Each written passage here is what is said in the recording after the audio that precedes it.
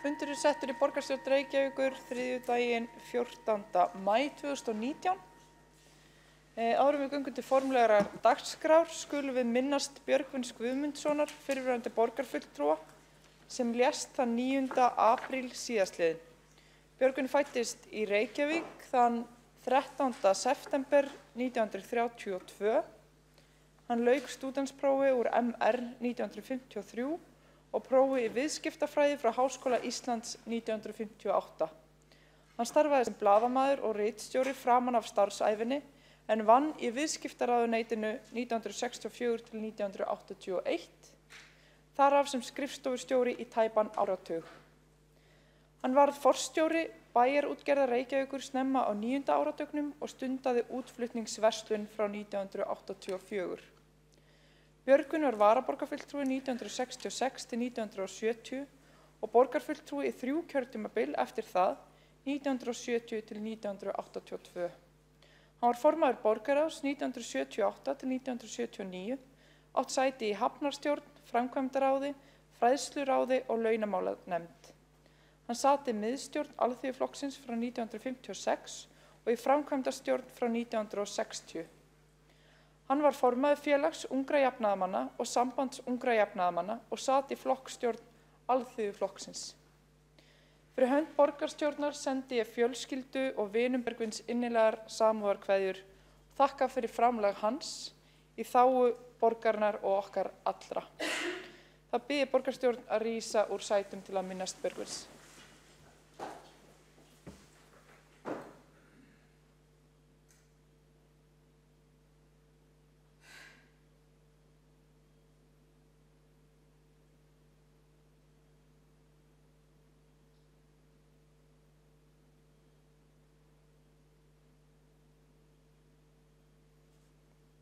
Takk fyrir.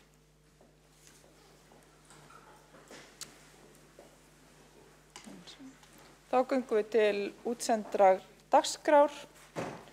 Fyrst það ársreikningur Reykjavíkurborgar fyrir árið 2018, samanber fyrsta lið fundargerðar borgarstjórnar frá 7. maí 2019. Nú verður haldin seinni umræða.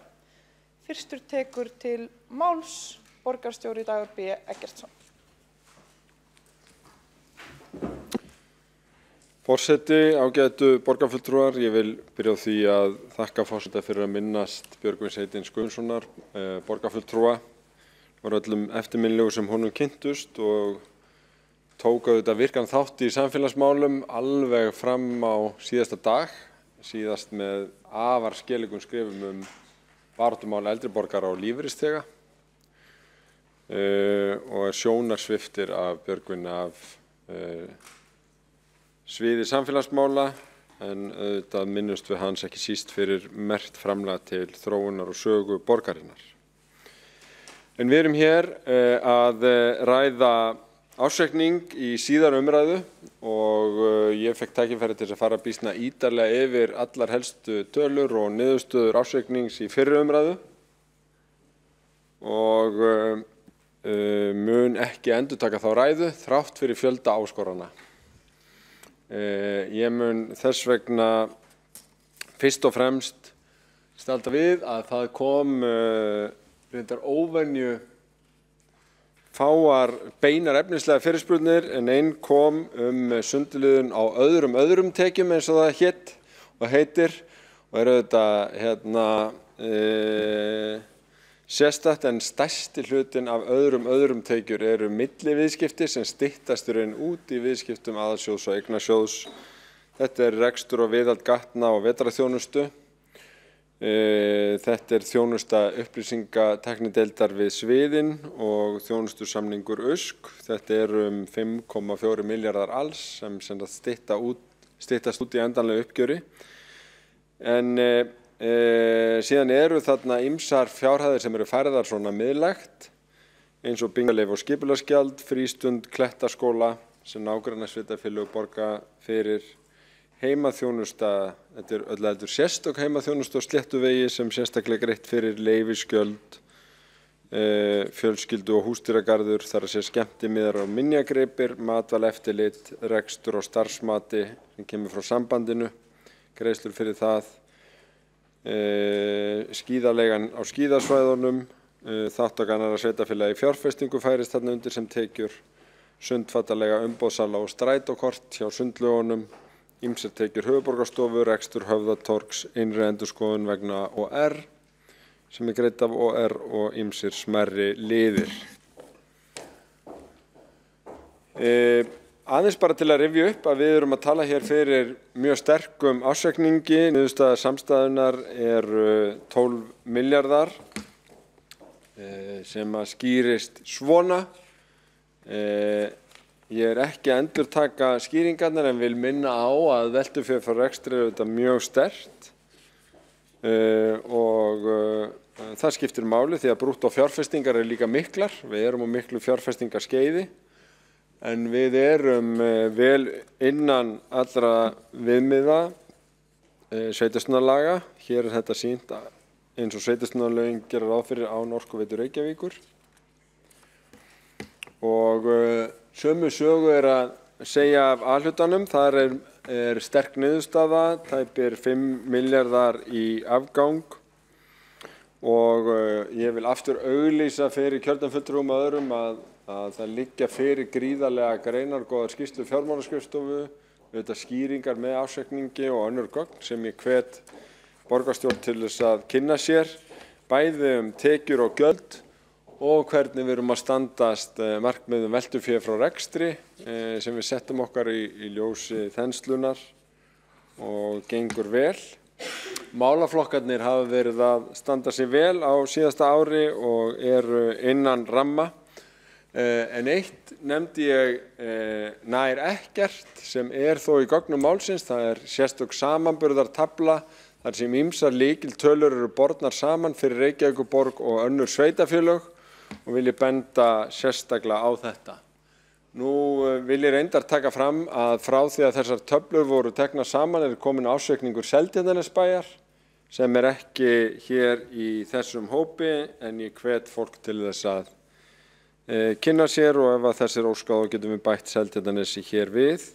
En þarna sést sem auðvitað hefur lengi verið vitað að fjárhagsstaða borgarinnar er mjög sterk í samanburði við önnur sveitarfélög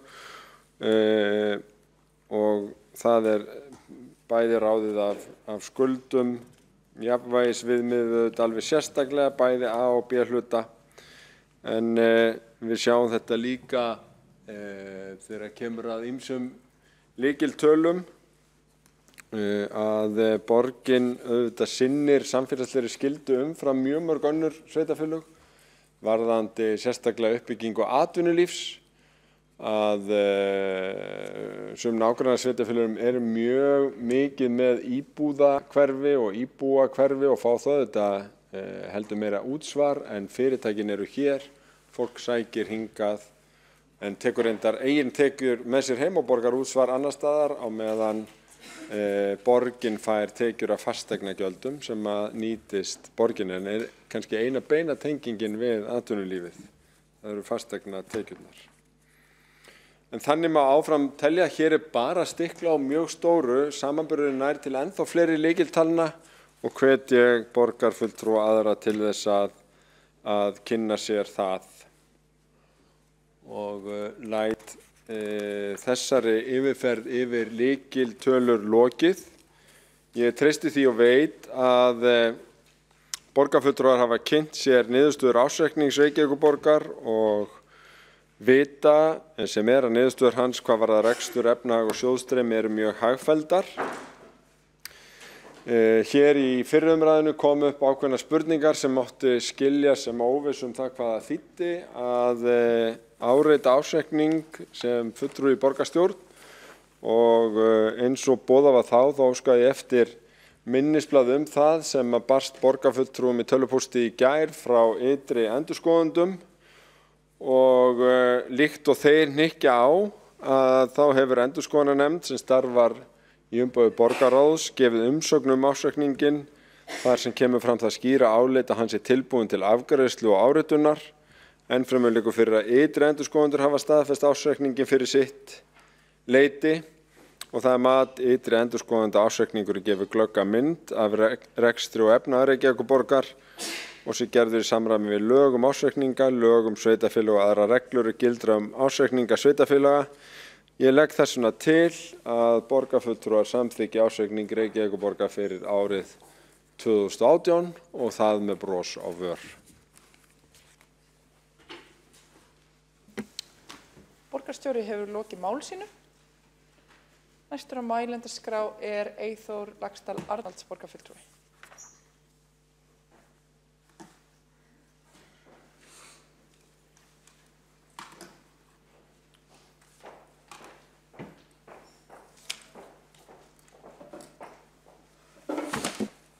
Forseti, ágætu borgarfulltrúar og tilheyrendur. Ég fór ítarlega yfir tölur varðandi ársreikninginn hérna í fyrri umræðunni og þar bentum við nú á það sem kannski vantaði dálítið inn í kynningu hjá meirihlutanum að skuldir að vaxa langt umfram það sem áætlað var og bara ef við súmmurum upp að þá hækkuðu skuldirnar rúma 2 milljarða á mánuði á síðasta ári. En samkvæmt áætlun var ekki gert ráð fyrir skuldaaukningu. Munar minna. Nú, það alveg rétt að tekjur eru góðar og veltuféð næstu því að ná markmiði borgarinnar. Það aðeins undir 10% en það næstu því að ná því. En það sem að við sjáum hins vegar að þó að veltuféð sé þetta, að þá erum við með fjárfestingar sem eru umfram það. Það að segja, við erum að fjárfesta meira heldur en við fáum til að spila úr og við skulum ekki gleyma því að afgangurinn á líka að duga fyrir vöxtum og vonandi afborgunum en við erum náttúrulega ekki komin á þann stað að netto afborgunum er í þessi stað.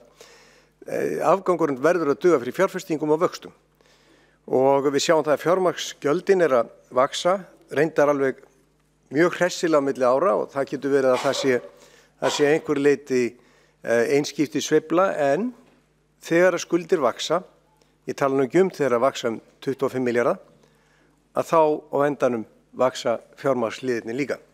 Þannig að sú óskastaða sem borgin hefur verið í að vera með lítil fjármagnsgjöld og miklar góðaris tekjur, sú staða að breytast. Og við skulum ekki gleyma því að þetta ársreikningur fyrir síðasta ár. Árið þegar að Vá flaug á fullu og hér var mikill uppgangur í fasteigna geiranum og svo framvegis og við höfum séð það að ýmsar blikur urðu að óveður skýjum og mikla breytingar hafa átt sér stað á hagsveiflunni. Reyndar svo mjög að nú jafnvel spáð samdrætti en ekki vexti. Nú það var í inngangsorðum borgarstjóra vikið að því að skuldaviðmið væri gott og það alveg rétt að skulda hlutfallið á samstæðu um 90% miða við þær reglur sem miða við. En þær eru nú þannig og því skal til haga haldið að þá orkuveitan og orkuveitu skuldirnar sem sagt undanskildar. Ef við horfum hins vegar bara á ársreikninginn eins og hann kemur hérna, þá eru skuldir og skuldbindingar upp á 324 milljarða og ef við deilum því síðan bara í tekjurnar sem eru af samstæðinu þá það 180 milljarðar og þá skuldahlutfallið 180% en ekki 90%. Munar líka minna. Þannig að þó svo að það sé hægt að draga frá eftir á orkuveituna, þá þetta bara svona í ársreikningnum. Ef við bara skoðum tölurnar í ársreikningnum sem við erum að fara að samþykkja hér á eftir.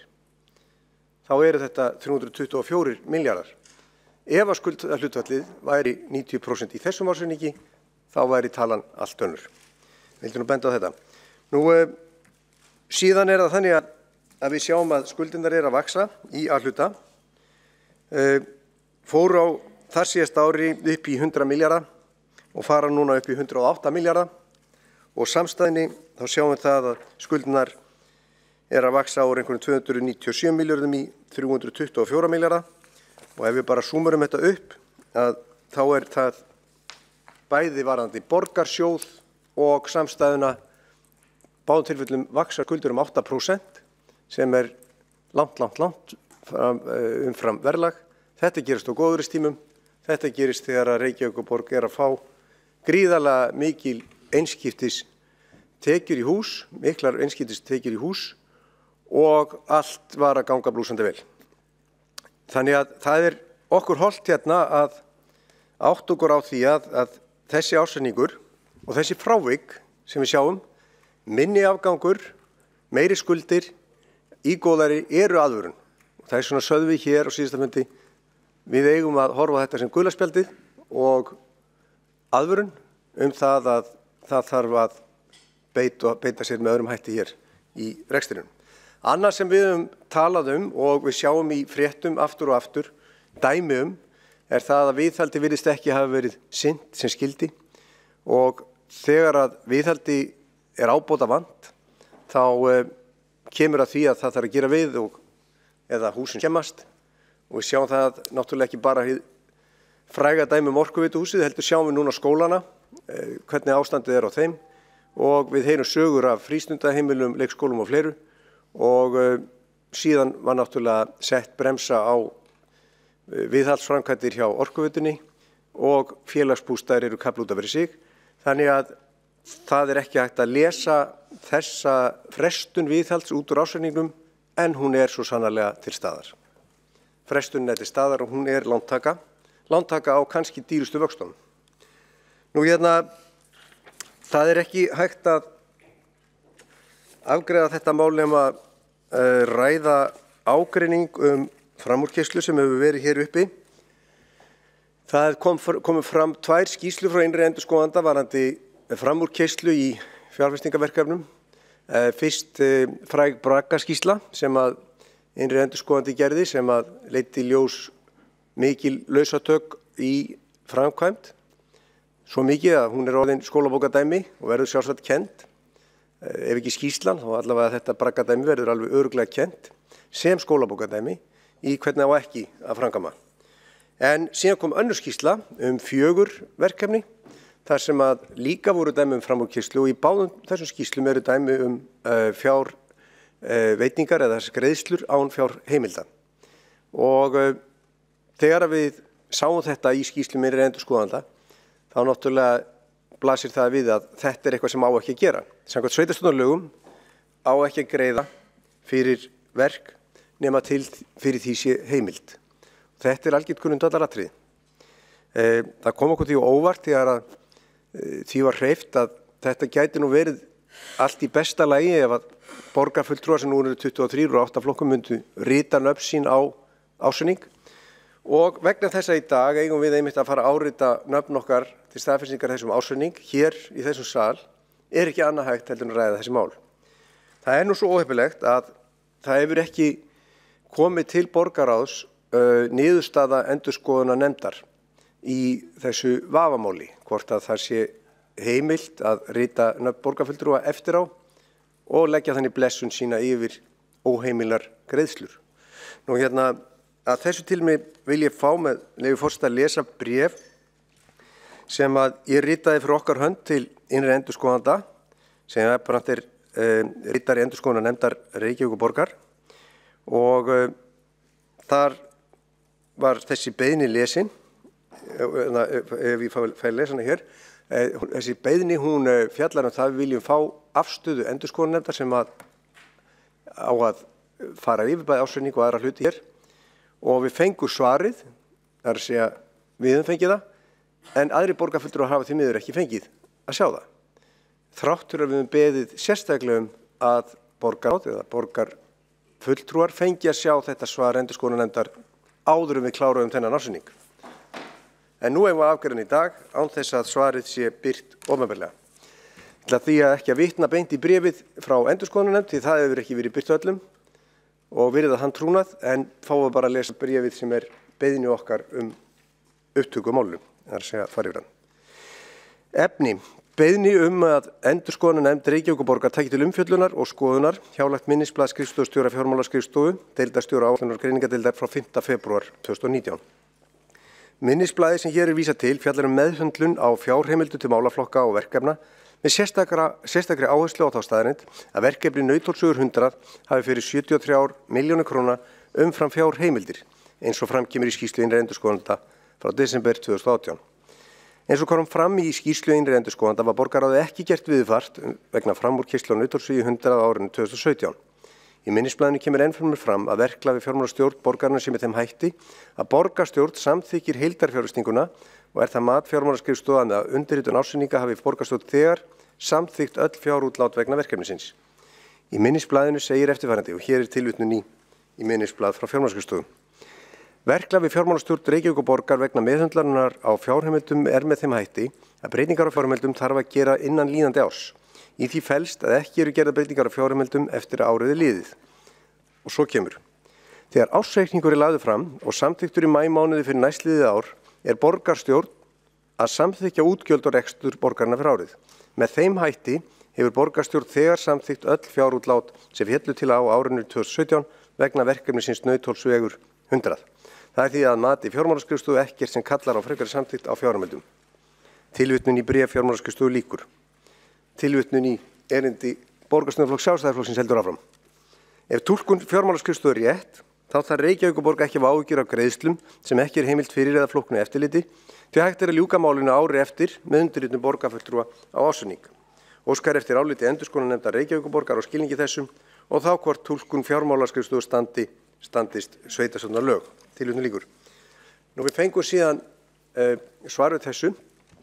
Það er að segja endurskoðunarnefnd fékk Trausta Valsson sem er dósent í stjórnsýslurétti við Háskóla Íslands.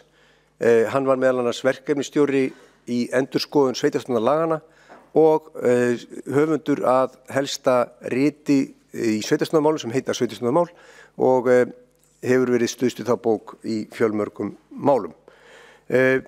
Ég ætla ekki að vitna í það bréf því það hefur ekki verið lagt fyrir borgarráð en vil bara upplýsa það að það álit er fyllilega í samræmi við okkar skoðun og við erum ánægð að fá það svar og við munum líta á þá túlkun sem undirstöðu þess að afgreiða þennan ársreikning hér í dag og með þeim hætti munum við staðfesta hann í ljósi sveitarstjórnarlaga og í ljósi álitsgerðar Trausta Valssonar og bóka síðan almennt þessi mál. En heppilegast hefði náttúrulega verið að fá að ræða þetta milli umræðina svo að allir borgarfulltrúar fengi aðgangað að þessu efni og það verður að fá þetta alveg á hreint. Og ég furða mig á því að það hefði ekki verið gert því að það er nú oftast best að fá svona samstöðu í borgarstjórn eða bæjarstjórnum svona mikilvæg mál eins og ársreikningur og vera ekki að búa til óþarfa tortryggni eða áhyggjur manna að þeir séu að samþykkja eitthvað sem ekki er í lagi.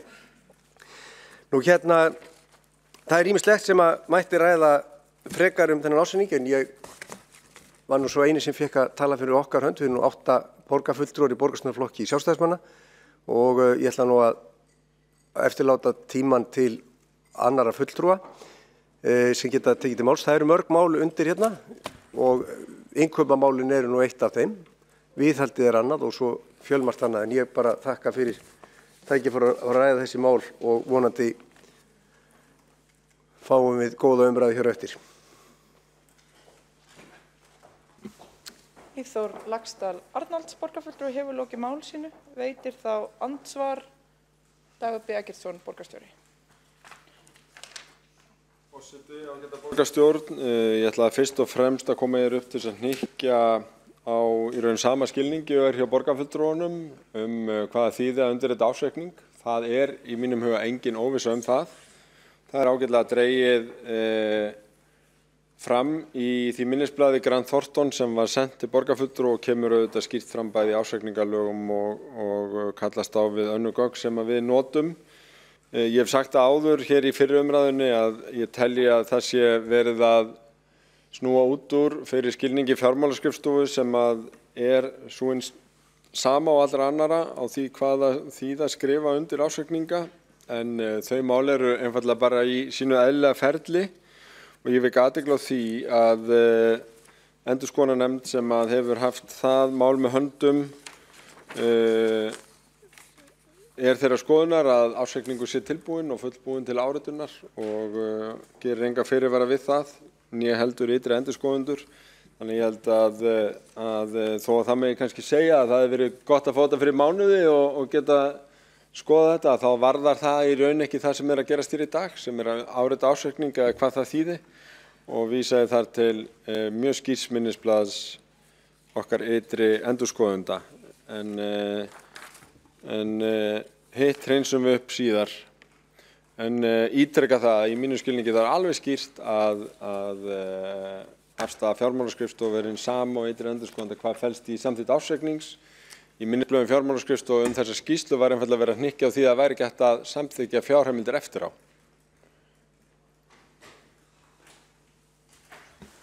Borgarstjóri hefur lokið við að veita andsvar svara þá andsvari Eyþór Laxdal Arnalds borgarfulltrúi.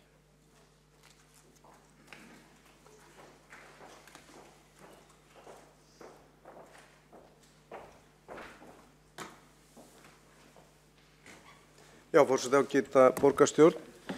Það gott að borgarstjóri tekur undir okkar skilningi í þessu máli og það kann að vera að þarna hafi orðalag misskilist í þessu minnisblaði, en þá væri ennþá frekar ástæða til þess að greiða úr þeim ágreiningi eða misskilningi milli umræðna, og það að gera það ekki er alveg óskiljanlegt.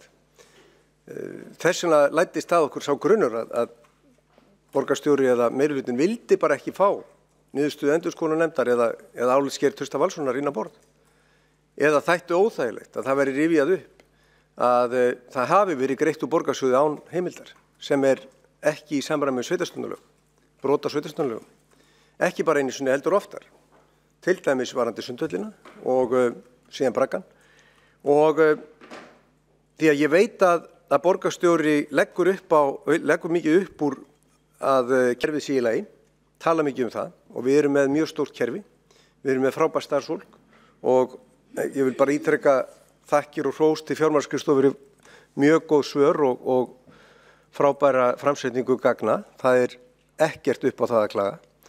En þess vegna einmitt hefði átt að taka þetta mál fyrir frá endurskoðunarnefnd, milli umræðna, og leiða það til lykta.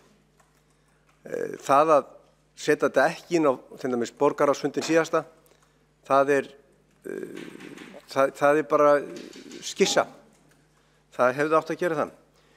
Og ég vona bara að þessar skýrslur innri endurskoðenda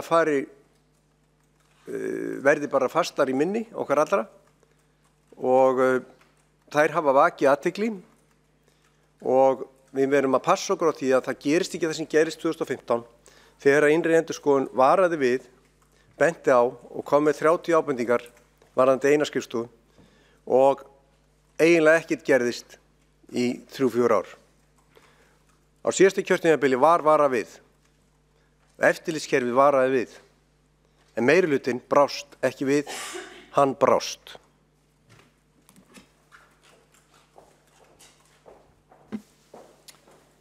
Eyþór Laxdal Arnalds borgarfulltrúi hefur lokið við að svara andsvari, veitir það andsvar öðru sinni borgarstjóri. Forseti ágæta borgarstjórn, ég vil nú bara þakka fyrir þessu orðaskiptið og undirstrika bara þennan sameiginlega skilning að það er engin óvissa varðandi það hvaða þýðir að skrifa undir ársreikning eða í hverju ársreikningur felst eða samþykkja honum, og hittir í sínu ferli, og ég ítreka að ég tel þarna sé verið að misskilja það sem segir í minnisblöðum fjármálaskrifstofu varðandi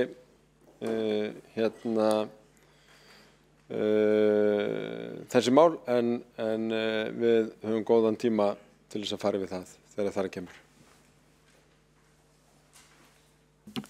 Borgarstjóri hefur lokið við að veita andsvar öðru sinni. Næst á mælendaskrá er það Þórdís Lóa Þórhallsdóttir borgarfulltrúi.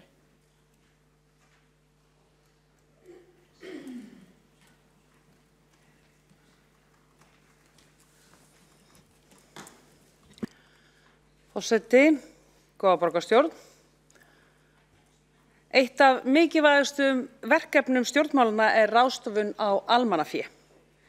Við viljum að fjármunir almennings skuli ráðstafað að ráðdeild og hagkvæmni. Okkur treyst fyrir því og ábyrgð okkar sannarlega mikil.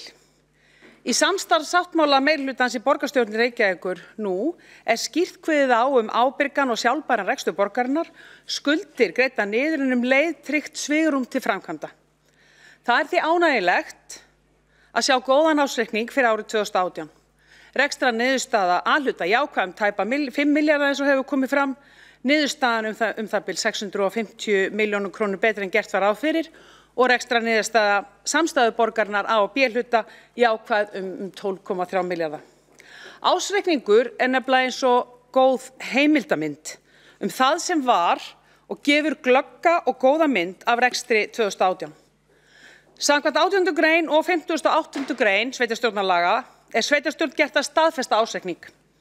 Með því að undirrita ársreikning felst staðfesting á að reikningurinn sé saminn í samræmi við lög, reglugerðir og settar reikningsskilareglur. Í okkar tilfelli felst staðfesting borgarstjórnar í því að ársreikningurinn sé saminn í samræmi við lög ársreikninga og þau ákvæði sveitarstjórnarlaga sem ársreikningin varðar og að hann gefi glögga mynd af rekstri og efnahag. Þetta vita borgarfulltrúar og það því ótrúlegt bull á borgarfulltrúa Miðflokksins á síðasta borgarstjórnarfundi að segja í öðru orðinu að hún beri fullt traust til ytri endurskoðenda en segja svo í hinu orðinu að hún treysti sér ekki til að skrifa undir ársreikning vegna túlkunar ágreinings. Ársreikning sem ytri endurskoðendur og endurskoðunarnefnd borgarráðs sem hún treystir svo vel og segir í öðru orðinu hafa einmitt það hlutverk að passa þessi í samræmi við lög og reglur, en ekki einhver túlkunaratriði í boði Miðflokksins. Ytri endurskoðendur gera ekki athugasemdir, þvert á móti segja í skýrslu sinni með leyfi forseta. Það okkar álit að ársreikningurinn gefur glögga mynd af afkomu Reykjavíkurborgar á árinu 2018, efnahag hennar 31.1.2018 og breytingu á handbæru fé fyrir 2018 í samræmi við lög ársreikninga og aðra reglur reikningsskil sveitarfélaga tilvitnun lýkur. En alvitur borgarfulltrúinn heldur því fram að ekki sé ábyrgt að skrifa undir. Og í ræðu sinni á síðasta borgarstjórnarfundi segir borgarfulltrúi Miðflokksins að verið sé að færa loft til í ársreikningi. Ég get ekki orðabundist kæra borgarstjórn, svona málflutningur í loftköstum og helbert bull. Og að segja að hér séu einhverja kúgun að ræða ótrúlegur málflutningur. Hver að kúga borgarfulltrúana? Það þá ytri endurskoðendur og endurskoðunarnefnd með því að stimpla og segja að það sé allt klárt, við séum tilbúin í bátana að skrifa undir ársreikning? Það afar óábyrgt og bara til þess fallið að slá ryki í augu borgarbúa og reyna að skjótast fram hjá þeirri staðreynd að ársreikningur borgarinnar góður, hann ábyrgur og hann löglegur og hann ríkir engin ágreiningur. Engin, ekki nokkur. Það nefnilega þannig að borgarfulltrúar verða að staðfesta ársreikning og geta ekki skorist undan því. Telji borgarfulltrúar annmarka sé á ársreikningum eða reikningnum skal staðfesta hann enga síður og gera grein fyrir þeim annmörkum í áritun. En slíkur annmarki á þó eingöngu við ef viðkomandi telja að reikningunni sé ekki saminn í samræmi við gildandi reikningsskilareglur og að sé efnislega rangur. Álitaefni önnur atriði eiga ekki heima í áritun ársreiknings. Þetta engin kúgun frá meirihlutanum, þetta ekki mín skoðun, þetta bara staðreyndir. Ekki bulla, við erum ábyrg, til þess erum við kosin.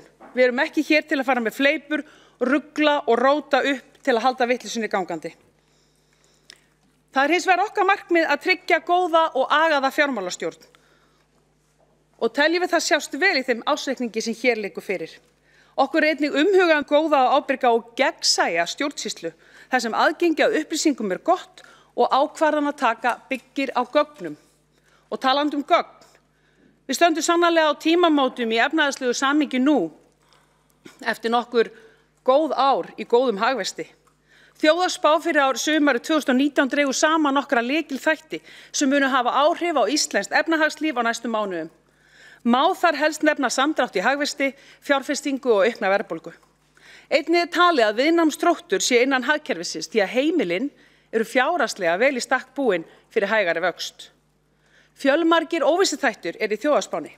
Það eru meðal annars þróun utanríkisviðskipta, alþjóðleg efnahagsþróun og umsvif heimsviðskipta, gengis- og verðlagsþróun og þróun einkaneyslu.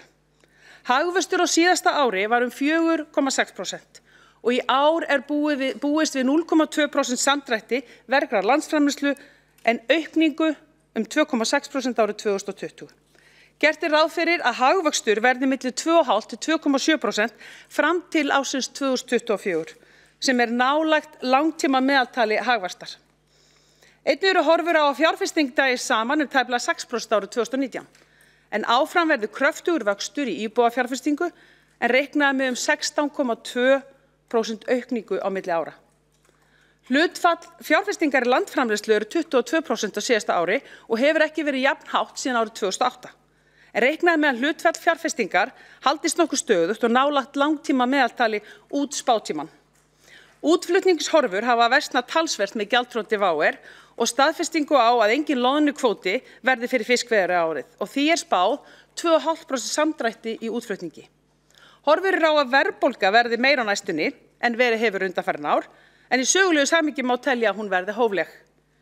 Heimilin eru fjárhagslega vel í stakk búin fyrir hægari vöxt hagkerfisins en skuldastaða þeirra traust sögulega hvort sem litið til hlutfalls af vergri landsframleiðslu eða ráðstöfunartekjum.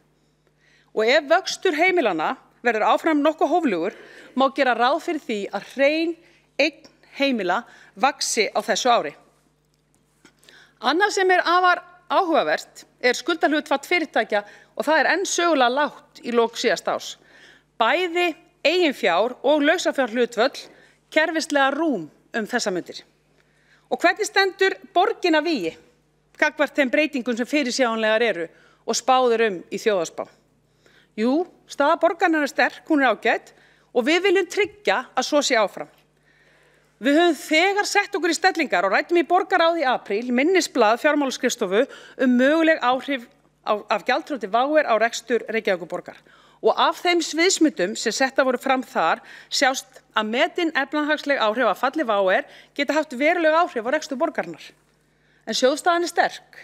Veltufé frá rekstri gott eins og hefur ítrekað verið sagt hér, en við verðum að vera á tánum. Við verðum að vera á tánum og fylgjast grannt með. Megindrættir í stefnu okkar byggja á sókn og uppbyggingu á ábyrgan og á hagsýnan hátt. Við höfum lagt upp með nokkur langtíma verkefni í rekstri borgarinnar.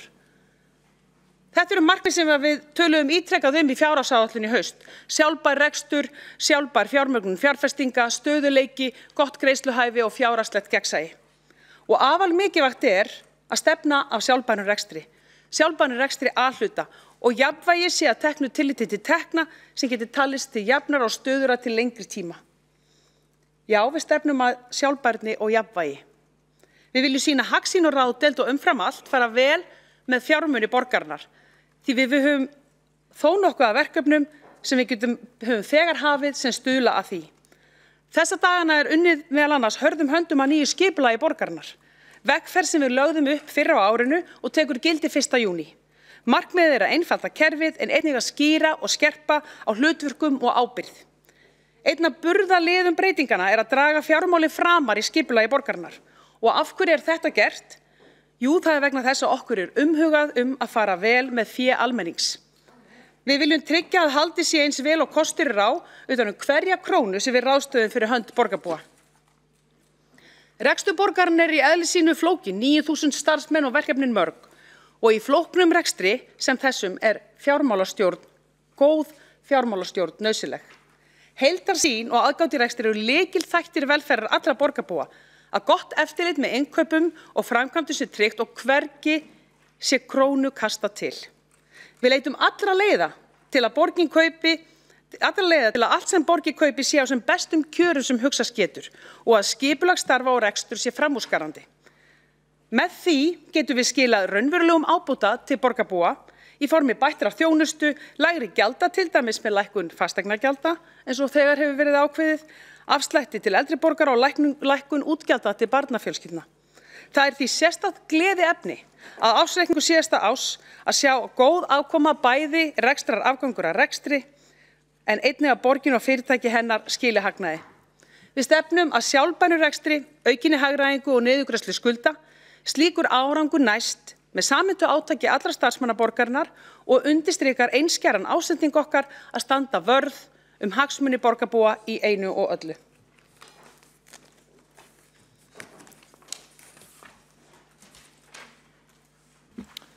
Þórdís Lóa Þórhallsdóttir borgarfulltrúi hefur lokið máli sínu. 2 borgarfulltrúar hafa óskað eftir því að veita henni andsvar. Fyrst er það Vigdís Hauksdóttir borgarfulltrúi.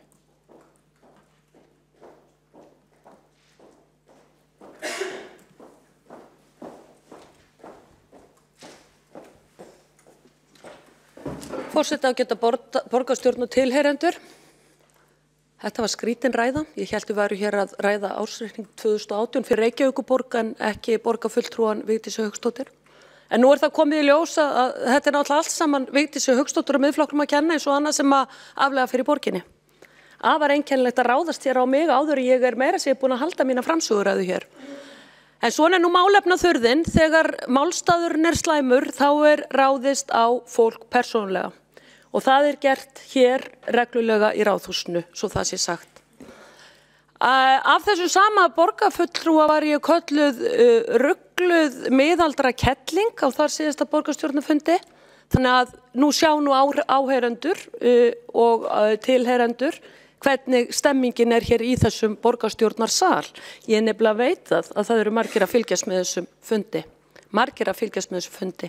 Svo ætla ég jafnframt að vísa því á bug að meirihlutin fari hér vel með útsvarsgreiðslur Reykvíkinga. Það rangt.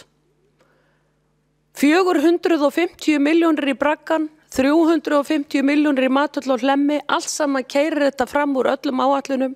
Það verið að eyða hér í gæluverkefni fram og tilbaka og það ekki einu sinni hægt að hafa skólabyggingarnar í Reykjavík í lagi. Ekki einu sinni. Engu eitt í viðhald. Og hér eru fögur fyrirhautum það að fara að borga niður skuldir. Já, einmitt, akkurat. Það hef ég nú ekki séð í neinum gögnum frá Reykjavíkurborg, heldur var nú gefið í og það var farið í það að gefa út nýjan skuldabréfaflokk, hinn svo kölluðu grænu skuldabréf. Auðvitað það ekkert annað en ný lántökuleið fyrir borgina. Kannski hefur verið farið að þrengja ykkur starf að hjá lánastofnunum, ég veit það ekki. En þá var farið í það að finna upp nýtt í grænu búning til að borgin geti slegið enn frekari lán.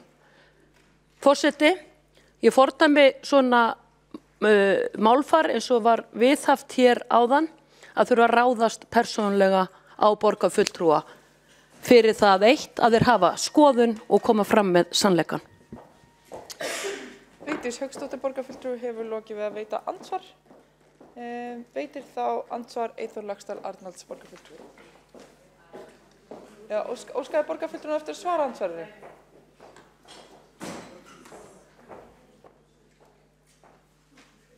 Forseti ágæta borgarstjórn, vil þakka oddvita Viðreisnar fyrir sína ræðu. En ég hafa verið nokkur hlutir sem ég saknaði kannski í þessari ræðu og kannski fyrst það varðandi tekjuþáttinn, varðandi álögur og skatta. Það allt í botni og við höfum ekki fundið mikið áhuga hjá Viðreisn að lækka þetta eitthvað sem að plaga fólk. Og við sjáum núna til dæmis að atvinnurekendur kvarta mikið yfir því. Við sjáum tómar verslanir og fleira. Fasteignagjöldin hafa hækkað mikið og launaskatturinn hár útsvarið. Það var ekkert fjallað þennan part hérna, hvort að oddviti Viðreisnar sé ánægður með þessa stefnu, að við séum hér með hæsta útsvar á höfuðborgarsvæðinu og þessar álögur svona háar. Nú, svo kannski númer 2, hvort að borgarfulltrúinn sé ánægður með árangurinn í innkaupamálunum. Við sáum það til dæmis að ágætum þetta á Hringbraut, að það voru fjall það að það hefur verið keypt fyrir 800 milljarð af verkfræðistofum og arkitektastofum.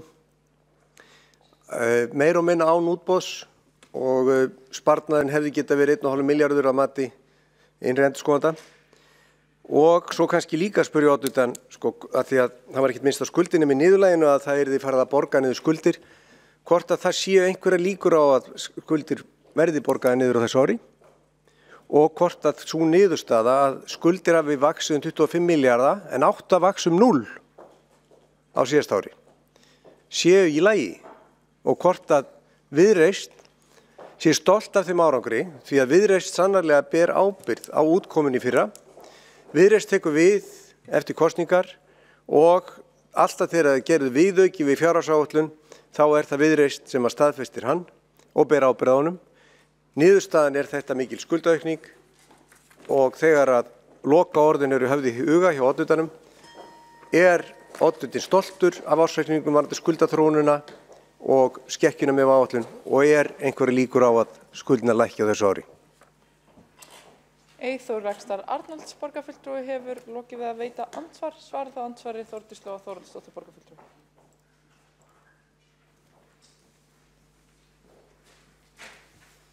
Forseti, ágæta borgarstjórn. Mér langar að þakka borgarfulltrúanum Eyþór Arnalds Laxdal, Eyþóri, fyrir góða punta því að, og takk fyrir að hlusta svo vel á ræðina. Við Viðreisn leggjum okkur það ekki til máls að tala niður atvinnulífið. Við tölum atvinnulífið upp. Það skiptir okkur miklu máli og við teljum að það sé mikil tækifæri fólgin í atvinnulífi borgarinnar. Umræða fasteignaskatta hefur oft komið fram og við samþykktum hérna breytingu á því. Við ætlum að lækka fasteignaskatta á atvinnuhúsnæði. Það alveg skýrt. Við vorum með það í kosningaloforðum okkar í Viðreisn. Við settum það í meirihlutasáttmála og það búið að taka þá ákvörðun. Það gríðarlega spennandi tímar leið og ég fór nú hérna í gegnum þjóðhagsspá eins og þið heyrðuð. Það eru spennandi tímar þegar við hugum til atvinnulífsins. Kröftugur vöxtur heimilanna og góð staða þeirra svona áhugaverður punkturinn í þjóðhagsumræðuna í dag og atvinnulífið í dag eru útflutningsgreinar í bobba, skulum við segja, allavega þjóðhagsspá sýnir fram á minnkun þar. En við höfum trú á því að verslun og þjónusta gangi vel því að þar skiptir miklu máli að stöðugur og traustur grundvöllur heimilina sé góður. Við sjáum mikil tækifæri hérna. Mér langar að tala mikið atvinnulífi. Ég myndi vilja tala samstarf, aukið samstarf, hvað getur borgin gert fyrir atvinnulífið. Við erum að tala alveg gjörsamlega nýjan miðbæ, við erum að tala framtíð í samgöngumálum sem að gjörbreytir einnig atvinnulífi borgarinnar. Þannig að ég held að við eigum að tala miklu meira atvinnulífið og við eigum að tala upp. Við eigum ekki að gráta hér yfir Laugaveginum eins og hefur verið gert, heldur við að tala upp þessar verslanir. Það löngu búið að sýna fram á það. Það ekkert færri verslanir núna heldur en oft áður. Eðlileg hreyfing á verslunum bara góð. Viðreisn stolt. Hún stolt af þessum ársreikning. Af því að við höfum náð markmiðum okkar og af því erum við stolt. Við erum ekki hér til að ná okkur markmiðum sem að Sjálfstæðisflokkurinn metur sem svo að við séum í. Heldur okkar eigin markmiðum. Takk fyrir það. Þórdís Lóa Þórhallsdóttir borgarfulltrúi hefur lokið við að svara andsvari, veitir þá andsvar öðru sinni Eyþór Laxdal Arnalds borgarfulltrúi.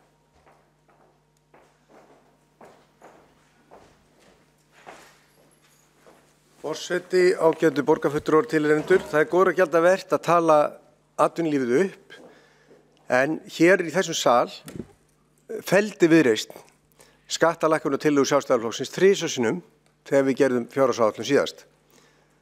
Það eru verk. Eitt að tala og annað að gera. Og ég tek meira mark á því sem fólk gerir heldur en það segir. Ég tek meira mark á efndum heldur en loforðum. Og það svarið sem við fengum. Hitt svarið sem við fengum var það að Viðreisn stolt af árangrinum. Það finnst mér sorglegt ef að Viðreisn stolt af árangrinum í innkaupamálum, ekki bara í þessum verkefnum sem innri-endurskoðandi hefur farið yfir, heldur líka í þessum skorti á útboðum, hvort sem að ræða leigubílaakstur eða innkaup upp á milljarða af teikningum og annað. Við fengum svarið að Viðreisn stolt og það þá eina svarið við því að Viðreisn þá stolt af skuldsetningunni upp á 25 milljarða umfram áætlun. Það þá svarið. Það finnst mér skrítið svar en það gott að fá það. Eyþór Laxdal Arnalds borgarfulltrúi hefur lokið við að veita andsvar öðru sinni. Svarar það andsvar öðru sinni Þórdís Lóa Þórhallsdóttir borgarfulltrúi. Forseti, Kæra borgarstjórn, ég held bara að Sjálfstæðisflokkurinn verði að komast yfir þetta. Sorry. Þið verður bara að komast yfir það að það var Viðreisn sem setti það á dagskrá í kosningabaráttu fyrir ári síðan að lækka fasteignagjalda á atvinnuhúsnæði. Það var Viðreisn sem setti það í meirihlutasáttmálann. Það voru ekki Sjálfstæðismenn, þeir minntust ekki einu orði á það, alla kosningabaráttuna. En halló, koma svo ríðandi upp kantinn á hvítum riddarahesti og allt í einu vilja lækka skatta. Frábær hugmynd, takk fyrir það. Við eigum hana, við Pavel og okkar samfólk úr Viðreisn, bara takk fyrir það. Og við samþykktum þá tillögu sem við vorum með í meirihlutasáttmálanum og þið verður bara að komast yfir þetta, sorry.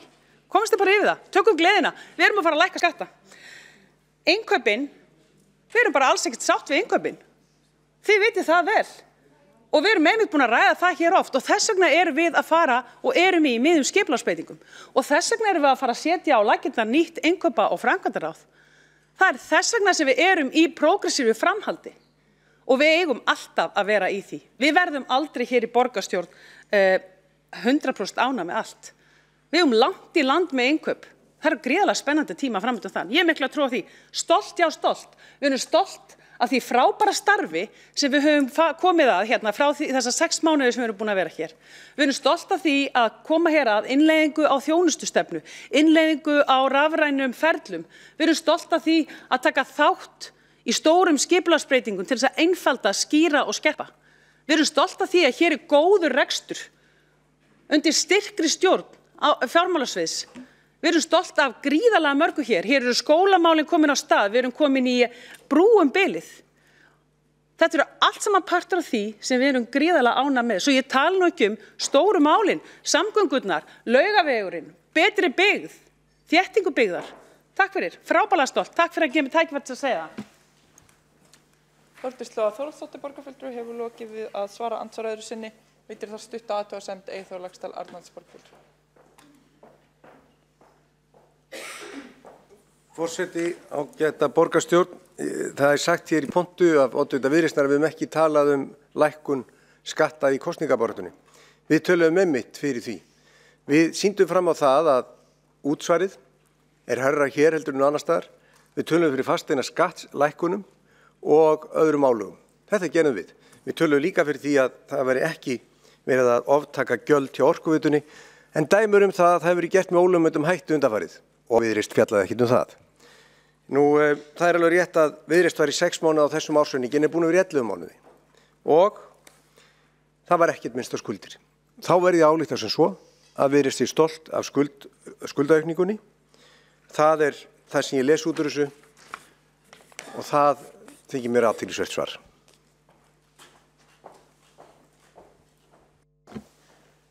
Eyþór Laxdal Arnalds borgarfulltrúi hefur lokið við að veita stutta athugasemd. Næst á mælendaskrá er Sanna Magdalena Mörtudóttir borgarfulltrúi.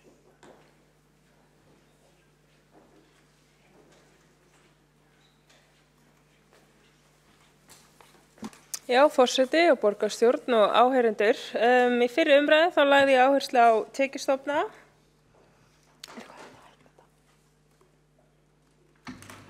Og svona hvar við sósíalistar teljum að áherslur eigi að vera þar, hvað varðar útsvara á fjármagnstekjur og aðstöðugjöld á fyrirtæki.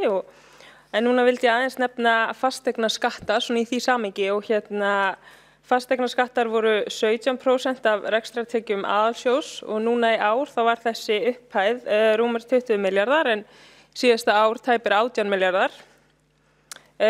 Og þessir skattar eru vissulega hátt hlutfall eða frekar hátt hlutfall af innkomu borgarinnar en fasteignaskattar leggjast á allar fasteignir og leggjast þá jafnt á eignir og skuldir og ef við skoðum þetta til dæmi sérstaklega í samhengi íbúðarhúsnæðis að þá svona veltir maður það fyrir sér hvort að það getur verið ósanngjarn skattinnheimta og svona hvað varðar þá stöðu fólks sem að er í íbúðunum, til dæmis kannski ungar fjölskyldur og þannig að mér langar aðeins að koma með þetta hér inn í þessa umræðu.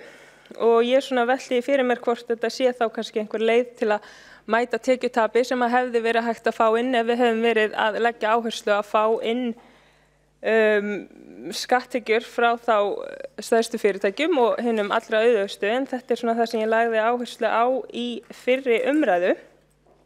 En eins og við vitum að þá náttúrulega hafa skattaafslættir í samfélaginu almennt svona farið til ríkra og ég tel að hafi áhrif á marga þætti og tel það líka birtast í niðurstöðu þess ársreiknings.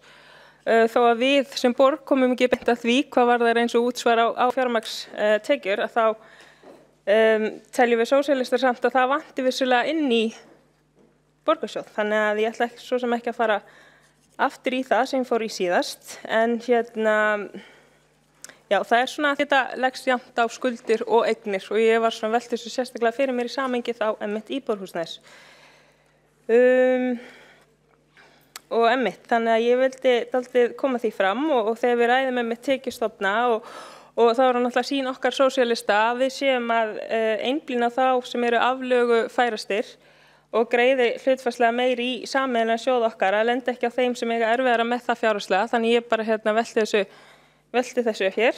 Og svo þegar við erum að skoða útgjaldaliði þá langaði mig sérstaklega að ræða þar einn lið sem ég svona tel endurspegli eitthvað sem við þurfum að kanna nánar og ræða og eins og ég sé þetta þá endurspeglar ársreikningur stöðu síðasta árs. Og ef við skoðum til dæmis undir skóla- og frístundasviði, þá kemur fram þar með leyfi forseta að kostnaður vegna langtíma veikinda talsvert umfram fjárheimildir.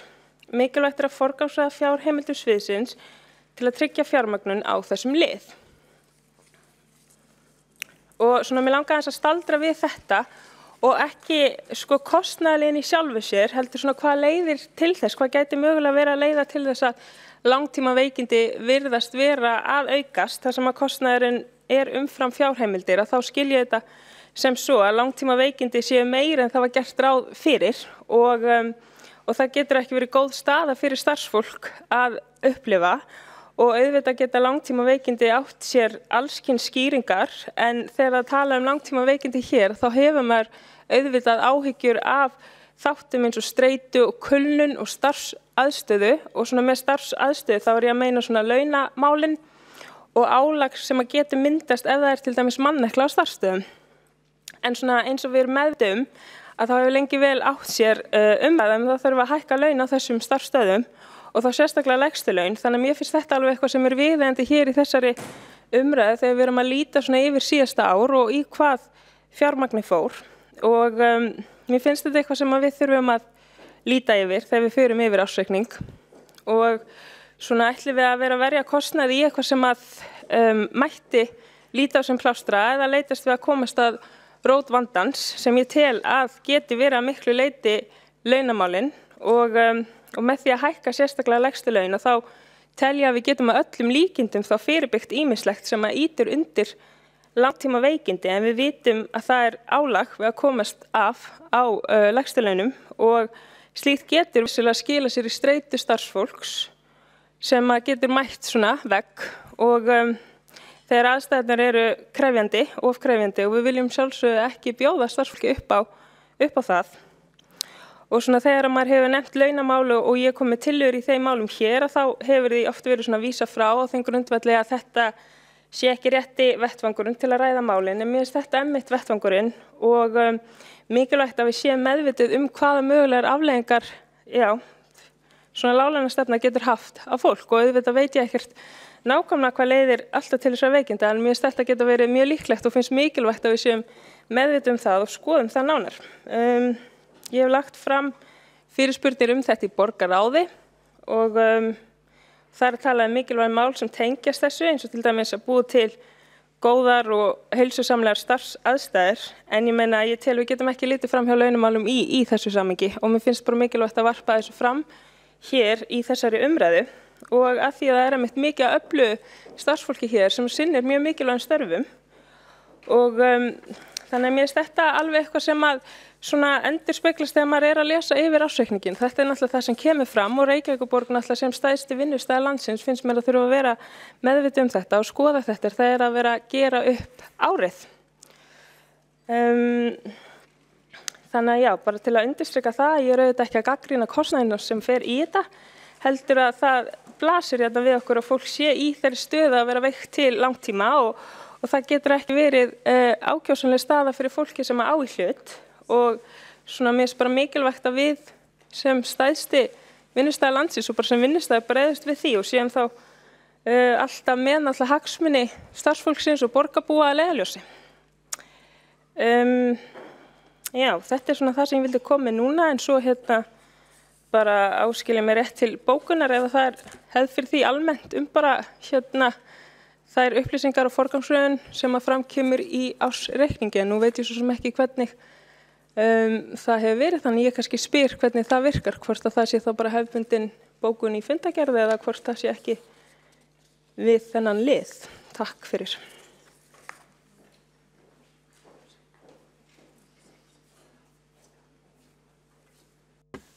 Sanna Magdalena Mörtudóttir borgarfulltrúi hefur lokið máli sínu og forseti vill minna á það má bóka í fundargerð eins og venjulega.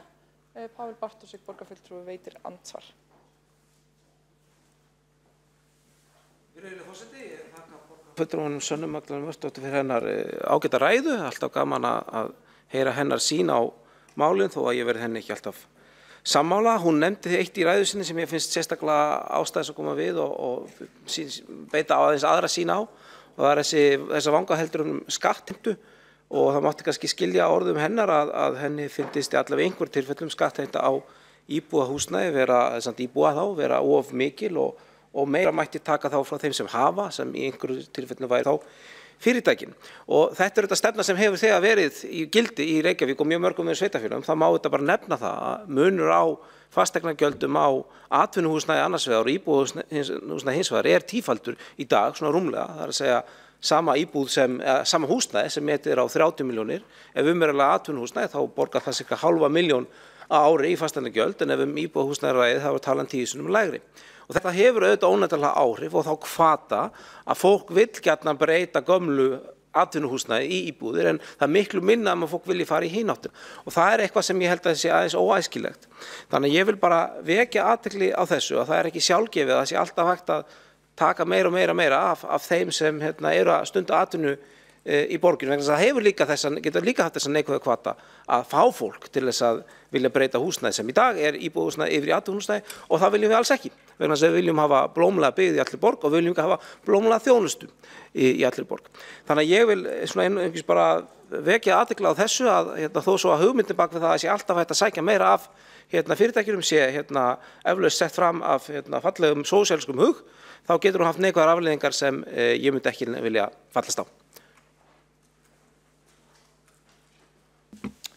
Páll Bartósek borgarfulltrúi hefur lokið við að veita andsvarsvar, það andsvari Sanna Magdalena Mörtudóttir borgarfulltrúi.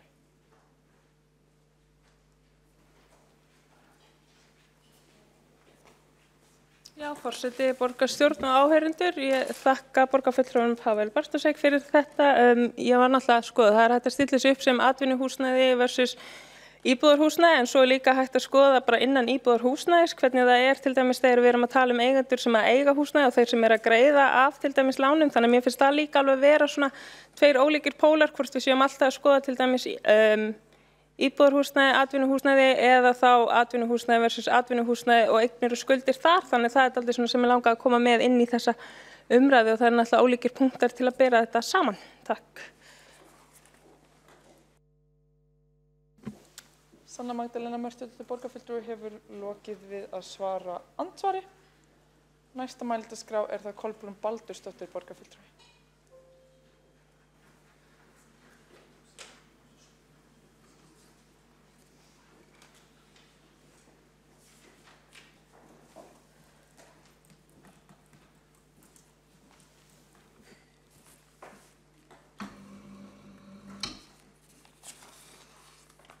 Forseti, góða borgarstjórn.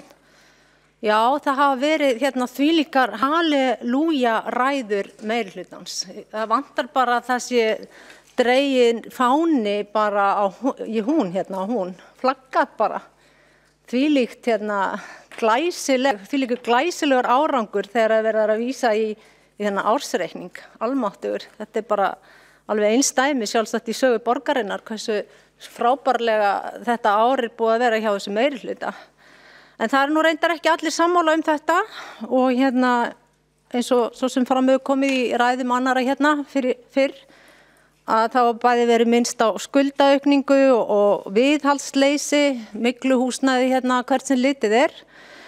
Þannig að enn og aftur meirihlutinn að fegra mikið stöðumála og með þessum fallegu lýsingarorðum og hversu ótrúlega allt gengur vel.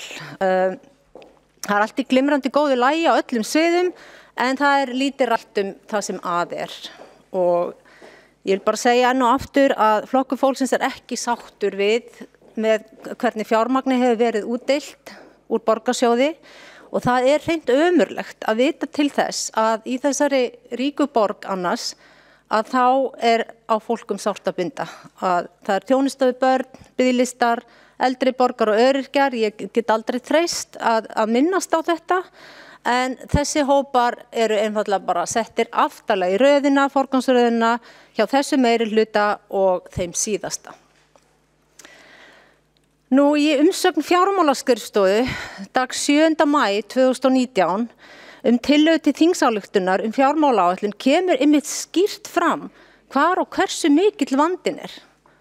Þar tekur fjármálastjóri dæmi skort á fjármögnun þjónustu við heimilislausa með flóknar þjónustuþarfir, fjölgun dagdvalarrýma og fjölgun hjúkrunarrýma til þess að fólkið sem ýmist vegna aldurs eða veikinda geti komist heim í stuðning eða á hjúkrunarheimili eftir því hvað mætir þeirra þörfum best.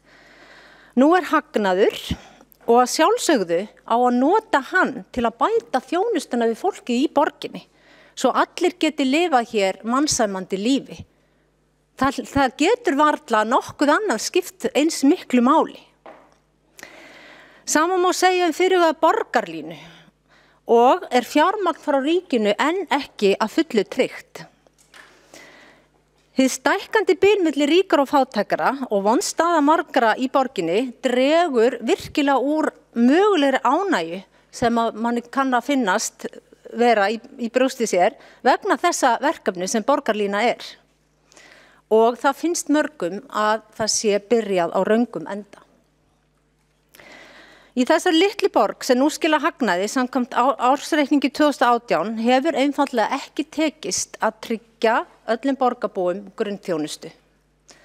Aftur vil ég minnast á það tæplega 900 umsóknir sem bíða eftir að fá félagslega leiguíbúð í Reykjavík og börnin 500 sem búa undir fátæktarmörkum og tæp 800 börn eru börn foreldra sem fá fjárhagsaðstoð í Reykjavík.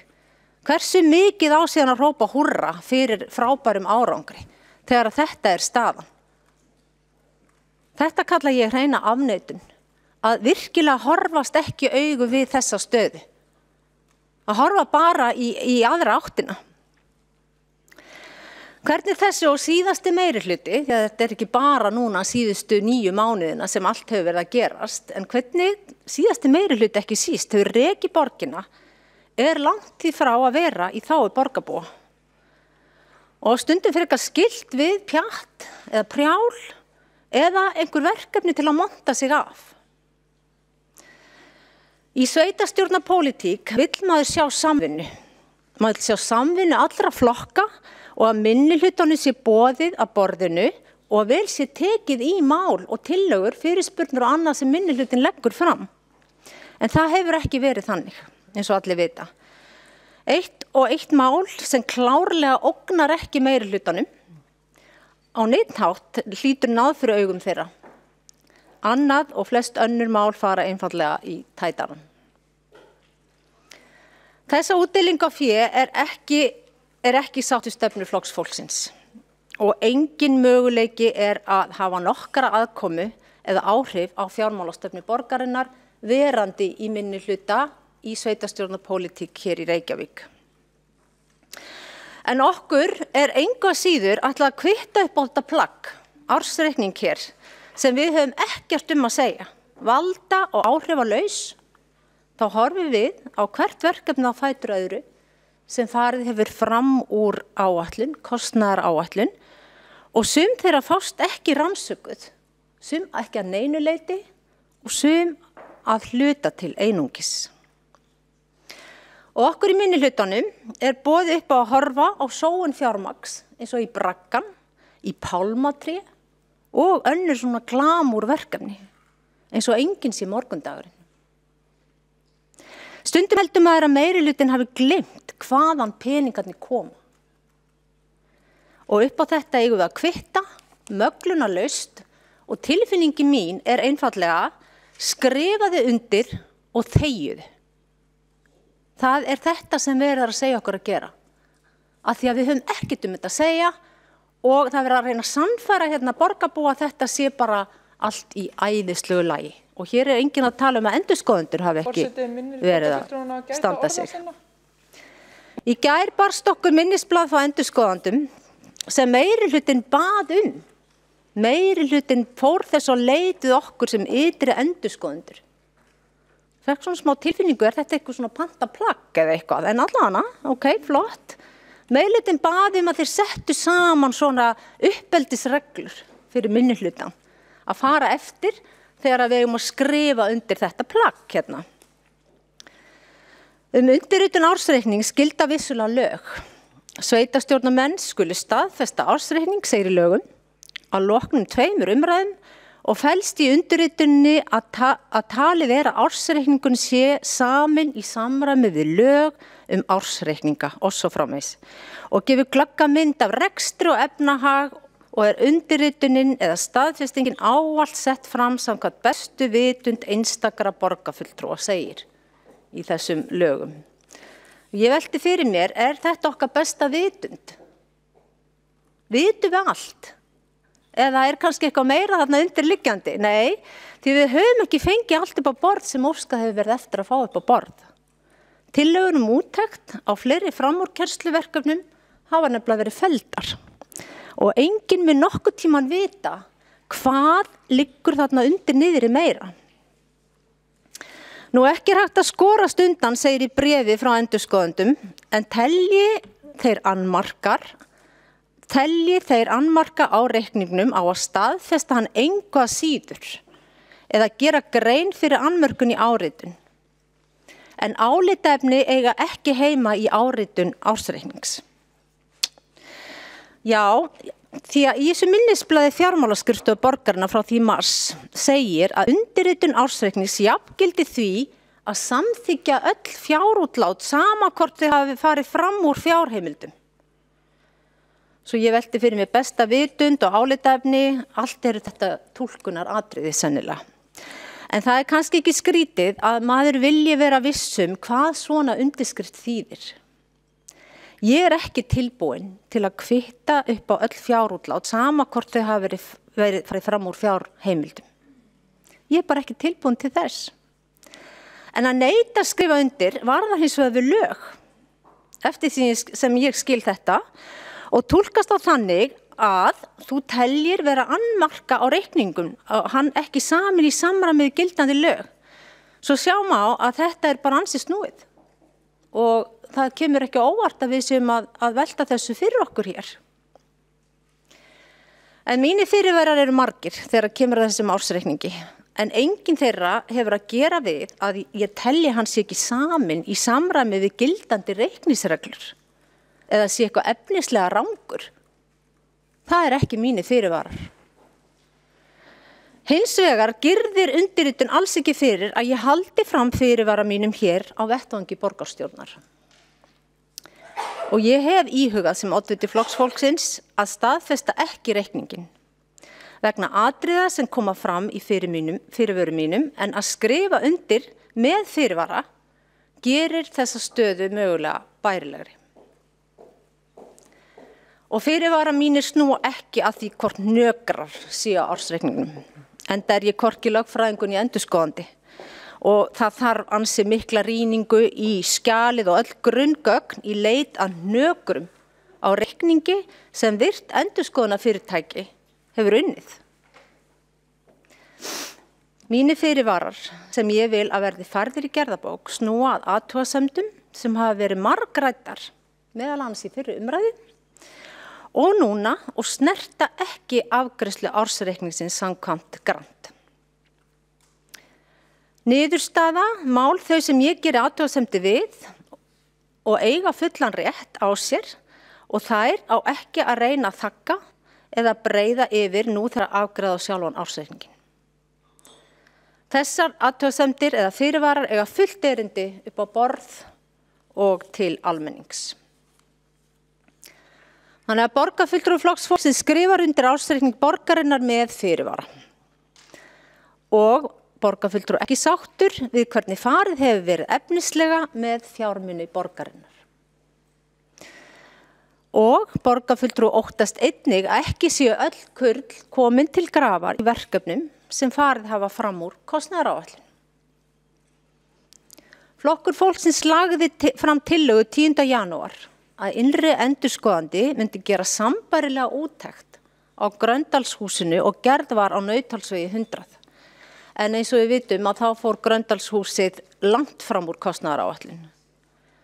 Sú tillaga var felld á grundvelli umsagnar skrifstofu eigna- og atvinnuþróunar, án þess að fengi væri álit innri endurskoðanda.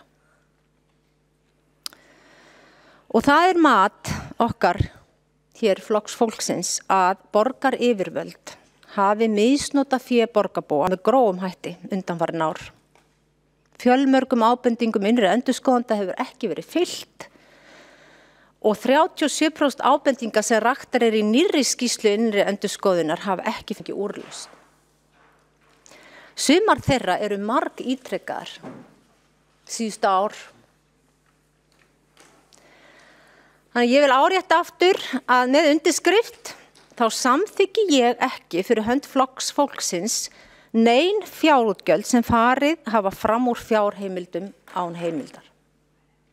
Og ég fordæmi brot borgarinnar á sveitarstjórnarlögum, lögum skjalasöfn, fjárhæðum eitt án heimildar, brot á innkaupareglum, að borgaráði hafi verið veitt rangar upplýsingar sem og að tölvupóstum hafi verið eytt. Allt þetta er staðfest nákvæmlega með þessum orðum í skýrslu innri endurskoðunar borgarinnar meðal annars Nauthólsveg 100.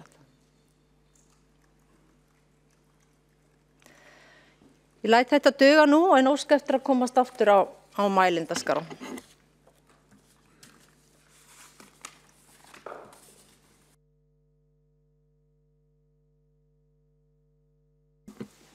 Kolbrún Baldursdóttir borgarfulltrúi hefur lokið máli sínu.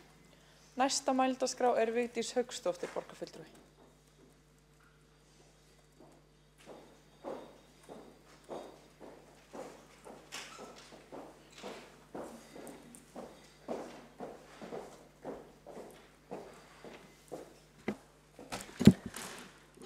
Forseti, ágæta borgarstjórn og tilheyrendur.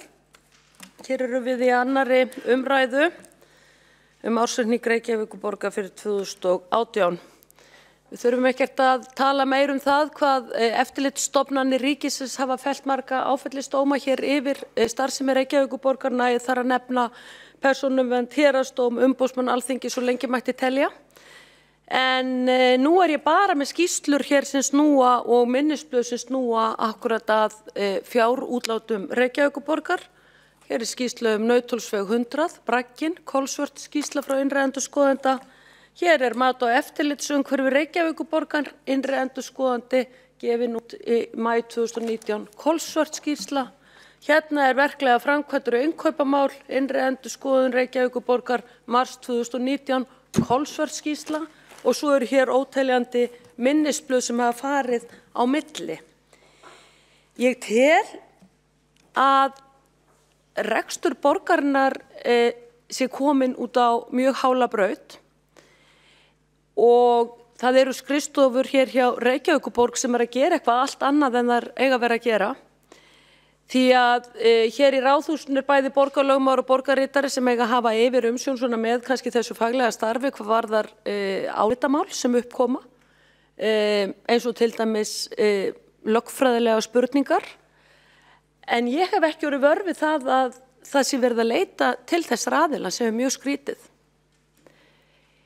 Í staðinn er fjármálaskrifstofan farin að skrifast á við innri endurskoðenda, endurskoðunarnefnd Reykjavíkur, ekki þó ytri endurskoðenda og það ganga sífellt minnisblöð hér á milli.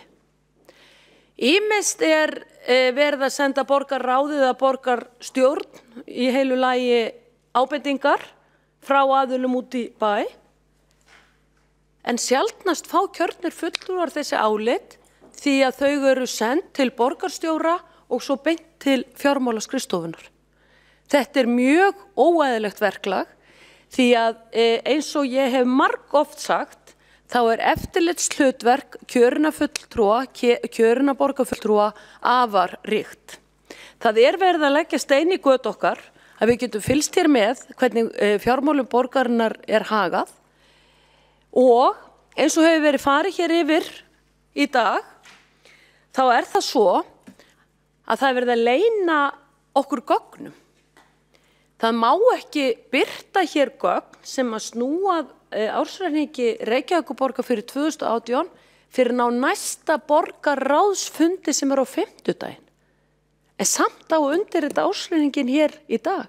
Þarna liggur undir trúnaðarmerkt að því að mér skilst skjal lögfræði álit frá einum helsta sveitastjórnar lögfræðingi landsins sem að staðfestir nákvæmlega allt sem meðal annars ég hef verið að tala að það búið að borga hér út fjármagn, út á verkefni án heimildar, ergo brot á sveitastjórnarlögum og það óheimilt.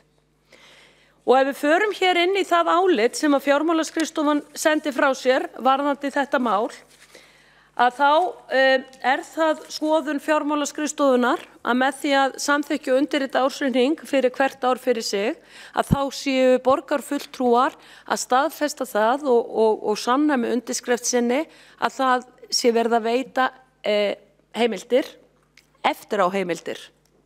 En því ég algjörlega ósammála og hef haldið þess á lofti mjög lengi hér.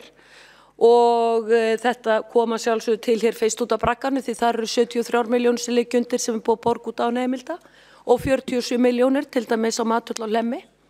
Matvöll á Hlemmi fór nú 102% fram á kostnaðaráætlun 2 þannig að það sjá nú allir hvernig rekstur borgarinnar En þetta mjög óeðlilegt og eins og ég hef sagt að ef að þetta á að vera meginreglan í fjármálastjórn borgarinnar, annarra sveitarfélaga og ríkisins, þá óþarfi fyrir ríkið að setja sér fjárlög og þá líka óþarfi fyrir sveitarfélögin að setja sér fjárhagsáætlun. Þannig að þetta algjörlega ófært að hvorki borgarfulltrúar né almenningur sjáu þetta álit sem var gert að beiðni sjálfstæðismanna í borgarstjórn og oddviti flokksins hefur farið hér yfir, Eyþór Laxdal Arnalds fór yfir það í ræðu sinni á hvaða grunni það var. Það varð að fá úrskurð þennan réttarágreining sem að var orðin á milli borgarfulltrúa og fjármálaskrifstofunnar í þessu mikilvæga máli. En þessu haldið leyndu og það sem verra það sem ég fékk upplýsingar hér áður fundur byrjaði hjá ritara borgarstjórnar, það það að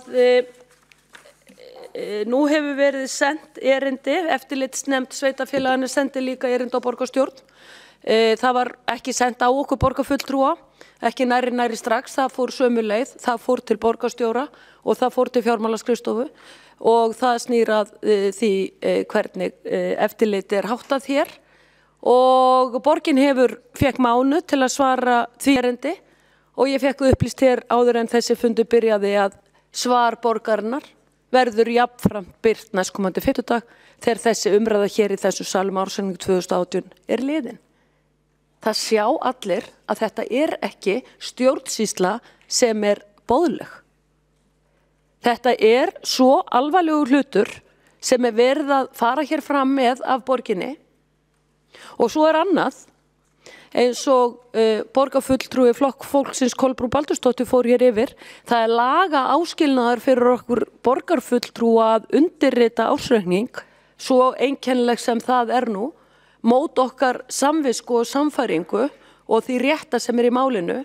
Það mjög einkennilegt í þinginu þá greiðir fólk atkvæði eftir sinni samfæringu en hér laga áskilnaður það og okkur beri að skrifa undir ársreikningana með þá fyrirvara við gerum einhverja athugasemd við það. Ég mjög ósátt við þetta fyrirkomulag en til grundvallar liggja hér 2 álit en sem að sveitarstjórnarráðuneyti hefur fellt hér á árum áður, eitt úr Kópavogi með minni frá 2003 þegar bæjarfulltrúi neitaði að skrifa undir ársreikning Kópavogsbæjar og þá var það álit sveitarstjórnarráðuneytisins að honum bæri að gera það þrátt fyrir þessar athugasemdir. En þetta er mjög alvarlegur hlutur að það sé neyddur framsóknar vilji með lagasetningu að þurfa að áreita, en ég minni jafnframt borgarfulltrúa á það að ársreikningur verður borinn hér upp til samþykktar eða synjunar og það hafa 23 borgarfulltrúar hér atkvæðisrétt, þannig að það verður spennandi að fylgjast mér hér með atkvæðagreiðslunni á eftir. Nú, eins og ég segi, það hafa farið mörg minnisblöð hér fram og tilbaka á milli fjármálaskrifstofu og endurskoðunarnefnd Reykjavíkur og annað. Það var búið að minnast hér aðeins á þetta álit sem að borgarfulltrúum var sent hér í gær frá ytri endurskoðendum þar sem að var verið að fara yfir það hver skylda borgarfulltrúa væri að undirrita reikninga og það var pantað af meirihlutanum og sendað beiðni fjármálaskrifstofunnar. Það einhver skjálfti í þessu öllu saman, það alveg greinilegt. Það einhver skjálfti hér meirihlutanum varðandi þennan ársreikning, en ekki nema von, því að við höfum upplýst hér stórkostlegt lagabrot hvað varðar sveitarstjórnarlög með það að það hafi verið greiddar hefur verið greitt út fyrir sem ekki var heimildi fyrir. Og þarna stöndum við í þessum sporum og þó að sé eitthvað verið að draga í land og verið að reyna að finna ykkur að túlkun á því að þetta hefur verið heimilt, þá er það ekki. En ég get upplýst það að ég verið spennt hér á 50-daginn þegar ég kem fyrir borgarráðsfund og fæ loks að sjá þetta lögfræðiálit sem ekki mátti birta hér fyrir þennan fund í dag. Þetta er algjörlega hreint til skammar. En það kom líka fram í þessu áliti frá ytri endurskoðendum í gær sem að borgarfulltrúum var sent að ekki mætti bóka nema það efni sem undir liggur hér í þessu máli. Ársreikningurinn allur liggur undir. Það er ekki hægt að hefta frelsi borgarfulltrúa til að bóka á þann hátt sem að þeir vilja, svo það sé sagt. Og ég sæki þessa skoðun mína í 3. málsgrein 70. aðra grein sveitarstjórnarlaga sem eru númer 138 frá 2011. En þar segir að til þess að endurskoðandi sveitarfélags geti undirritað ársreikning þá skal endurskoðandi kanna að fullnægjandi heimildir hafi verið fyrir útgjöldum og hvort almenn stjórnsýsla sveitarfélags og einstakar ákvarðanir að hálfu þessir í samræmi með reglur fjármál sveitarfélaga. Þannig kemur þetta skýrt fram að það þarf fullnægjandi heimildir og þær eru ekki til staðar í ársreikningi þessum sem við erum hér að fara að samþykkja eftir fyrir árið 2018. Það eru ekki fullnægjandi heimildir til staðar fyrir útgjöldunum. Og það er alveg sama hvernig meirihlutin og borgarstjóri reynir að snúa hér út og gera lítið úr málinu, þá bara virkar það ekki. Þetta er skýrt lagabrot. Þetta er skýrt lagabrot. Enda, eins og ég byrjaði ræðu mín á, þá eru hér nokkuð orðið margar skýrslur, álit og úrskurðir frá eftirlitsstofnunum ríkisins sem hafa fallið borginni í óhag, plús náttúrulega þessar skýrslur innri endurskoðenda sem að liggja hér fyrir. Þannig að vera hrósa sér hér af því að hér sé allt í himnalagi, það er alveg hreint með ólíkindum. Svona að lokum ætla ég nú að tala það út af því að það er svo mikið gleði hér hjá meirihlutanum akkurat með þennan ársreikning og að tekjur borgarins séu svo miklar og þetta sé allt saman hér í blóma, þá skal á það minnst að það kemur fram í áliti fjármálaskrifstofu sem liggur með ársreikningum að þetta er að mestu drifið á einskiptishagnaði. Hagnaðurinn sjálfur og það er mikil hættumerki hjá Orkuveitu Reykjavíkur varðandi útflæði erlends gjaldeyris á næstu árum, þannig að það eru hættumerki þar.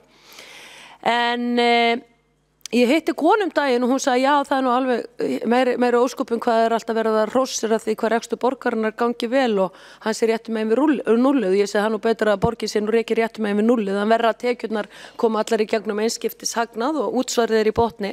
Þá sagði þessi kona, já, þegar þetta er svona, þá er verið að rukka Reykvíkinga allt og mikið í útsvar. Útsvarið er hér í botni. Allar gjaldskrár eru hér í botni. Orkuveita Reykjavíkur með gjaldskrána vatnsgjaldinu svo í botni að það er ólöglegt, meira að segja. Þannig að þessi gleði, hróp og skjall hér þennan ársreikning og rekstur borgarinnar á bara ekki við vegna þess að Reykvíkingar eru mjög gjalda og útsvarspíndir. Mjög gjalda og útsvarspíndir. Það er ekki hægt að segja annað. Og það dugar ekki inn í reksturinn því að skilin milli lögbundinna verkefna og grunnþjónustu versus gæluverkefna mjög óskýr hjá þessu meirihluta. Sveitarfélag á fyrst og fremst að sinna lögbundinni þjónustu og grunnþjónustu. Síðan maður athuga hvort það sé ykkur afgangur til að skemmta sér með skattgreiðslur, Reykvíkinga, útsvarsgreiðsluna þeirra. En því öfugt farið hér hjá þessum meirihluta og hefur verið svo langa hríð. Útsvarstekjurnar duga ekki til að halda uppi þessu eyðslufylliríi sem í borginni, heldur líka keyrt á það að eyða sem mestu af þessum einskiptishagnaði sem að koma inn í borgarsjóð. Þetta staðan, ágætu borgarfulltrúar. Þetta staðan. Það ekki verið að leggja til möguráruna, það ekki verið að safna í hlöðu. Það staðið hér í nýjum lántökum, það búið að búa til nýjan skuldabréfaflokk, eins og ég fór yfir hér í andsvar áðan, en efnahagshorfurnar að snúa í hináttina eins og hefur komið fram. Og meira að segja, formaður fjárlaganefndar búin að kynna það, að efnahagshorfurnar það tvísýnar að það þarf jafnvel að taka upp 5 ára fjárhagsáætlun ríkisins. Hér ekkert verið að spá í það. Sjáuð ekki veisluna? Sjáuð ekki veisluna hjá borginni? Hér ekkert verið að spá í þetta.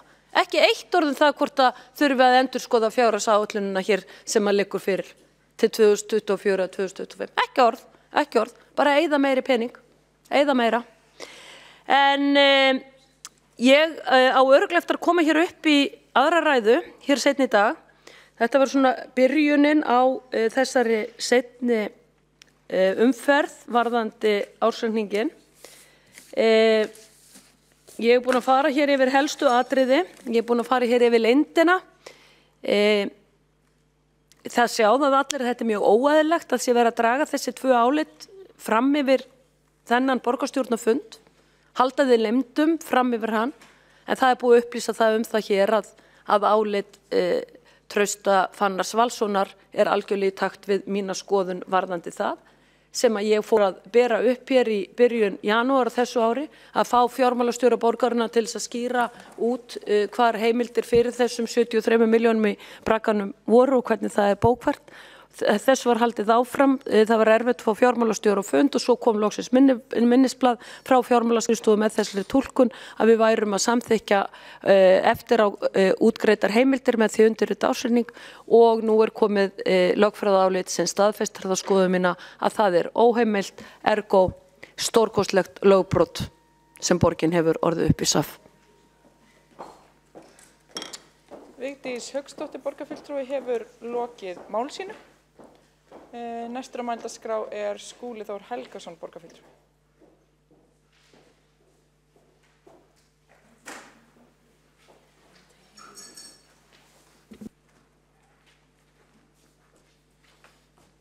Takk fyrir. Forseti ágæta borgarstjórn.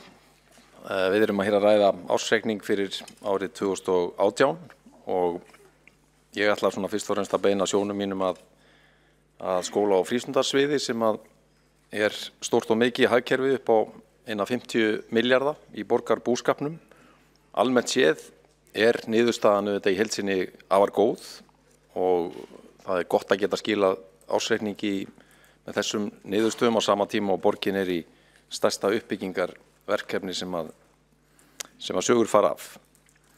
Varðandi skóla- og frístundarsvið þá rekstrarniðurstaðan í þessu sama samræmi, hún mjög góð og að mörgu leyti einstakt að geta skilað málaflokki sem upp á þessa 50 milljarða á núllinu eða því sem næst. Við viljum einmitt vera þar, það ekki markmið í sjálfu sér að skila afgangi en mikilvægt að ekki sé farið fram úr áætlunum.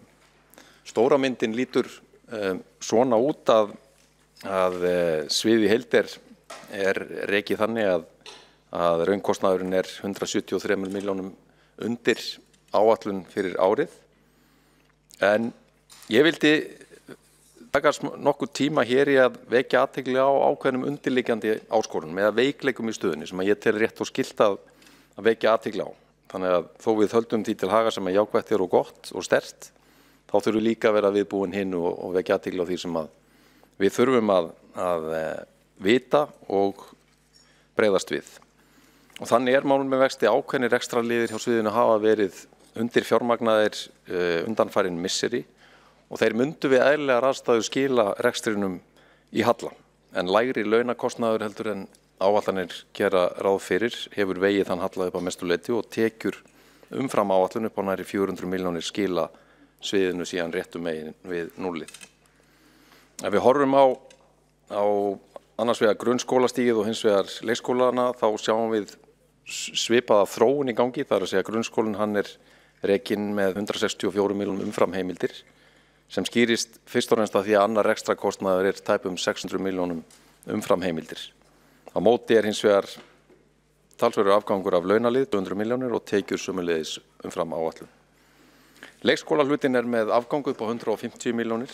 Þar aftur launakostnaðurinn talsvert undir áætlun upp á 520 milljónir en annar rekstrakostnaður 407 milljónir yfir áætlun. Frístundahlutin gerður upp með afgangi upp á rúmar 100 milljónir, 107 milljónir.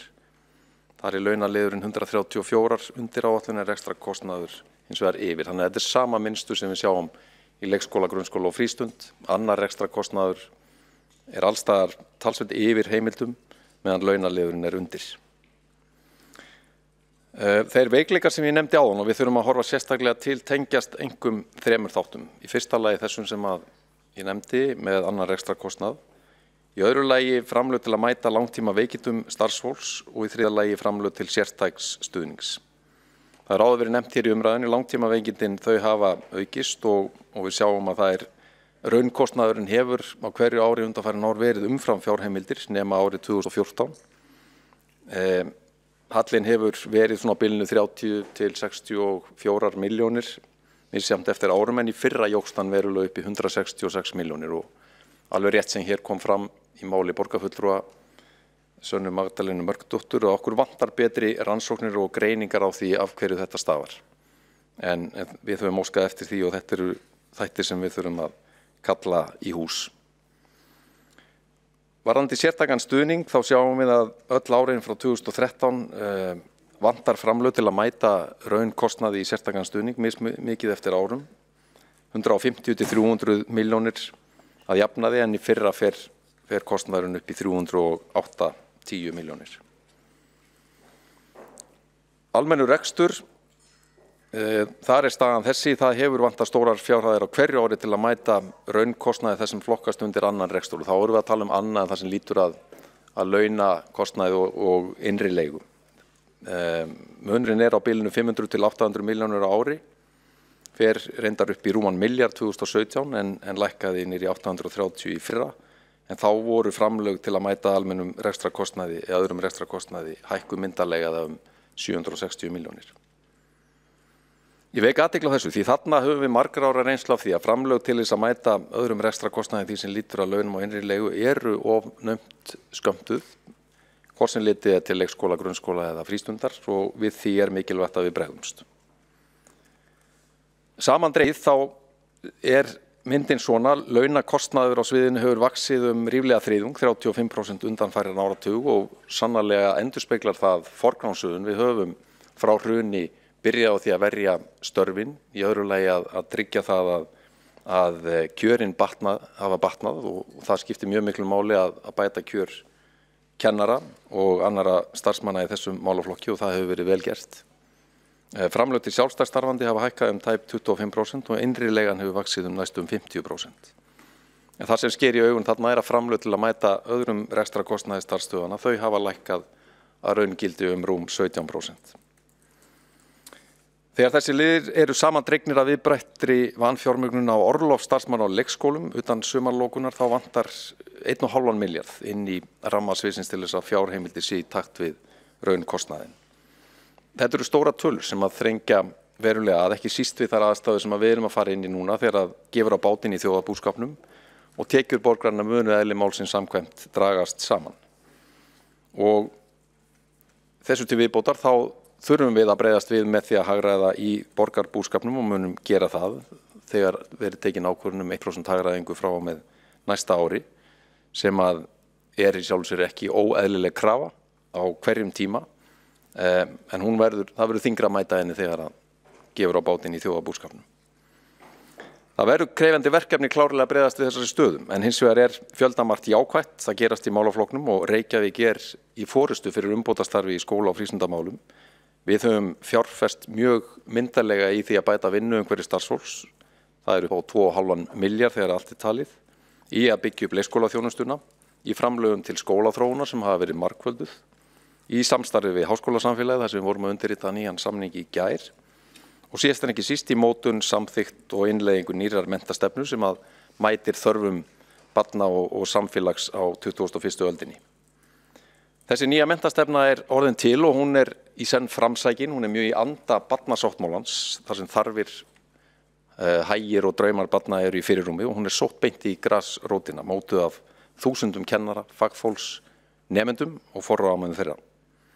Við erum með stóraukin framlög í þróunarsjóð, 200 milljónir og það verið að leggja lokahönd núna á úthlutun til starfsstöðvana út frá umsóknum sem að sendar hafa verið inn. Og það mun nýtast leikskólum, grunnskólum og frístundamiðstöðvum beint til að innleiða lykilþætti menntastefnunnar í samræmi við áherslur stefnunnar. Það almenn samstaða á vettvangi menntastefnu. Mjög gaman að finna það að mikil eftirvænting og stemning fyrir því að hrinda henni í framkvæmd út allt samfélagið okkar. Og við erum að leggja þar áherslu á alhliða þroska og uppbyggingu hæfniþátta þar sem fléttast saman félagsfærni og sjálfsefling, sköpun, læsi og heilbrigði. Hitt stóra uppbyggingaverkefnið í málaflokknum síðan brúum bilið þar sem að við erum að vinna hörðum höndum í því að fjölga leikskólaplássum til að geta boðið börnum allt niður í 12 mánaða leikskóla vist innan 5 ára. Plássunum fjölgar verulega strax á þessu ári í kringum 200 með því að setja nýjar leikskóladeildir við marga af eftirsóttustu leikskólum borgarinnar, samþykkja fjölgun plássa við sjálfstætt leikskóla og svo framvegis. Látum draumana rætast yfirskrift menntastefnunnar og það verður okkar leiðaljós á komandi árum leið og við einsetjum okkur að Reykjavík verði í fremstu röð þegar kemur að menntum barnan okkar, vinnuumhverfi starfsfólks og faglegu metnaði. Ég vil að lokum þakka starfsfólki sviðana, starfsfólki borgarinnar og ekki síst fjármálaskrifstofu fyrir góða og faglega vinnu við undirbúning ársreiknings. Þakka auðvitað starfsfólki borgarinnar fyrir allt það góða starf sem þau hafa unnið í þágu borgarbúa á liðnu ári og sérstaklega Birgi Birni Sigurjónssyni fjármálastjóra fyrir hans góða starfi í þágu borgarinnar árabil núna þegar hann hverfur til annarra verka.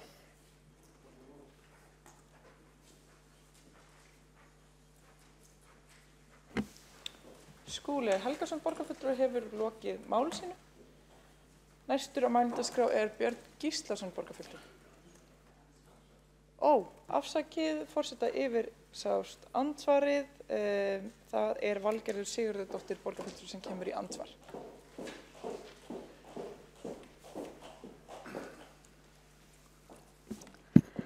Forseti, borgarstjórn. Það eitt sem ég langaði að koma inn á sem ég hef bent á það áður að það hérna undir launaliðnum og kostnaði hjá skóla- og frístundasviði það að við spörum með því að hafa starfsfólk sem minna menntað.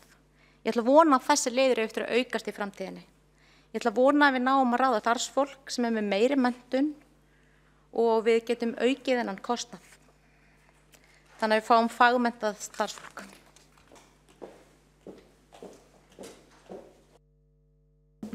Valgerður Sigurðardóttir borgarfulltrúi hefur lokið við að veita andsvar. Það andsvari Skúli Þór Helgason borgarfulltrúi.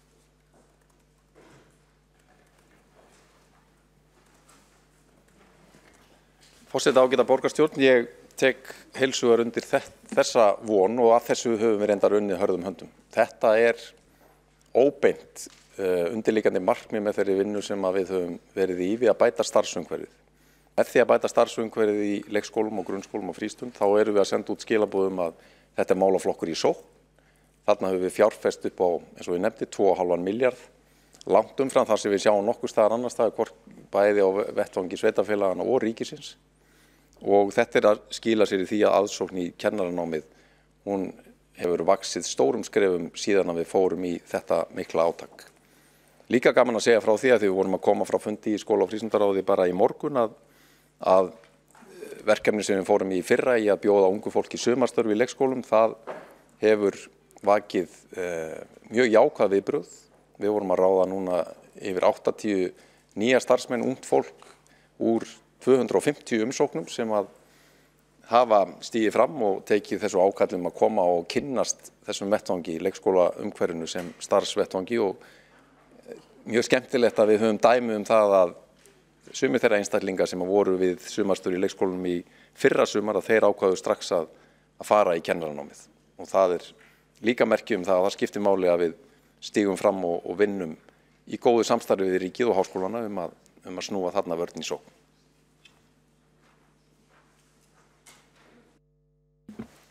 Skúli Þór Helgason, borgarfulltrúi, hefur lokið við að svara andsvari. Þá það Björn Gíslason, borgarfulltrúi, sem tekur næsti mál.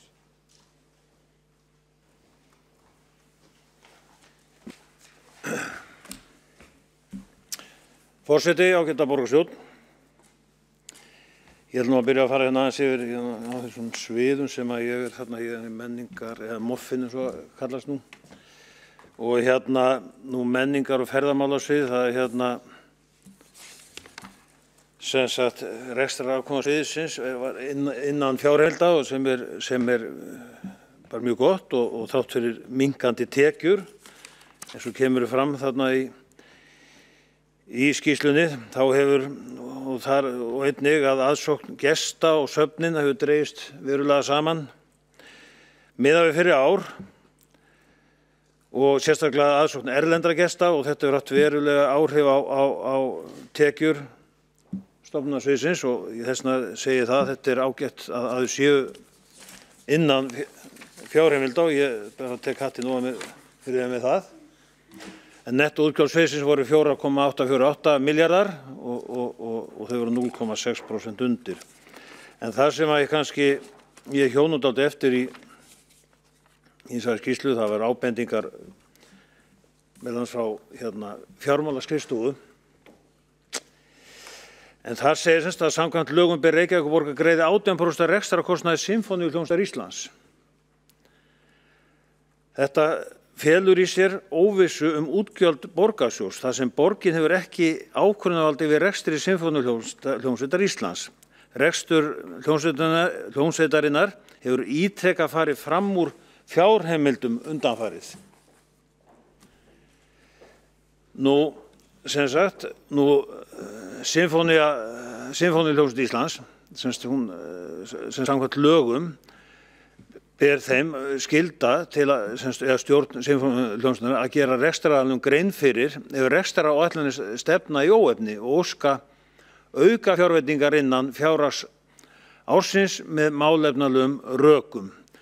Þetta hefur stjórn hljómsveitarinnar ekki gert eða gætt að þessari skyldu sinni á rekstrarárinu 2018. Og þetta náttúrulega alls ekki gott og þetta svona eins og maður segir, þetta eins og óútfylltur tekki á okkur hérna sem náttúrulega engan veginn boðlegt. Nú íþrótta- og tómstundasvið. Nú rekstur sviðsins eins og hjá menningar- og ferðamálasviði, það innan fjárheimilda sem bara mjög gott en maður vekur þó athygli á þar að það allavega farið yfir áætlun á einu lið sem frístundakorti sem ég held nú að sé bara, það bara mjög flott, mjög gott, það góð nýting á því og sem sagt nýting frístundakortsins hefur aukist meir en áætlun gerir ráð fyrir sem bara hið ágætasta mál og en nettóútgjöld sviðsins eru 7,6 milljarðar rúmir og það svona margt þarna sem ágætt og ég sé nú að sundlaugarnar, það aukning í þessu hjá þeim. Í aðsókn 10% milli ára 2017-18 og 45% á ylstundina, vetraraðsóknina þar sem einnig mjög gott, þannig að þessi svið eru bara í ágætis nokkuð góðum málum innan fjárheimilda sem er gott. Nú, mig langar að koma aðeins inn á innkaupamálin, þar sem að ég sit nú í innkauparáði, búin að gera það og reyndar í lok síðasta kjörtímabils líka. Nú, það var náttúrulega á haustdögum sem okkur rak í rógastans í innkauparáði þegar við fengum upplýsingar þetta og fengum yfirlit yfir Nauthólsveg 100 eða braggann svo kallaða og ég held að flest okkar hafi nú eiginlega haldið að við erum eitthvað að missjást þessar tölur sem við sáum að voru þarna en það fer ekki hjá því að þetta er náttúrulega og við þekkjum framhaldið þetta var ekki gott og það var bókað ég bókaði bara mjög ískyggilega stöðu á þessu máli þar sem framúrkeyrslan án heimilda voru þau gigantísk og í framhaldi var náttúrulega innri endurskoðandi með skýrslu og það er búið að nefna þetta töluvert hér í dag og við þekkjum öll þetta mál, öll alþjóð þekkir þetta en það er þó núna nýlega, var nú erindar í fjölmiðlum og kemur fram í skýrslu innri endurskoðanda Reykjavíkurborgar sem var gáð í mars vegna innkaupamála Reykjavíkurborgar að það í 5 ár hefur ekki verið nýttur rammasamningur vegna kaupa borgarinnar og þjónustu á verkfræðistofum og arkitektastofum. Nú á þessum árum hefur borgin keypt þjónustu í þessum málaflokki fyrir yfir 7 milljarða króna og eingöngu mjög lítill hluti af þessari upphæð fór í útboð. Nú samkvæmt skýrslunni segir innri endurskoðandi að hefði Reykjavíkurborg hún hefði getað sparað sér alltaf 22% með gerð rammasamninga. Þegar að kaupum á þessari þjónustu kemur, nú hefði þessi rammasamninga verið virkir á þessum tímabili, hefði Reykjavíkurborg því getað sparað sér alltaf 1,5 milljarð við kaup á þessari þjónustu. Og þetta náttúrulega gríðarlegir peningar og í rauninni alveg með ólíkindum að það ekkert gerst í 5 ár. Nú við bókuðum þetta bæði á sérstaklega síðasta kjörtímabili var bókað og gerði athugasemdir við þetta að engin rammasamningur var í gangi, minnihlutinn gerði það og það hefur eins á þessu í vetur verið gerðar athugasemdir við þetta innkauparáði. Nú rammasamningar, þeir eru til að hjálpa til vegna gagnsæis, þannig svo það sé nú sagt og það fer ekki til mála að það mun betur farið með skattfé borgarinnar ef það er gagnsæi í gangi. Nú 2018 keypti Reykjavíkurborg þjónustu frá þessum verkfræðistofum og arkitektastofum fyrir 1,8 milljarð, það er reyndar án vask.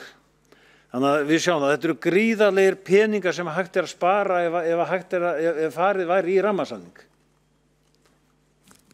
En þetta nú eins og komið fram sennilega allt í bóta. Og við vorum með tillögu hér í vetur, sjálfstæðismenn varandi innkauparáð að efla það og styrkja. En að lokum þá held ég sé nú rétt að nefna aðeins hérna, þetta í ársreikningi samstæðu Reykjavíkurborgar fyrir 2018 og sem að mér finnst aldrei svona, já, það er nefnt þar innkaupareglur sem að menn hefur betur kannski skoðað fyrr en þar stendur með leyfi forseta innkaupareglur eiga að stuðla að vönduðum, hagkvæmum og vistvænum innkaupum Reykjavíkurborgar og tryggja gæði vöru, þjónustu og verka sem borgin kaupir. Einnig stuðla að því að Reykjavíkurborg hagi innkaupum sínum í samræmi við góða viðskiptahætti og tryggja að stjórnsýsla Reykjavíkurborgar á sviði innkaupa sé í samræmi við vandaða stjórnsýsluhætti og stuðla að því að almennar kröfur stjórnfestu og fyrirsjáanlega framkvæmd, gegnsæi, jafnræði og málskotsrétt séu virtar við innkaup á vegum Reykjavíkurborgar. Jafnframt að stuðla virkri samkeppni fyrirtækja á markaði og efla nýsköpun og þróun við innkaup Reykjavíkurborgar á vörum, verkum og þjónustu. Og við vitum það að þetta sem sagt þetta ár búið að vera alveg mjög sérstakt í innkaupamálum og margt komið upp og ég ætla ekki að hafa frekari orðum það í bili allavega. Takk.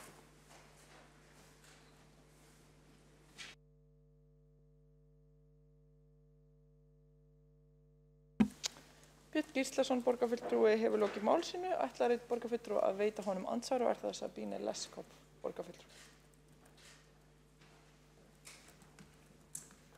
Já, ég ætla bara bregðast við þessu sem borgarfulltrúi Björn Gíslason nefndi hér varðandi rammasamninga.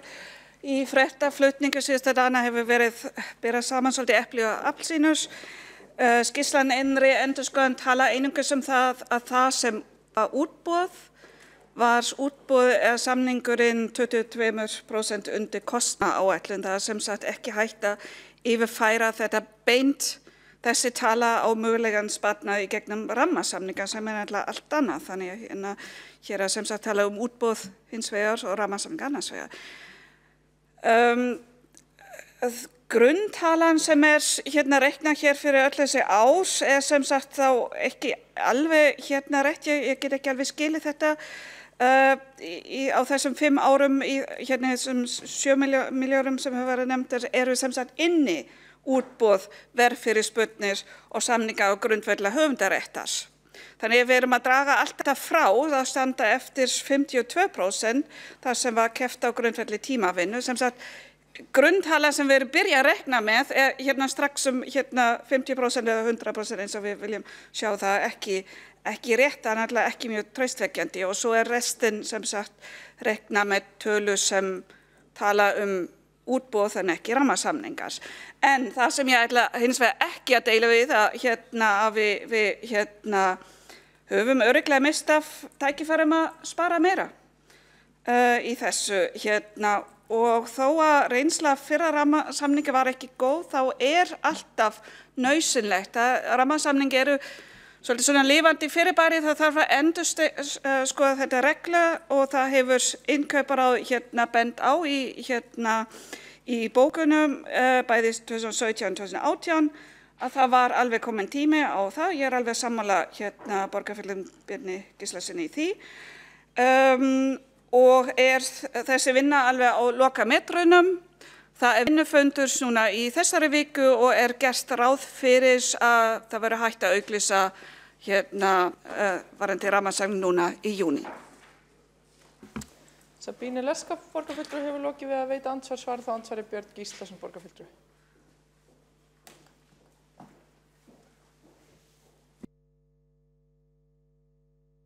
Forseti, ágæta borgarstjórn, að þessi rammasamning, það var margoft talað að þetta þyrfti að koma á aftur. Þetta eru gríðarlegar upphæðir þarna, margar stofur og að ræða og það bara málið í þessu fyrsta hvort að það sé einhverja prósentur til eða frá, en þetta eru miklar upphæðir hverju einasta ári og síðasta ári var þetta 1,8 milljarður án vask, þetta árið 2018. Og það gríðarlegt atriði að það sé settir einhver rammasamningar í kringum svona þjónustu eins og þessa sem að Reykjavíkurborg stórkaupandi að.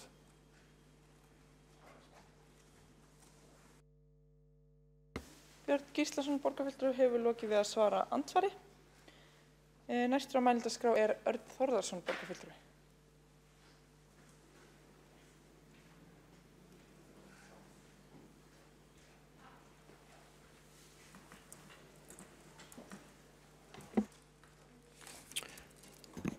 Forseti, ágæta borgarstjórn. Við erum núna að ræða ársreikning Reykjavíkurborgar fyrir árið 2018 í seinni umræðu. Og ég ætla að halda mig svolítið við það. Mér hefur fundist umræðan vera oft á tíðum út víðan völl og við kannski ekki beint að ræða verkefni dagsins. Það kannski farið betur á ef ég hefði komið fyrr upp á mælendaskrá. Að því að allavega þær hugræðingar sem hafa farið í gegnum kolluna mér eiga kannski hefði átt erindi fyrr á dagskrá. En ég svo sem ger ekkit ætla ekki að ræða ásetningin per se eða út af fyrir sig, heldur ætla ég að ræða þessi vinnubrögð, þetta verklag sem við erum að fara í gegnum núna í dag. Það liggur fyrir álit ytri endurskoðandar skoðunarfyrirtækisins Grant Thornton frá 10. maí að ársreikningar séu í samræmi við lög ársreikninga, sveitarfélög og aðrar reglur sem það gilda. og ég hef nákvæmlega enga ástæðu til þess að draga það í efa. Ég held að ársreikningurinn gefi glögga mynd af rekstri og efnahag borgarinnar og sé að mörgu leyti fullgerður. Og svo til viðbótar okkur bent á okkur borgarfulltrúum að okkur beri lagaskylda og ég svo sem þekki þá ekki að það rétt að sú lagaskylda fyrir hendi að við þurfum að staðfesta ársreikningin eins og hann liggur fyrir. Ég geri engar athugasemdir við þessi túlkunaratriði að stærstu leyti. En ég hins vegar ekki sammála því að ársreikningurinn sé fullgerður og það sem ég að reyna að segja að það hefur verið varpað fram álitaefni það að með því að staðfesta ársreikningin í dag eins og liggur fyrir gæti falist samþykkt útgjalda sem ekki hefur verið stofnað til samkvæmt lögum. Og það hefur allavega komið fram í áliti fjármálaskrifstofu Reykjavíkurborgar og þá vísa ég minnisblað frá 28. maí.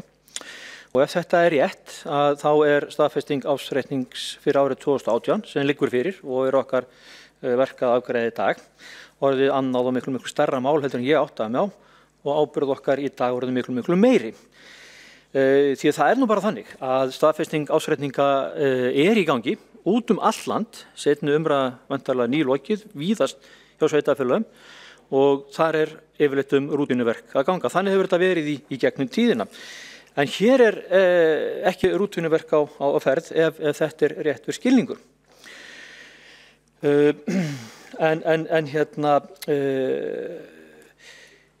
Ég hins vegar ekki sammála þessu áliti og þessari túlkun og það fleiri en ég og það hefur komið fram að innri endurskoðandi í sínu minnisblaði frá 4. apríl hann annarra skoðunar og segir að ákvörðun auknar fjárheimildir skuli taka áður en fjármunum ráðstafað. Ég ætla svo sem ekki að fara djúpt ofan í þessa umræðu, heldur að benda á að til að fá úr þessu skorið þá var sent beiðni til endurskoðunarnefndar sem vísaði málinu áfram til sérfræðings Trausta Vals Fannarssonar sem dósent við lagadeild Háskóla Íslands og þekkir þessi stjórnsýslu og sveitarstjórnarlög öðrum betur. Mér finnst ástæða til þess að fá að heyra og vita hvað Trausta Fannari finnist þetta álita efni. Og nú hefur það verið upplýst að þetta álit komið.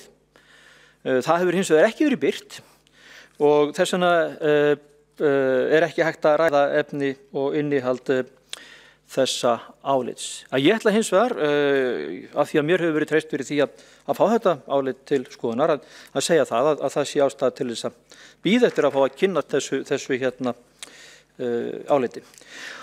Og það hefur verið upplýst hér og nú að það var að leggja það fyrir í borgarráði á fimmtudaginn kemur og þar eftir væntanlega fást einhver niðurstaða í það hvað það þýðir að það sé verið að staðfesta ársreikning. Og ég ætla því að leggja til að við frestum afgreiðslu þessa liðar á dagskrá að þangað til þetta álit sérfræðingsins liggur fyrir. Og nú er upplýst að það rétt ókomið og þó okkur hafi verið gert skýrt að við þurfum að staðfesta ársreikningi fyrir 15. maí, þá treysti ég því að við getum fengið og framkvæmdastjóri sveitarfélagsins geti haft samband við ráðuneyti sveitarstjórnarmála og óskað eftir nokkra daga fresti til að klára þessa staðfestingu. Og ég veit að það hefur gerst áður og annars staðar í öðrum sveitarfélögum að slíkur frestur hefur fengist. Og ég veit líka að ráðuneyti og sérfræðingar þess hafa alveg örugglega skilning á mikilvægi málsins að það fái úr þessu skori og þeir þekkja ágætlega fordæmisgefandi áhrif þess á öll sveitarfélög á landinu og fjárhagsstjórnun þeirra. Og þess vegna ætla ég að leggja fram þessa tillögu að fresta afgreiðslu þessa liðar 2 daga og af því að það er komið í ljós að þetta er rétt ókomið og ég ætla að leggja fram þá tillögu að þessu eru frest og ég ætla að vona það vona það að öll við hérna inni, við komum til með að styðja þessa málsmeðferðartillögu mína að fresta þessu 2 daga, af því að við styðjum öll, og ég veit það, að við styðjum öll vandaða stjórnsýslu og við viljum öll gera vel og vanda okkur. Ég er búinn að skoða álit Trausta Vals Fannarssonar og ég get alveg lofa ykkur því að það er mjög fróðleg lesning. Hún er mjög upplýsandi og mjög lærdómsrík fyrir okkur öll, gefin fyrirheit hvernig er best að standa að þessu máli og hvers vegna, það er útskýrt hvers vegna lögin eru með þeim hætti og hvers vegna við þurfum að fara eftir þeim. Þannig að ég ætla að biðja ykkur að styðja þessa tillögu minni og ég held að það sé mjög skynsamlegt og það sé með þeim hætti að við ástundum vandvirkni í okkar störfum.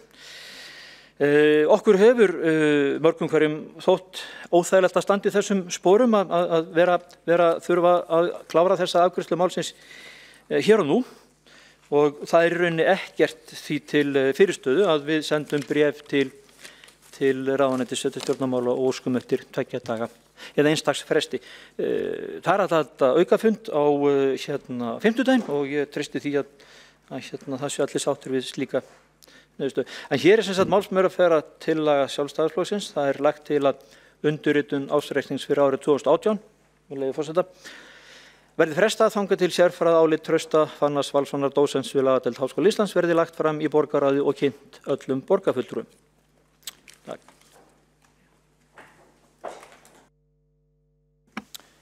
Örn Þórðarson borgarfulltrúi hefur lokið máli sínu. 4 borgarfulltrúar hafa beðið eftir að veita andsvar. Fyrst er það Líf Magnúsdóttir borgarfulltrúi. Því styttur andsvarstími niður í 1 mínútu.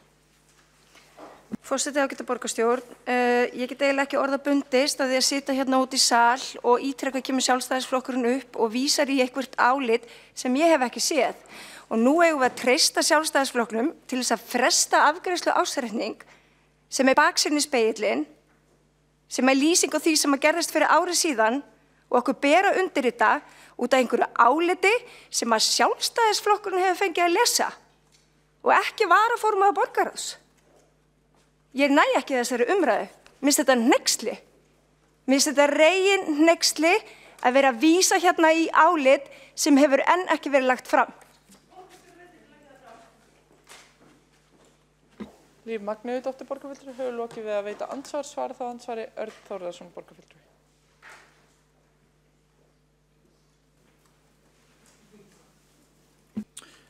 Forseti ágæta borgarstjórn, það er ekki Sjálfstæðisflokkurinn sem er viðtakandi þessa skjals. Það var endurskoðunarnefnd Reykjavíkurborgar sem að beiðni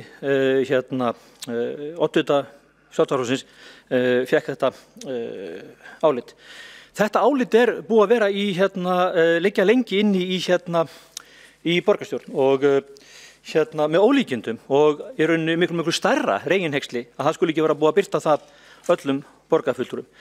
En þannig er það nú bara því miður að við í borgarstjórn þurfum oft að sæta því að hingað berast mjög alvarleg erindi sem eiga að fara að ég teldi samstundis til okkar sem máli fjallur.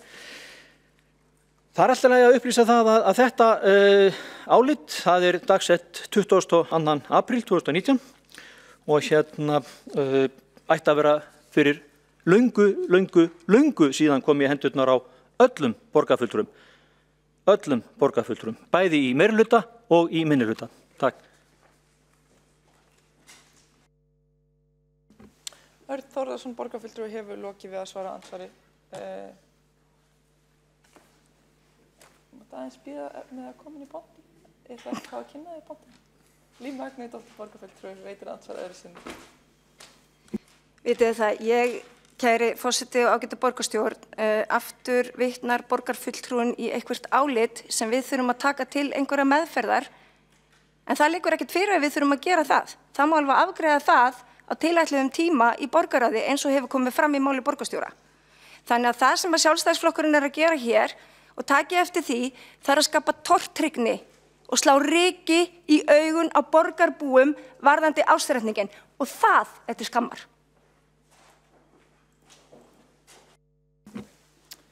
Líf Magnúsdóttir borgarfulltrúi hefur lokið við að veita andsvar öðru sinni. Svar þá andsvar öðru sinni Örn Þórðarson borgarfulltrúi.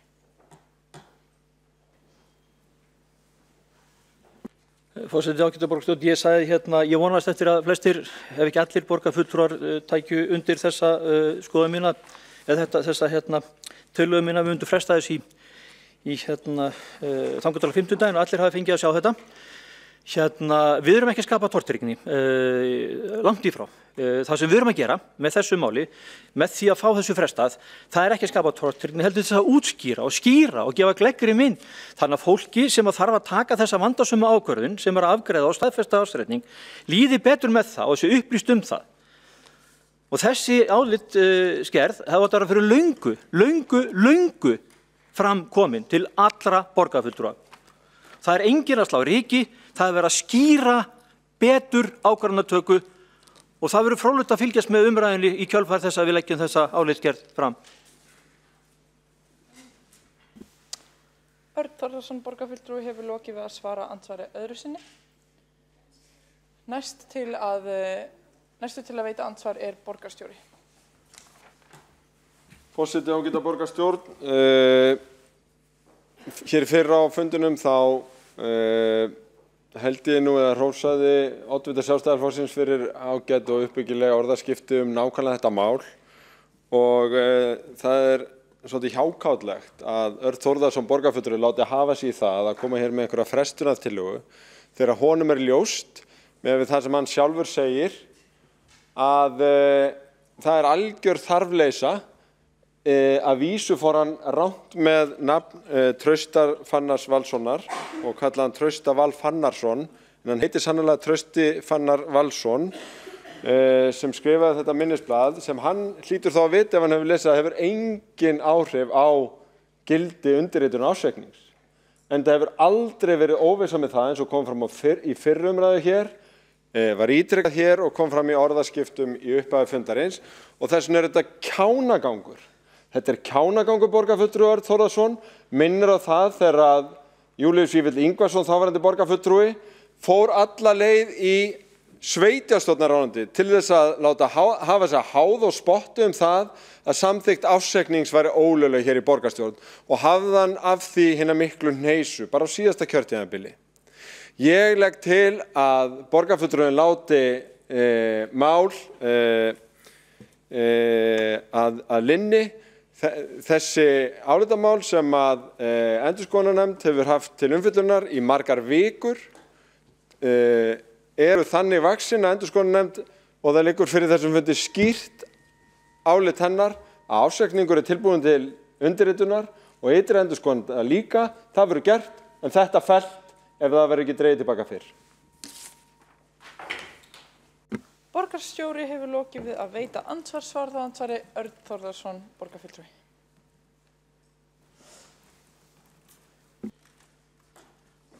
Forseti, ágæta borgarstjórn, já, ég beðast afsökunar ef ég færi rangt með nafn Trausta Fannars Valssonar.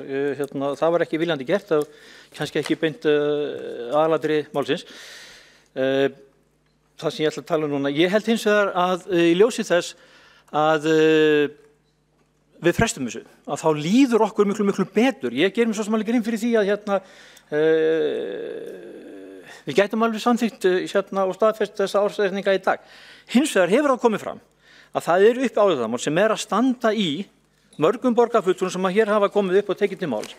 Þess vegna finnst mér ekkert óeðlilegt að við tökum afstöðu til þess að fresta þessari afgreiðslu 2 daga eða sem fram til 16. Og það er ekki dregin hneisa, hneyksli eða neitt slíkt sem að vakið fyrir mér. Heldur miklu frekar það að okkur líði betur með að taka þessa stóru, vandasömu og ábyrgu ákvörðun. Takk. Örn Þórðarson borgarfulltrúi hefur lokið við að svara andsvari. Veitir þá andsvar öðru sinni borgarstjóri. Forseti ágæta borgarstjórn, fyrir fundinum liggur endurskoðar ársreikningur með umsögn endurskoðunarnefndar og ytri endurskoðanda sem telja hann tilbúin til þess. Og einhver bjarmalansför borgarfulltrúans að sá einhverjum efa það að reikningurinn sé tilbúin til þess vegna þess að það kunna verið ykkur álitamál hvað það felist í því að árita ársreikning bara þvæla og það veit borgarfulltrúinn eða ætti öllu heldur að vita, þannig ég skil ekki af hverju hann gerir sér þennan óleik að standa svona á málum. Ég bara skil það ekki. Borgarstjóri hefur lokið við að veita andsvar öðru sinni. Svar það andsvar öðru sinni, Örn Þórðarson, borgarfulltrúi. Forseti, ágæta borgarstjóri, það var auðvitað ekki minn tilgangur að útskýra fyrir borgarstjóra nákvæmlega hvað þetta ferli. Það hefur komið fram að það álitamál þarna í gangi sem að margir borgarfulltrúar staðið upp hér og nú sem vilja fá botn í og mér finnst bara mjög skynsamlegt. Mér finnst það mjög skynsamlegt og vandvirkt að gefa þessu 2 daga til þess að klára málið. Það ekkert gert til þess að varpa henni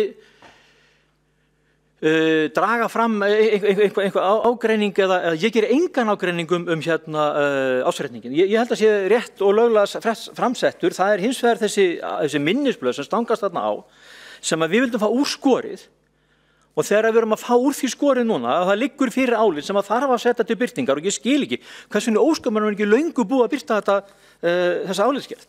Það ekkert verið að sánunum efasemdum, það bara verið að fá varpa skýru ljósi á hvaða hlutverki við erum að gegna í dag núna við að fullnaðarafgreiðslu, seinni umræðu ársreikning. Það ekkert í ársreikningum sem út af fyrir sig sem að þarf að hafa áhyggjur af. Það eins og hvað nákvæmlega það þýðir.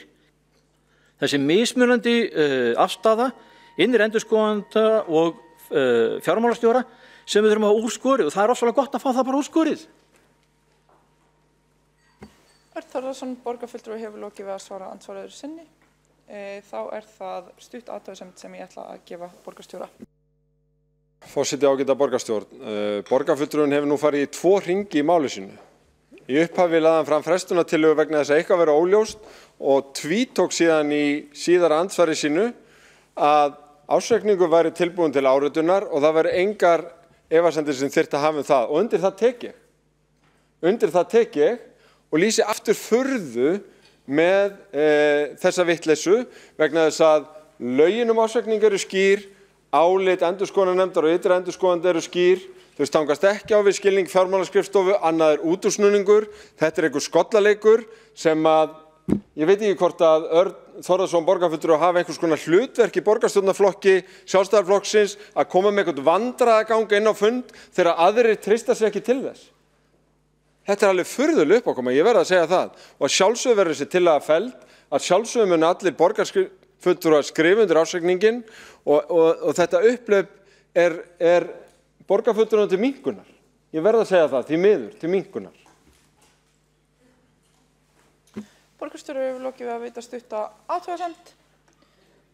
Þá það Kolbrún Baldursdóttir borgarfulltrúi sem ætlar að veita andsvar.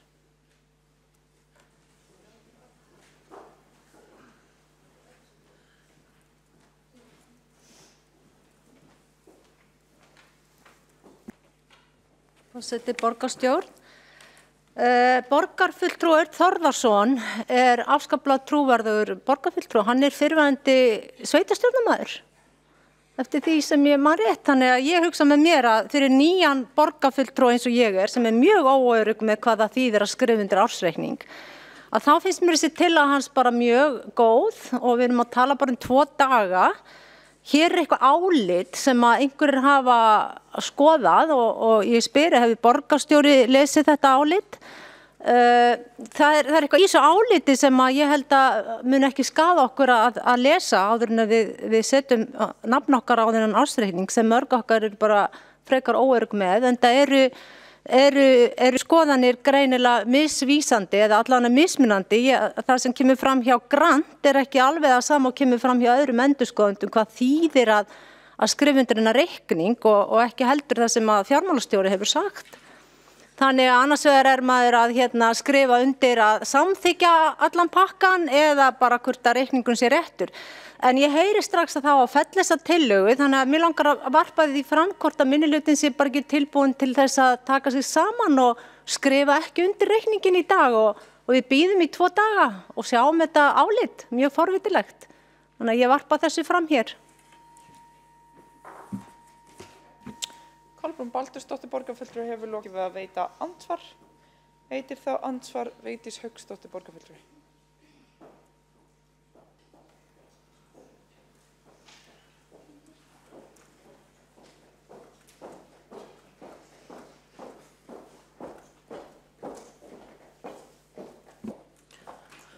Forseti, ágæta borgarstjórn og tilheyrendur. Já, ykkur nú hitinn og æsingurinn finnst að borgarstjóri brá svona við með þessari skynsamlegu tillögu. Ég vil þakka borgarfulltrúnum Erni Þórðarsyni kærlega fyrir það að koma hér með þessa tillögu fram. Hann vísaði hér til orða borgarfulltrúa sem hafa tjáð sig í þessu máli og ég tek það svo sannarlega til mín því það alveg hreint með ólíkindum að við skulum vera bundin hér að lögum í dag að undirrita ársreikning og vera ekki með þessi álit með okkur hér og vera búin að lesa þau. Það áliti frá einum færasta sveitarstjórna lögfræðingi landsins og jafnframt það ég að bíða eftir viðbrögður Reykjavíkurborgar við fyrirspurn eftirlitsnefndar sveitarfélagana með fjármálum þeirra sem á líka að leggja fram í borgarráði á fimmtudaginn.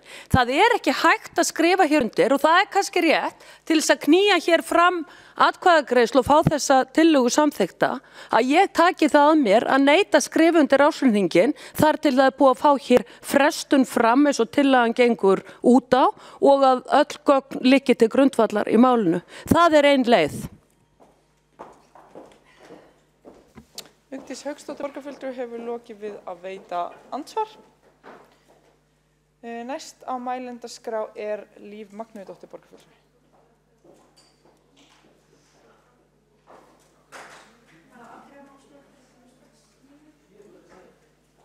Á breytingatillögin? Já, tillögin. Já. Að fresta málinu, já. Ætla borgarfulltrúin ekki að taka til máls það? Nei. Já.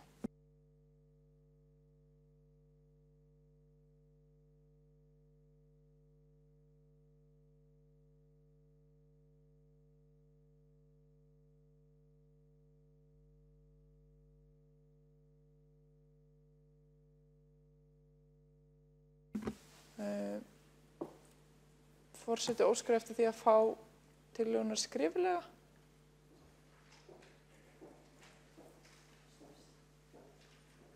Gerum stutt hlé á meðan við bíðum eftir því.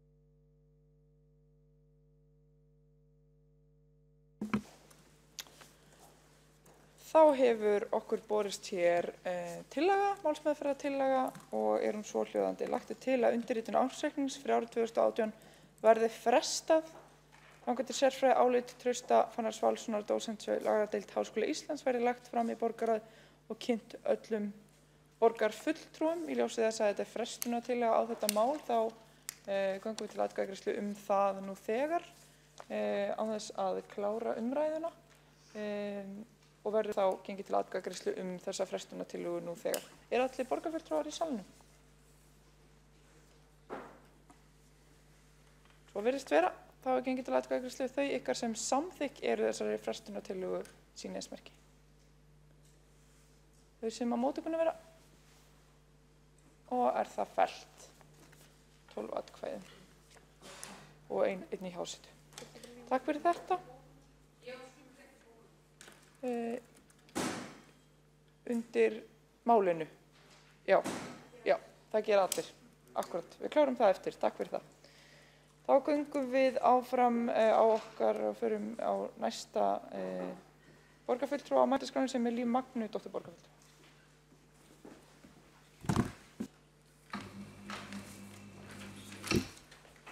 Forseti, ágæta borgarstjórn og borgarbúar. Ég kem hingað upp til þess að fjalla það hvernig til tókst á síðasta ára að greina þjónustu og verkefni borgarinnar með aðferðafræði kynjaðra fjárhags- og starfsáætlunar.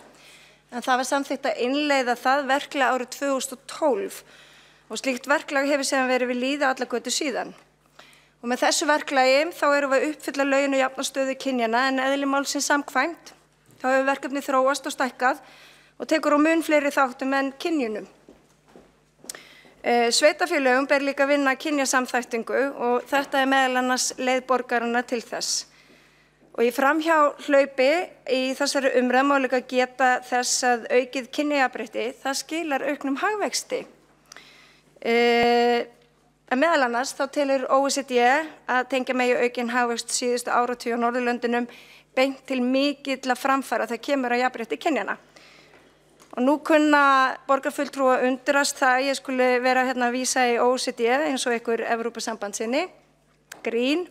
En að því sögðu þá finnst mér aukið jafnrétti og sjálfbærni og aðrir mælikvarðar skipta meira máli en kannski efnahagslegur hagvöxtur eins og hann er mældur í dag. En það er líka mikilvægt að halda því til haga skipting fjármagns endurspegla vægi og forgangsröðun og völd samfélagsins. Kynjahlutlaus fjármál, aftur á móti, þar sem ekki er tekið tillit til þess að fólk býr við mismunandi aðstæður vegna kyns eða annars, eiga í hættu á því að viðhalda og ýta undir ójafnrétti og staðalmyndum og fleira. En það eru auðvitað efni í aðra ræðu og kannski á öðrum vettvangi. En já, markmiðið hjá borginni, það hefur alltaf verið að greina alla þjónustu Reykjavíkur með þessari aðferð, skilja ekkert eftir og vera búin að ná því fyrir árið 2012. En því miður þá náðust það ekki, þannig að þetta er kannski ekki svo lofsöngsræða sem að minnihlutinn væntir frá mér, en ársreikningurinn er einmitt þannig plagg að við getum rýnt hvað við getum gert betur í framtíðinni. Og það er okkar hlutverk sem borgarfulltrúar að gera sífellt betur. Greiningar það gengur hægar en menn áætluðu og var því tekið á það ráð að setja saman pólitískan stýrihóp og það var gert á vormánuðum 2018 og hann heldur utan þetta verkefni ásamt starfsmanni frá fjármálaskrifstofu og þar gegni ég formennsku.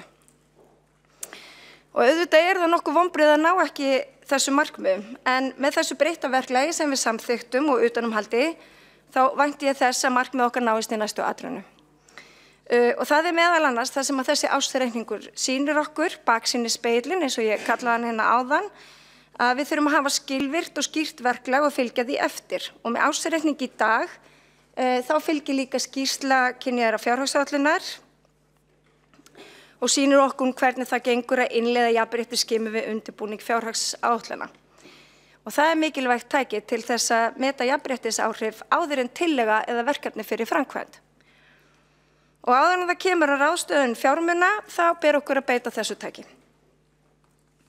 Fjármuni þarf að verja á sanngjarnan og réttlátan hátt og við höfum auðvitað öll okkar hugmyndir hvað er sanngjarnt og réttlátt í okkar pólitíska ranni. Og það er allt í lagi að takast á það. Ein ábending frá fjármálaskrifstofu, mig langar að vitna í hana, hún hljóðar svo með leyfi forseta. Ljóst er að við undirbúning stærri verkefna sem eiga til framtíðar eftir að hafa mikil áhrif á íbúa og lífsgæði þeirra liggja mikil tækifæri í því að taka inn jafnréttissjónarmið á öllum stigum undirbúnings og framkvæmdar og leita það leiða til þess að sjá það verða að veruleika. Og þetta er eitthvað sem að tilvitnun lýkur og þetta er eitthvað sem að við þurfum að taka í fangið í þeirri vinnu sem er núna framundan við fjárhagsáætlunargerðina og það er það sem ársreikningurinn sýnir okkur. Þannig að ársreikningurinn er líka tæki fyrir okkur til þess að læra og gera betur, eins og ég sagði það.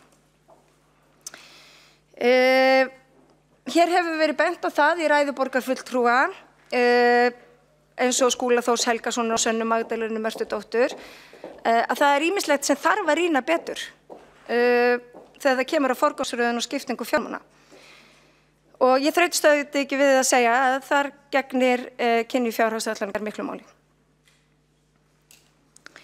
Með markvissri beitingu hennar þá tökum við nefnilega upplýstari ákvarðanir öflun og ráðstöfun tekna með það að markmið að nýta fjármagnið sem best og stuðla þannig að auknu jafnrétti og jöfnuði eins og mannréttinda stefna borgarinnar felur í sér að við gerum. Og það er mörkuð stefna á vettvangi borgarinnar og henni ber okkur að fylgja henni. Og það er auðvitað ekki bara jafnrétti kynjanna, tveggja kynja sem okkur ber lögum samkvæmt að greina stöðu og safna tölulegum gögnum. Þetta er auðvitað margþætt mismunun, þetta er staða fólks, þetta er efnahagsleg staða fólks, þetta er félagsleg staða fólks, þetta er staða fólks að erlendum uppruna, staða barna. Þetta eru þau kynjagleru sem okkur ber að setja á okkur í næstu fjárhagsáætlunarvinnu og það er það sem að ársreikningurinn gefur í skyn að við þurfum að framfylgja. Það eru afmarkaðir þættir og ég ber von að við gerum það að því sem koma skal. Þetta er lærdómur sem við tökum með okkur í fangið. Hér hefur verið farið út víðan völl, þá eftir að fara enn betur yfir sérstaka þætti í þessum ársreikningi. Þannig að mig langaði til þess að fjalla þetta, vitandi það að væntanlega myndi ekki annar borgarfulltrúi taka það að sér að fjalla þetta í ársreikningi. Ég ætla að samþykkja þennan ársreikning eins og góður stjórnarmaður í borgarráði og í borgarstjórn, eðlilega. Ég treysti endurskoðunarnefndinni og fjármálaskrifstofu til þess að fara rétt að í öllu. Og mig langar að lokum að þakka fjármálaskrifstofunni og endurskoðunarnefndinni og innri endurskoðanda fyrir að halda vel á spöðunum í öllu tilliti, bæði við gerð ársreiknings núna en líka þegar það kemur að gerð fjárhagsáætlunar í hvert einasta sinn. Og svo er þetta eins og ég þakkaði starfsfólki borgarinnar í síðustu ræðu minni eða í fyrstu umræðum ársreikningin. Við skulum ekki gleyma því fólki sem heldur uppi starfi Reykjavíkurborgar þannig að öllu borgarbúum líði vel. Takk. Þá hefur borgarfulltrúi Líf Magnúsdóttir lokið máli sínu. Næst hefur óskað eftir að taka til máls Dóra Björt Guðjónsdóttir borgarfulltrúi.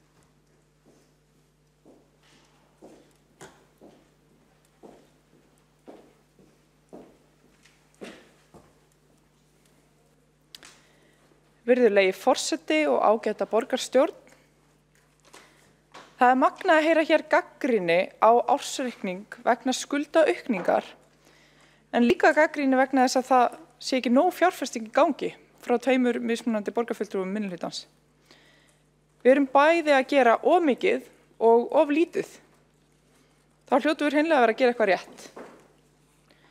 Þriðja árið í röð skilar Reykjavík afgangi. Það er ágætt. Til að geta haldið áfram að veita góða þjónustu þarf þetta fyrirtæki sem borgin okkar er að standa vel. En við erum ekki í þessu bransa til að skila afgangi. Við erum hér til að veita almanna þjónustu, til að tryggja réttindi, til að tryggja að við getum átt hér gott líf, við öll.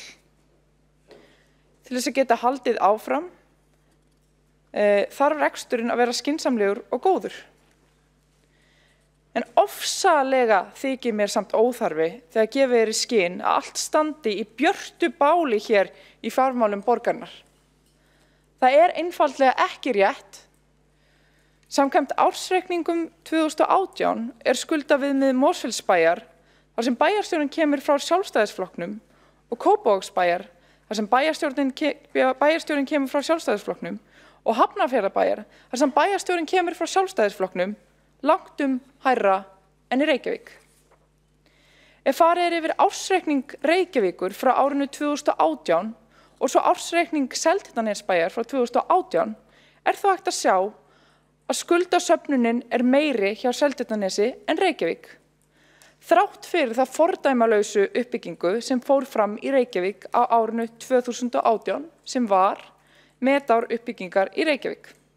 Skuldasöfnunin var meiri á Seltjarnarnesi þar sem bæjarstjórinn kemur frá Sjálfstæðisflokknum árinu 2018 en í Reykjavík. Þetta er þrátt fyrir að Reykjavíkurborg sé gríðarlega metnaðarfull þegar kemur að velferðarmálum, að skólamálum, að uppbyggingu, hvort sem það er fyrir stúdenta, óhagnaðardrifin leigufélög eða félagsbústaði. Við viljum gera vel, við erum hér til að gera vel og við erum að gera vel. Samt heyrum við endurtekna þá gömlu tuggu að Reykjavík sé illa rekin, að fjármálin séu í ólestri, að reksturinn sé óskynsamlegur. En ég er ekki hingað komin til að hrósa Reykjavík eða níða aðra. Ég er einungis að benda á að það er ekki rétt sem oft er gefið í skyn að Sjálfstæðisflokkurinn sé eini flokkurinn sem getur rekið sveitarfélög með fjárhagslega góðu móti. Ég er ekki hingað komin til að segja að Reykjavík sé betri sem hafi safnað skuldum hægar en Seltjarnarnes eða sé betri því hún hafi lægra skuldahlutfall en nágrannssveitarfélög á árinu 2017. En það er skuldahlutfall ekki minn mælikvarði á gæði sveitarfélags. Gæðin mæli ég í því hvað við erum að gera fyrir íbúa sveitarfélagsins, hvort við hugum vel að mannréttindavernd og velferðarmálum, hvort við hugum vel að barnafjölskyldum, hvort við hugum vel að fötluðu fólki, hvort við hugum vel að jaðarsettu fólki og stöndum okkur þegar kemur að skaðaminnkun. Stundum, jafnvel oft, er hagstæðara að taka lán og fjárfesta en að gera það ekki. Ótrúlegt en satt. Raunar er það yfirleitt þess vegna sem lán eru tekin. Sá sem það gerir telur sig geta grætt meira á notkun fjárins en vextirnir kosti. Stundum er hinn samfélagslegi og jafnvel fjárhagslegi ávinningur nefnilega svo mikill að lánin og vextir á þeim eru þess virði. Eru þess virði fyrir samfélagið og fyrir fólkið. Ekki er jafn auðvelt að mæla lífsgæði og það er að telja krónur. En það er ekki þannig að það eina sem skiptir máli í lífinu sé auðmælanlegt. Þetta er ekki heimilisrekstur, þetta er samfélagsrekstur. Auðvitað er gott að greiða niður skuldir og helst á að gera það þegar vel gengur. En eftir fordæmalaust niðurskurða tímabil eftir hrun var það fjárfesta í innviðum. Varð að fjárfesta í innviðum. Þörfin var æpandi. Á slíkum tímamótum er það ábyrgðarhluti að bregðast við þörfinni. Til lengri tíma litið og að jafnaði væri betra að fjárfesta þegar ládeyða er á markaði en halda að sér höndum þegar hiti er á markaði. Þetta vitum við. En það var ekkert reglulegt við hrunið og afleiðingar þess. Við fengum öll að finna fyrir því. Hér varð hrun og ég ætla ekki að fara yfir það hverjum það var fyrst og fremst að kenna. En hér varð hrun. Því miður. Og við erum búin að vera að bregðast við. Sem betur fer. Það er ýmislegt sem má betur fara. Ég hlakka til að styrkja innkaupaferlin og fá inn nýjan rammasamning fyrir sérfræðiþjónustu. Ég hlakka til að setja á fót sérstakt ráð sem á að fylgja vel eftir öllum framkvæmdum til að koma í veg fyrir mistök. Við Píratar vorum kjörin í borgarstjórn til þess að þétta kerfin og auka gagnsæi og nú standa yfir stórar stjórnsýslubreytingar sem munu sannarlega gera það með auknu eftirliti og aðhaldi en einnig meiri skýrleika og gagnsæi. Ég er stolt af okkar verkum. En er kannski því mikilvægasta og brýnasta á þessari stundu. Ársreikningur Reykjavíkurborgar litast af alþjóðlegu samhengi loftslagsbreytinga. Allar fjárfestingar beinast í auknum mæli að grænni uppbyggingu og endurspegla þær borg sem tekst að flétta saman umhverfislegar áherslur og öfluga fjárfestingu í innviðum í hagvelferðar borgarbúa. Þar sem við erum að takmarka fótspor okkar í umhverfinu með því að þétta byggð og draga úr losun gróðurhúsalofttegunda.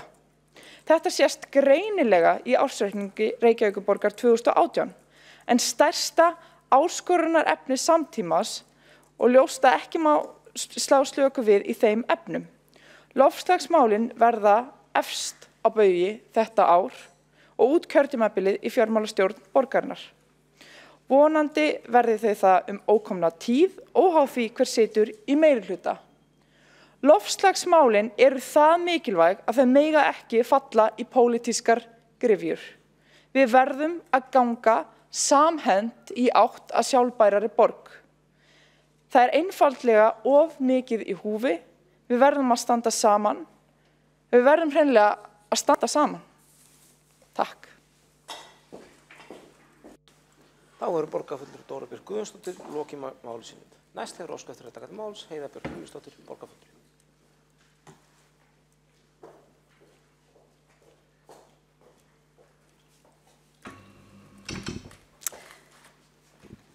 Forseti, ágætu borgarfulltrúar, við erum að ræða hér ársreikning 2018 sem að sannarlega er hægt að velta upp á margvíslegan hátt. Ég ætla að fjalla hér þann hluta sem snýr að velferðarsviði sem formaður velferðarráðs og auðvitað mæli með því og veit að því að við öll lesið greinargerð fagsviða og eru vel inn í málum.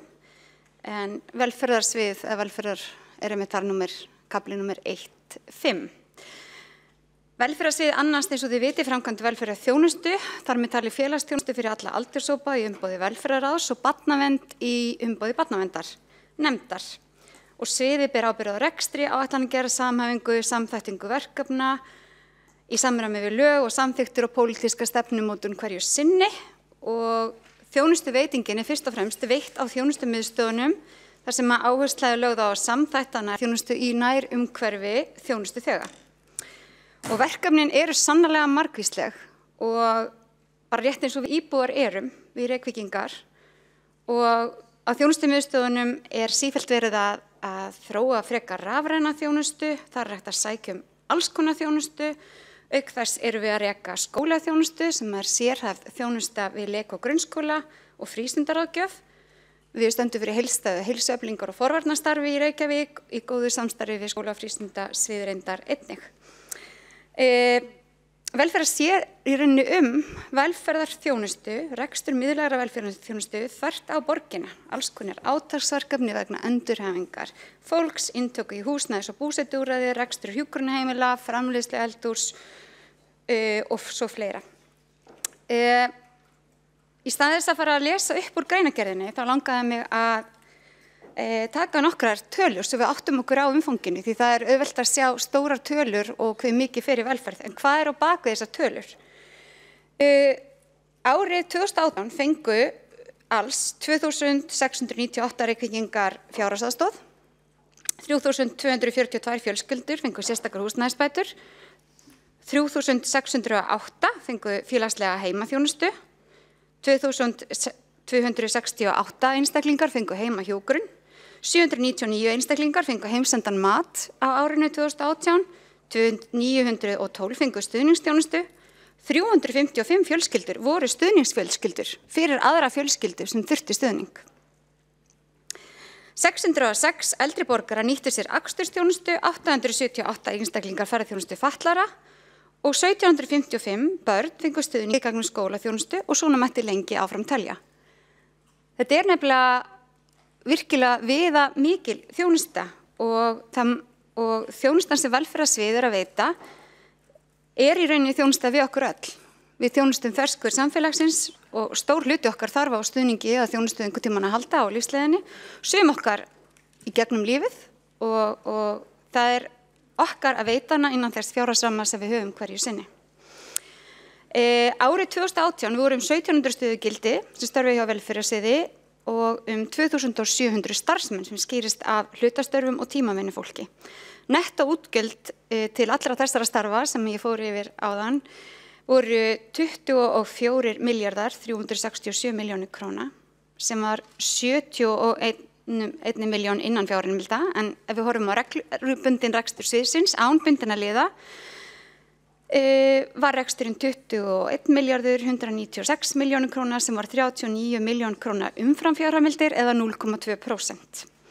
Mér finnst rétt að hrósa yfirmönnum á velferðarsviði fyrir svo góða fjármálastjórnun því að þó að það sé okkar að móta stefnu og pólitíska stefnumótun hverju sinni og hafa eftirlit, þá er það sannarlega starfsfólk, skrifstofunar og á þjónustumiðstöðunum, starfsfólki sem veitir þjónustuna sem að hefur náð að stýra þessu svo vel að við erum svo að segja innan ramma.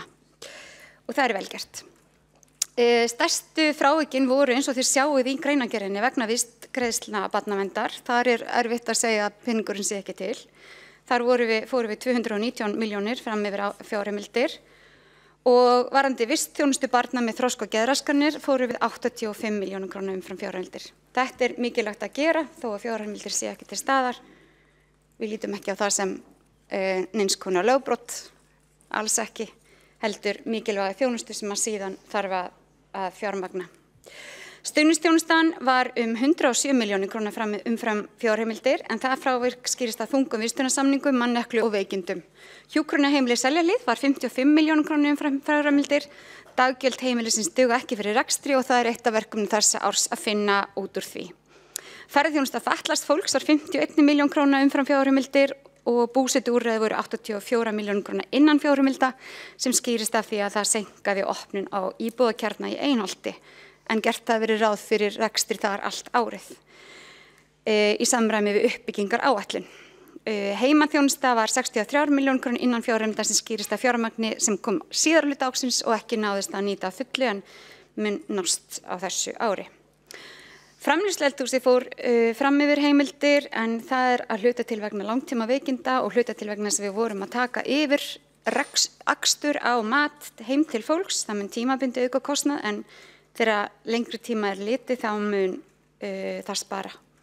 En eins og ég segi, það langbest að allir fræðist ársreikningin og þið fjölbreytta og fjölþætta starf velferðarráðs og velferðarsviðs í gögnunum sem að fylgdu með og ég veit að það eru allir borgarfulltrúar búin að lúslesa. Fjármálaskrifstofan flaggar þar á nokkur atriði sem að við vitum af og förum vel yfir. Ég stolt af því að vera í þessu meirihluta sem leggur fram þennan ársreikning. Ég stolt af því að við séum að sýna þennan árangur. Þetta sýnir sterka stöðu borgarinnar á sama tíma borgin stækkar og fjárfestir. Okkur að fjölga, okkur fjölgaði 2752 íbúða í fyrra. Reykjavíkurborg að fjárfesta og borgin verður sífellt fallegri og betri staður til að búa í. Það eru vissulega mörg verkefni framundan á velferðarsviði og við í velferðarráði erum í mikilli sókn hvað varðar velferðarþjónustu á þessu ári og við hlökkum til að sjá heilsuborgina mótast enn frekar, stefnum heimilislausa ná fram að ganga. Við erum í gríðarlegum fjárfestingum og spennandi verkefnum hvað varðar stuðningu í fatlað fólk og húsnæðisuppbyggingu og þróun þjónustu. Samstarfsnetið að taka sín fyrstu skref. Við vorum að samþykkja nýja aðgerðaáætlun fyrir í málum eldri borgara. Þar eru við líka að skoða þróun félagsþjónustu og samfélagshús þar sem við getum nýtt félagsstarfið fyrir fleiri hópa, skólaþjónustan og þjónusta við börn og fjölskyldur þeirra samþætt, framkvæmdaáætlun í barnavernd og margt fleira. Ég hlakka til að fá að skrifa undir þennan ágæta ársreikning og vil nota þetta tækifæri til að þakka öllu starfsfólkinu, ekki bara starfsfólkinu á velferðarsviði sem sannarlega á þakkir skilið fyrir góðan árangur, heldur líka öllum starfsmönnum Reykjavíkurborgar og ekki síst starfsmönnum fjármálaskrifstofu sem eru alltaf tilbúinir til að svara misskemmtilegum og flóknum spurningum borgarfulltrúa og þá hallar held ég ekki á neitt ef ég nefna hann Birgi sem er hér að láta á störfum. Hann hefur ósjaldan svarað alls konar spurningum frá mér með mikilli þolinmæði. Þannig takk fyrir það. Það var borgarfulltrúi Heiða Björk Hilmisdóttir lokið máli sínu, næst hefur óskað eftir að taka til máls Valgerður Sigurðardóttir borgarfulltrúi og hefur til þess 10 mínútur.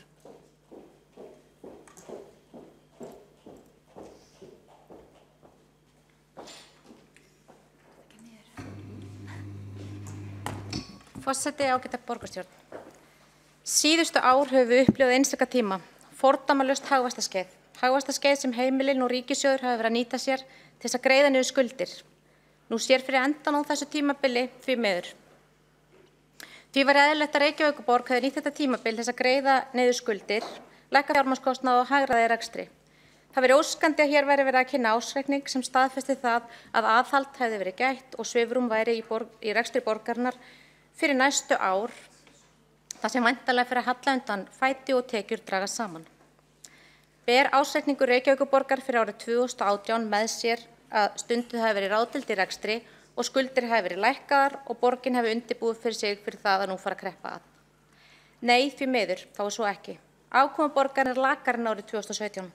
Annar rekstrarkostnaður vex, fjármagnskostnaður vex, skuldir vaxa í þessu sögulega góðæri. Skuldir uxu 2 milljarða á mánuði árið 2018, þó svo hafa tekjur borgarinnar hækkað. Núna stöndum við á þeim þröskuldi að samdráttartími er að byrja. Tekjur borgarinnar geta hætt að vaxa. Hvernig getum við mætt samdrætti? Ætlar Reykjavíkurborg að hækka skatta og gjöld? Nei, það er ekki laust þar sem sú leið hefur þegar verið nýtt. Hér þurfum við að sinna lögbundinni þjónustu sem er dýr, þjónustu sem ekki er hægt að spara í. Í hruninu þá var gríðarlega dregið úr þeim fjármunum sem lagði voru í viðhald á húsnæði leikskóla, grunnskóla, frístunda og félagsmiðstöðva. Það var leið til þess að spara. Nú þegar við horfum í baksýnisspegilinn, þá var það jafnvel ekki góð leið. Það er talið eðlilegt að eyða 2% af verðmæti fasteigna til viðhalds á ári hverju. Því miður, þrátt fyrir auki fé í þennan málaflokk, þá eigum við langt í land og mikil og brýn uppsöfnuð viðhaldsþörf er í fjölda húsnæðis bæði í leikskólum, grunnskólum, félags- og frístundamiðstöðvum. Ef við sinnum ekki viðhald á húsnæði, þá er vandinn fljótur að verða mjög kostnaðarsamur. Það höfum við heldur betur rekið okkur á þessu ári. Í Breiðholtsskóla er lokuð heil álma vegna myglu. Fossvogsskóli er allur lokaður vegna myglu. Leikskólar og frístundamiðstöðvar hafa líka verið í vanda.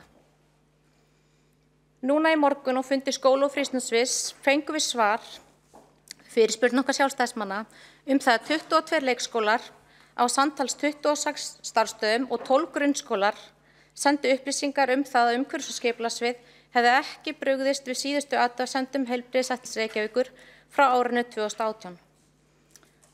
Það eru því 38 starfsstöðvar þar sem Heilbrigðiseftirlit Reykjavíkur hefur komið athugasemdir við og þeim ekki verið sinnt. Það er mikilvægt að brugðist sé við þeim athugasemdum og þeim sinnt hratt og vel. Til þess að við getum nákvæmlega metið þá viðhaldsþörf sem við stöndum frammi fyrir, þá er mikilvægt að við rannsökum og gerum úttekt á þeirri þörf sem er uppi og upplýsum nákvæmlega það hver hún er. Við verðum líka að hlusta á þær ábendingar sem koma frá foreldrasamfélaginu og starfsmönnum. Við verðum að forgangsraða mun meiri peningum til viðhalds. Það er dýrt fyrir okkur þegar að húsnæðið okkar liggur undir skemmdum. Gerður Sigurðardóttir lokið máli sínu, næst hefur óskað eftir að taka máls, Hildur Björnsdóttir, borgarfulltrúi og hefur til 10 mínútur.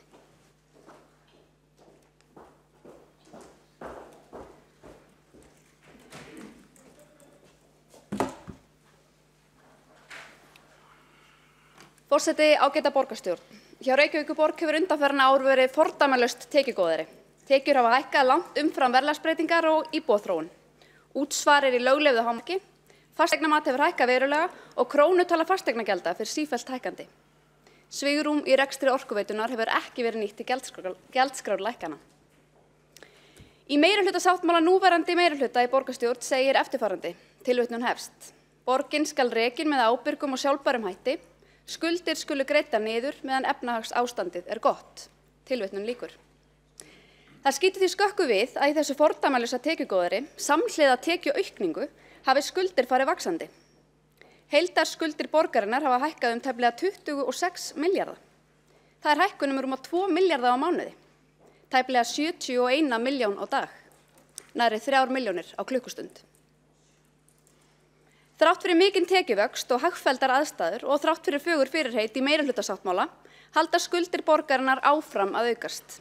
Á sama tíma nær ríkissjóður góðum árangri í lækkun skulda. Hér í ræðustól hefur áhugi sjálfstæðismanna á lækkun fasteignaskatta verið gerður tortryggilegur. Fyrir það fyrsta vil ég árétta að við erum sjálfstæðisflokkurinn. Það er hluti af grunnstefnu okkar að vilja lækka skatta og álögur á fólk og fyrirtæki. Það þarf enginn að efast. Áhersla okkar á lækkun fasteignaskatta strax í haust litast fyrst og fremst að þeirri staðreynd að hækkun fasteignamats fyrir árið 2018 var langt umfram spár. Fjárhagsáætlun borgarinnar gerði ráð fyrir 8% hækkun, en raunhækkunin var 15%. Það var því ríflegt svigrúm til lækkunar fasteignaskatts strax í ár og fjölmörg sveitarfélög með sjálfstæðismenn í fararbroddi lækkuðu fasteignaskatta af nákvæmlega þessari ástæðu. Þar hafið þið það. Það vill gleymast að lukkan getur snúist skyndilega. Við göngum ekki að því vísu að tekjur vaxi áfram á sama hraða. Það er ábyrgðarhluti að nýta gott árferði til að styrkja fjárhagsgrundvöll borgarinnar, greiða niður skuldir og sýna ráðdeild. Ég lýsi vonbrigðum með skuldasöfnunina og legg áherslu á viðsnúning á næsta fjárhagsári. Það er prófessorinn Hildur Björnsdóttir loki máli sínu. Næstur áskaftur að taka máls Egill Þór Jónsson, borgarfulltrúi, og hefur hann til þess 10 mínútur.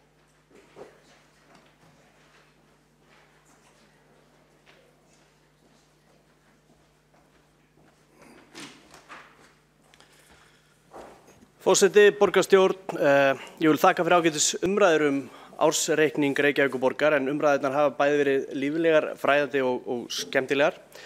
En það er oftast svona sama stefi sem að hljómar hérna þegar við erum að ræða fjármuni og forgangsröðun fjármuna. Gagnrýni á forgangsröðun fjármuna er ekki gagnrýni á þá þjónustu sem er veitt né þá starfsmenn sem að vinna hjá borginni. Þegar viðhaldsleysi skólabygginga er gagnrýnt er ekki verið að tala niður skólakerfið né gagnrýna starfsmenn skólana. Það er verið að gagnrýna forgangsröðun fjármuna sem borgarstjórn ber ábyrgð á. Tekjuhlið borgarna hefur sjaldan eða aldrei verið meiri. Útsvar og fasteignaskattar og önnur gjöld sem lögð á borgarbúa er í botni. Á sama tíma fara heildarskuldir borgarnar úr 298 milljörðum frá síðasta ásetningi yfir í 324 milljarða, samkvæmt núverandi ásetningi. Það virðist vera svo að tregðulögmálið eigi svo sannarlega stað þegar rætt er stjórn Reykjavíkurborgar þegar kemur að stjórnkerfið blási út eða skuldir borgarnar, en tregðulögmálið virkar svo að sérhver hlutur heldur áfram að vera í kyrrstöðu eða á jafnri hreyfingu eftir beinni línu nema kraftar sem á hann verka þvingi hann til að breyta því ástandi. Við þurfum að leggja okkur fram við að stöðva skuldaaukningu borgarinnar og stækkun stjórnkerfisins. Það þarf að vera vilji til, en hann er bara ekki til staðar því miður. Nærtækasta dæmi er útblásin miðlægin stjórnsýsla, en árið 2014 frá árið 2014 til 2018 hefur hún aukist 1.000 milljónir og 61 milljón, rúman milljarð. Það er því tækifæri til að draga úr stækkun miðlæga kerfisins. Það eru tækifæri til að borgin bæti sig í innkaupamálum, það eru tækifæri í að borgin dragi stórlega úr eða hætti þáttöku í verkefnum sem falla ekki undir lögbundna þjónustu. Málefni félagsbústaða er alltaf í umræðinni, grunsamlegar framúrkeyrslu viðhaldsviðgerða, langir biðlistar, leigjendur festast í fátæktargildru kerfisins, svo eitthvað sem nefnt. Á biðlistum félagsbústaða eru og hafa verið 1000 manns, eða 1000 fjölskyldur eftir hvernig við lítum á þetta síðastliðin ár, enda hefur ekki verið ráðist í grunnvanda kerfisins. Plástrarnir sem að plástra aðferðirnar eru á endanum alltaf dýrari. Stefna vinstrimanna síðustu 8 ár í húsnæðismálum hefur gert það að verkum að á 8 árum hefur leiguverð í borginni hækkað 100% en leiguverð er hæst í Reykjavík af öllum höfuðborgum Norðurlandana, samkvæmt skýrslu frá Íbúðalánasjóði. Það er því ekki tilviljun að vinstrimeirihlutin telji sig þurfa að setja meiri og meiri pening í félagslega húsnæðiskerfi þó engin eða lítill árangur náist þegar að biðlistar eru skoðaðir. Vandinn er heimatilbúinn. Á næsta árum eru mikla áskorun sem við sem sveitarstjórn þurfum að vera tilbúin í að takast á og því mikilvægt að forgangsraða fjármagni vel.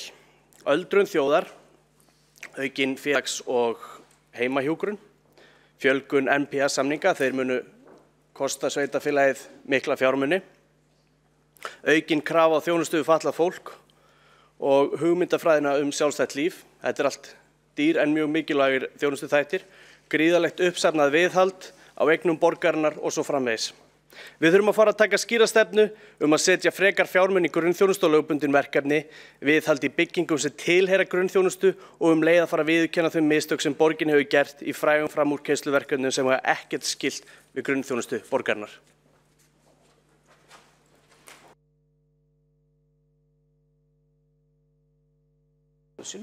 Næst er óskað að taka til máls annað skipti. Kolbrún Baldursdóttir, borgarfulltrúi.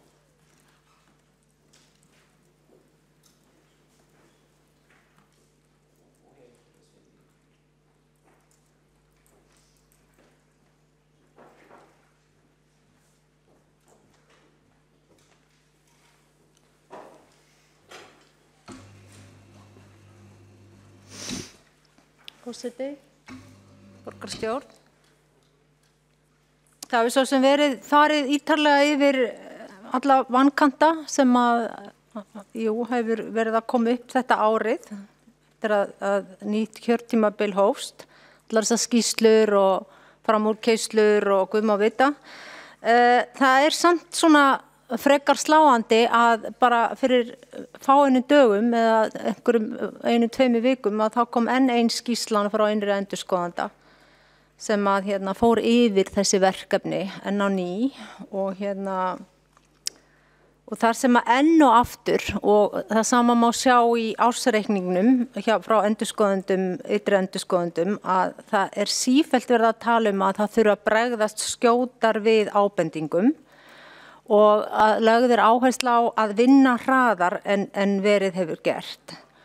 Og mér rétt að fara yfir það enn og aftur að eins og segir í skýrslu innri endurskoðanda að 10% áhættuflokkaðar ábendinga hafa fengið rauða áhættuflokkun sem ber merki alvarlega veikleika í innra eftirliti.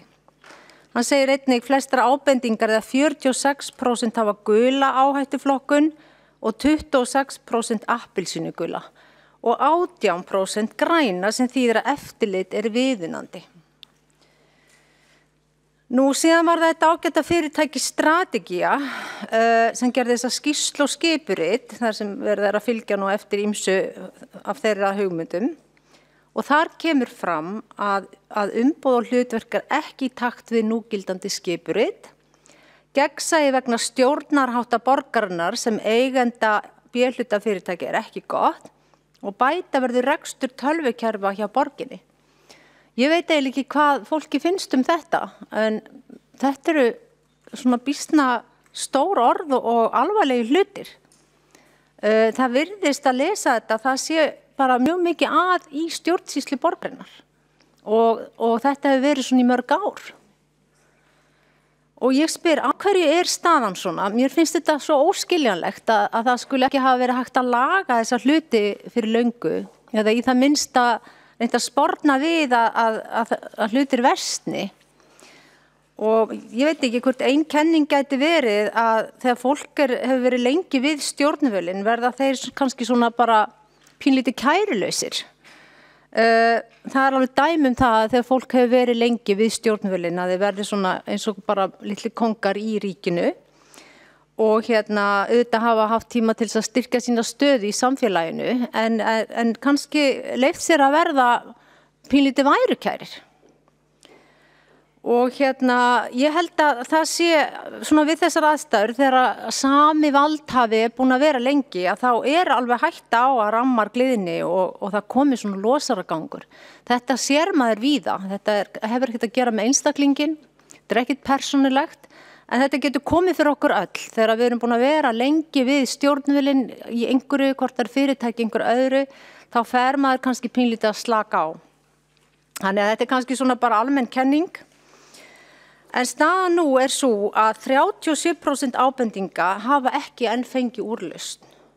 Sumar þeirra hefur verið ítrykkað síðan 2000 og allavega 15. Og mér finnst líka ennþá spurning með þessi önnur framúrkeyrsluverkefni sem ekki hefur fengið skoðun á. Það angrar mig allavega að vita ekki hver staða þeirra verkefna hugsanlega, hvort þetta sé jafnvel sambarilegt og þetta braggaverkefni og við erum að tala þarna Gröndalshúsið og Alstræti og Vitan og fleiri verkefni jafnvel. Mér finnst eins og kannski að frá og með undirritunarins ársreikning sé svolítið búið að þurrka þetta út og við munum aldrei fá neinar frekar upplýsingar.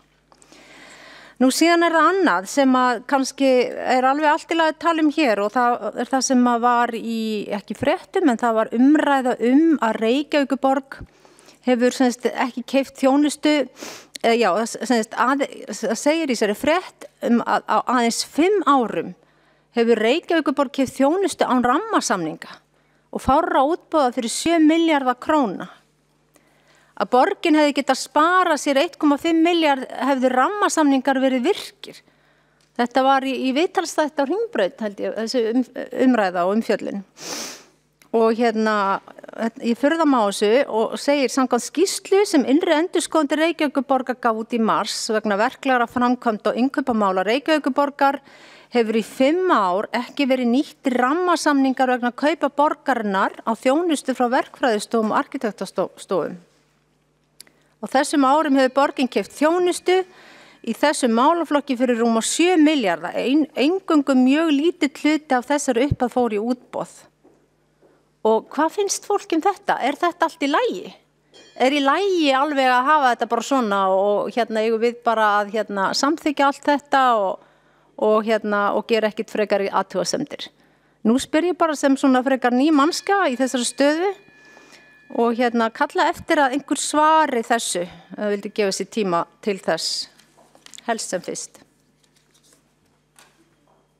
Forseti minnir á að leyfi forseta þarf til að vitna í ritamál. Næst er óskað eftir að taka til máls Eyþór Laxdal Arnalds, borgarfulltrúi í annað skipti og hefur hann til þess 5 mínútur.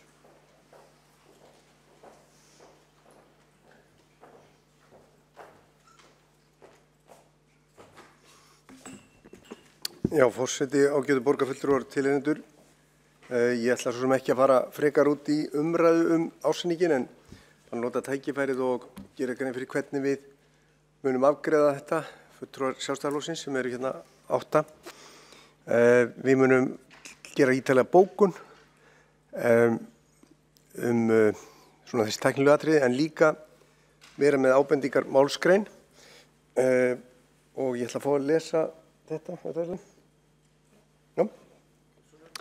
Það var annars vegar áritun okkar að hún verður fyrirvaralaus áritun með ábendingar málsgrein. Og hún svona, við áréttum að Reykjavíkurborg fari að lögum og gefi út viðauka við fjársáætlanir, þannig að heimildir séu ávallt fyrir fjárútlátum eins og kveðið er á í sveitarstjórnarlögum. Þetta er ekki löng ábending en ég held að allir hérna inni ætti að vera sammála að Reykjavíkurborg ætti að passa upp á þetta. Og það er velkomið að vera með í þessari ábendingar málsgrein ef aðrir vilja það í öðrum flokkum, hvort sem þeir eru í meirihluta eða minnihluta. Nú bókun okkar síðan í fundargerð varðandi afgreiðsluna er svohljóðandi. Innri endurskoðun Reykjavíkurborgar gaf út svarta úttektarskýrslu í desember 2018 svokallaða braggamál. Í skýrslunni var sérstaklega vikið að fjárheimildum sem lágu til grundvallar. Í skýrslu innri endurskoðandar sagði meðal annars: farið var fram úr samþykktum fjárheimildum og þess var ekki gætt að sækja viðbóta fjármagn áður en stofnað var til kostnaðar en það er brot á sveitarstjórnarlögum og reglum borgarinnar. Heildarkostnaður nú í desember er komin í 425 milljónir en úthlutað hefur verið heimildum að fjárhæð 352 milljónir. Svo verið sem hvergi hafi verið fylgst með því að verkefnið væri innan fjárheimilda. Annað dæmi framúrkeyrslu án fjárheimilda er að finna í nýjustu úttekt innri endurskoðanda varðandi 4 verkefni meðal annars Matvöll Hlemm og Sundull. Í kjölfar ritaði fjármálaskrifstofa borgarinnar minnisblað dagsett 5. febrúar meðhöndlun fjárheimilda til málaflokka verkefna með sérstakri áherslu á þá staðreynd að verkefnið Nauthólsvegur 100 hafi farið 73 milljón króna umfram fjárheimildir eins og framkemur í skýrslu innri endurskoðandar frá desember 2018. Í minnisblaðinu kemur fram að verklag við fjármálastjórn borgarinnar sé með þeim hætti að borgarstjórn samþykki heildarfjárfestinguna og þessi mat fjármálaskrifstofa með undirritun ársreiknings hafi borgarstjórn þegar samþykkt öll fjárútlát vegna verkefnisins. Í framhaldi af útgáfu minnisblaðs fjármálaskrifstofu óskaði oddviti Sjálfstæðisflokksins undirritaður eftir því við endurskoðunarnefnd borgarinnar með beiðni 18. mars síðastliðinn að taka til umfjöllunar og skoðunar það álit fjármálaskrifstofa með undirritun ársreiknings hafi öll fjárútlát sem fylgdu árinu 2018 verið samþykkt. Segir meðal annars í beiðninni: ef túlkun fjármálaskrifstofu er rétt þá þarf Reykjavíkurborg ekki að ágjöra greiðslum sem ekki er heimild fyrir eða flóknu eftirliti því hægt er að ljúka málinu ári eftir með undirritun borgarfulltrúa á ársreikningi. Endurskoðunarnefnd borgarinnar tilkynnti í kjölfarið að hún tæki erindi til skoðunar og fékk til þess Trausta Fannar Valsson, dósent við lagadeild Háskóla Íslands, sem var verkefnastjóri endurskoðunar sveitarstjórnarlaga og skrifaði meðal annars bókina Sveitarstjórnarréttur sem er helsta rit sveitarstjórnarréttarins. Meðal viðfangsefna bókarinnar eru þær reglur sem gilda fjármál sveitarfélaga og eftirlit með þeim. Niðurstaða Trausta Fannars Valssonar er skýr og þar er að fullu tekið undir sjónarmið borgarstjórnarflokksins að undirritun feli ekki í sér samþykki eða samþykki borgarfulltrúa á ólögmætum fjárheimildum. Þetta er semst bókun okkar, bara svo þetta sé á hreinu.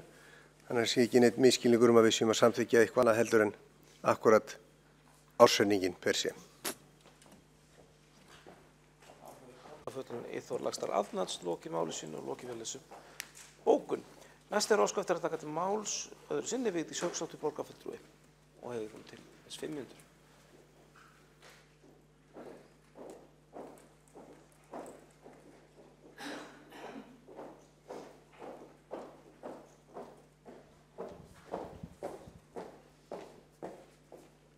Forseti, ágætu borgarfulltrúar og tilheyrendur. Ég hér í ræðu en ekki ansvari við oddvita borgarstjórnarflokks Sjálfstæðisflokksins, Eyþór Laxdal Arnalds. En heyra mátt á bókuninni, örlítið hvað stendur í þessu áliti sem borgarfulltrúar fá ekki að sjá og á að kynna í borgarráði á 50-daginn. Og þakka ég kærlega fyrir það. Því þarna staðfestist það sem við höfum talað hér í allan vetur, að það er það að þessar ósamþykktu greiðslur eru klárt brot á sveitarstjórnarlögum. Það er ekki hægt að koma sér undan því og mér finnst mjög óþægilegt að það sé ekki að hafa hér beina umræðu við borgarstjóra, framkvæmdastjóra borgarinnar og hann reyni að svara fyrir þetta en varpi ekki ábyrgðinni yfir á hið ágæta starfsfólk sem að starfar hér á fjármálaskrifstofunni, situr þarna aftast í salnum og þarf að hlusta á þessar umræður. Það er þannig að borgarstjóri ber ábyrgð á öllum rekstri borgarinnar og starfsfólk Reykjavíkurborgar hér sem að situr á fjármálaskrifstofunni hér í Ráðhúsinu eru undirmenn borgarstjóra. Við höfum fengið á okkur ágjöf frá borgarritara við kjörnu fulltrúar að við högum okkar eins og tuttar á skólalóð þegar við erum einfaldlega að vinna vinnun okkar og benda á það sem aflega fer, sem að er á ábyrgð borgarstjóra en ekki starfsfólks borgarinnar. Og mér finnst það mjög óþægilegt að sitja hér í þessum sal í dag og vera þvingaður til að skrifa hér undir ársreikning 2018 með öllum þessum lapsusum sem að í honum er að finna og þessum lögbrotum sem að við höfum verið að benda á. Ég er hérna með fyrir framan mig núna erindi frá eftirlitsnefnd með fjármálum sveitarfélaga. Eftirlitsnefndin sá sig knúna til þess að senda erindi til borgarstjórnar Reykjavíkur og efni þess erindis er eftirlit og eftirfylgni með virkni innra eftirlits Reykjavíkurborgar. Og hér kemur fram í þessu erindi að eftirlitsnefnd með fjármálum sveitarfélaga hefur kynnt sér skýrslu innri endurskoðunar Reykjavíkurborgar vegna framkvæmda Nauthólsvegi 100 sem birt var í desember 2018. Ekki er tilgangur nefndarinnar að fjalla sérstaklega efnislega niðurstöðu skýrslunar en nefndin telur þó ástæðu til að óska upplýsingar nánar tiltekin atriði sem ekki sýnast koma fram í skýrslunni og lítur að almennri fjármálastjórn.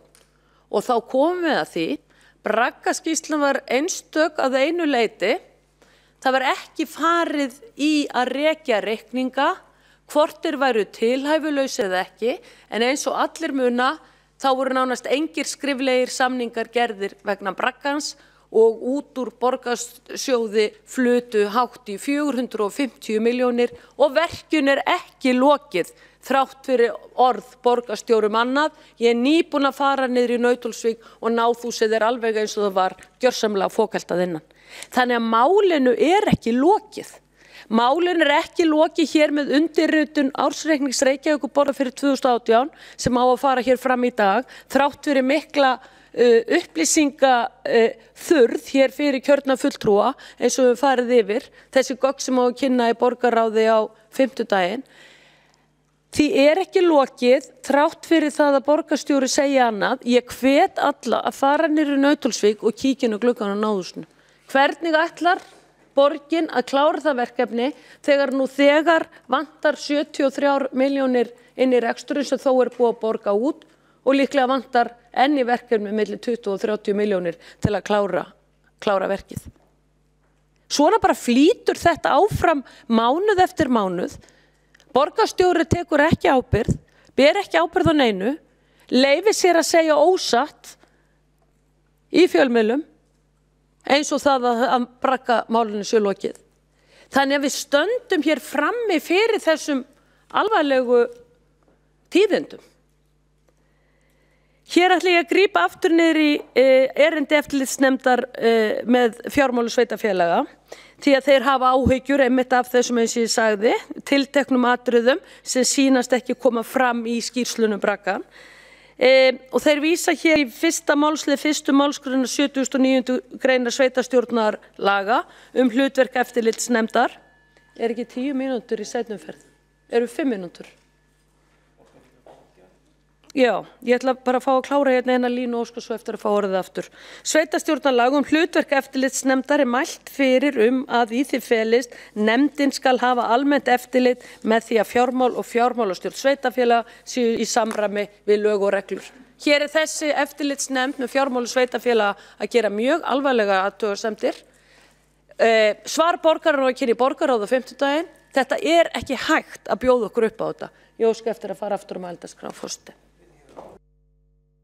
Forseti þarf til að reisa brýta mál í ræðustól. Næst hefur óskað eftir að taka til máls Marta Guðjónsdóttir borgarfulltrúi.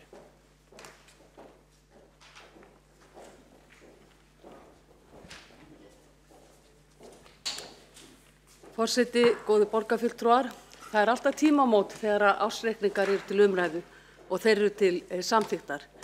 Hér hefur farið fram ágætis umræða, hér hefur hver sína sín á þennan ársreikning og sumir eru glaðir en aðrir. Sumir eru hér með bros og ver á meðan aðrir hafa kannski áhyggjur af því hvernig mál hafi verið að þróast á undanförnum árum. Þrátt fyrir mikla tekjuaukningu hjá borginni og að útsvari sé í hæstu hæðum og byggingarréttargjaldi hækkað verulega hafa skuldir aukið gríðarlega. Að sjálfsögðu erum við ekki ánægð með þá tilhögun. Í öllum rekstri spyrja menn sig grundvallar spurninga á borð við hvort skuldirnar sé að hækka eða lækka eða hvort að reksturinn sé sjálfbær. Því miður er því ekki til að dreifa hér, því ársreikningurinn ber með sér að skuldirnar eru að hækka og reksturinn er ekki sjálfbær. Ekki getum við brosað við því. Síðustu ár hefur hagnaður borgarinnar verið talsverður, enda öll gjöld og skattar í botni og afkoma af sölu byggingarréttar góð. Þrátt fyrir mikið góðar á undanförnum árum og að við höfum verið á hátindi hagsveiflunnar hefur ekki tekist að lækka skuldir. Það vekur jafnframt eftirtekt að á sama tíma hefur ríkinu tekist að lækka sínar skuldir á meðan Reykjavíkurborg hækkar skuldirnar sínar. Þetta sýnir lausatök á fjármálum. Gera þarf alltaf ráð fyrir því að efnahagsástandi geti versnað og tekjur fari minnkandi. Forseti, góðir búmenn spara í góðæri fyrir mögru áránum. Þá langar mig að benda á að áhöld eru til að mynda innviðagjöldin sem geta haft veruleg áhrif á fjárhag borgarinnar. Það er áfellisdómur yfir fjármálastjórn meirihlutans að skuldir borgarsjóðs hafi hækkað 8 milljarða á síðasta ári og að skuldir samstæðu borgarinnar vaxið 2.250 milljónir.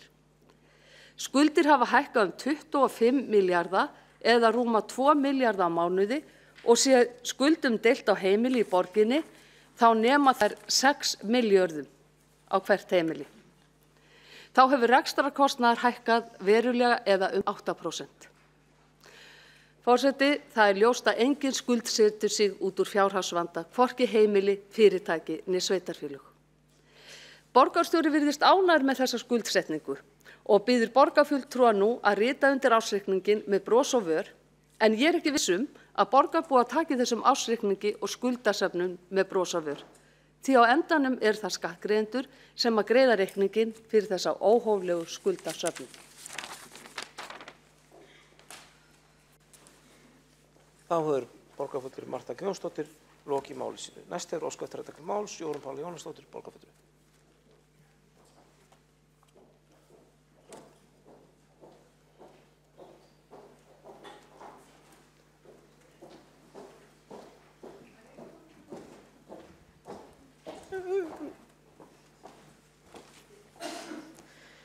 Forseti, ágæta borgarstjórn og tilheyrendur. Umræðan stöðuna hefur verið frekar jákvæð af hálfu fulltrúa meirihlutans hér í dag. Ég sakna þess að markið sé sett hærra. Hér í byrjun var til dæmis komið inn á samanburð á milli sveitarfélaga samkvæmt ársreikningum 2018 að Reykjavík komið þá vel út í þeim samanburði. Þessu get ég ekki verið sammála. Til dæmis Reykjavík aðeins í 4. sæti af 7 á listanum sem var varpað upp hérna áðan, sé litið til skuldaviðmiðs í A-hluta en í 5. sæti af 7 í A- og B-hluta. Ég hvet borgarfulltrúa til þess að rýna þessar tölur. Hagkvæmni vegna íbúafjölda Reykjavíkurborgar, það að segja stærðarhagkvæmnin okkar, ætti að leiða til þess að Reykjavík skori sjálfkrafa hátt í þessum samanburði. Svo ekki sem minnst á ytri þætti núna eins og túrismann sem við erum að njóta hvað mest góðs af á landinu og tekjur vegna hækkunar á fasteignasköttum og fleiru. Svo hins vegar ekki. Það sýnir til dæmis launakostnaður sem þarna birtist og annar rekstrakostnaður. Ég sakna þess að skilaboðin til borgarbúa séu þau ef við stefnum hærra. Þá hefur borgarfulltrúi Jóra Páll Jónsdóttir lokið máli sínu og næst hefur óskað eftir að taka til máls Sanna Magdalena Mörtusdóttir, borgarfulltrúi.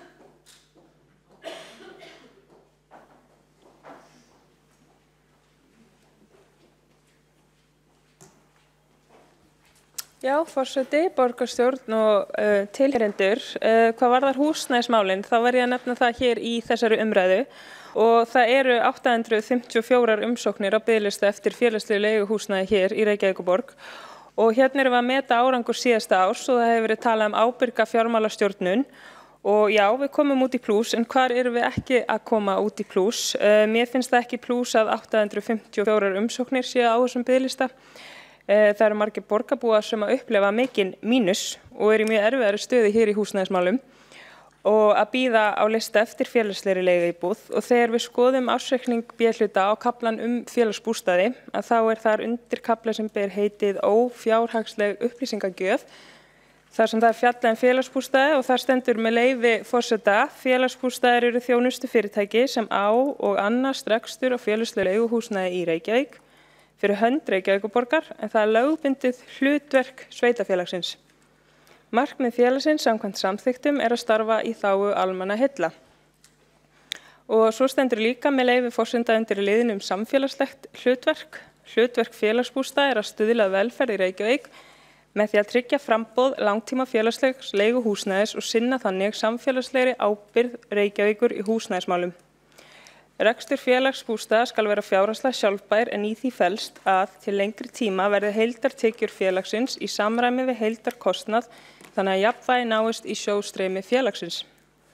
Og eins og við vitum að þá byggja heildartekjurnar að mestu leyti upp af leigutekjum þeirra sem að leigja hjá félagsbústöðum og ég bara skil ekki hvernig það hefur verið talin góð ákvörðun á sínum tíma að koma þessum málaflokki yfir í B-hluta fyrirtæki og finnst það bjóða upp á flækjustig og sé ekki hvernig B-hluta fyrirtæki sem á að vera fjárhagslega sjálfbært, fjárhagslega sjálfstætt fyrirtæki passar við þetta hlutverk sem að félagsbústaðir eiga að hafa og það að segja að sjáum að veita félagslegt leiguhúsnæði og ég bara skil ekki hvernig það tali að þetta rekstrar fyrirkomulag þjóni sem best hagsmunum leigjenda og þeirra sem í þörf fyrir félagslegt leiguhúsnæði og fyrst við erum hér að ræða A- og B-hluta þá fannst mér ég verða að nefna þetta hér og að ábyrgðin liggur hjá Reykjavíkurborg og það eru enn 854 að bíða og bakvið þann fjöldar en fleiri einstaklingar svo sem börn og af hverju tilheyrir þetta ekki beint undir borgina þar sem fjármagn veitt í húsnæðis uppbyggingu eftir þörfum svo enginn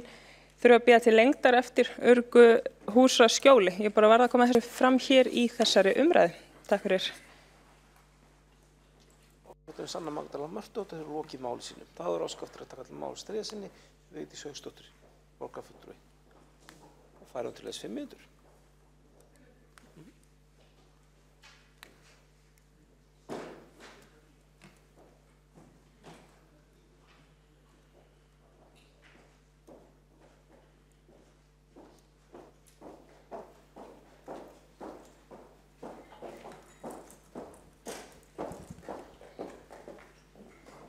Forseti, ágætu borgarfulltrúar og tilheyrendur, ég biðst afsökunar á þeim misskilningi sem átt sér stað hjá mér hér í síðustu ræðu því að ég taldi að við værum með 10 mínútur í seinni umferð en þær eru víst bara 5. Ég þurfti því að hætta hér í miðju kafi þegar ég var að fara hér yfir ósk eftirlitsnefnd með fjármál og sveitarfélaga svör frá borginni eftirlit og eftirfylgni með virkni innra eftirlits Reykjavíkurborgar.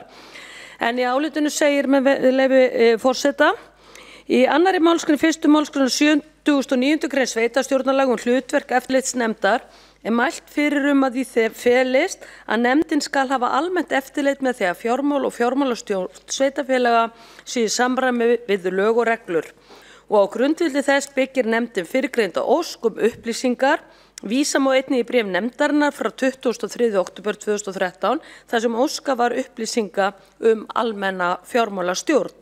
Ég að draga þetta hér fram, forseti, vegna þess að það mjög alvarlegur hlutur að eftirlitsnefnd fjármál og sveitarfélaga hafi áhyggjur af fjárreiðum sveitarfélags og þetta beinist hér að Reykjavíkurborg.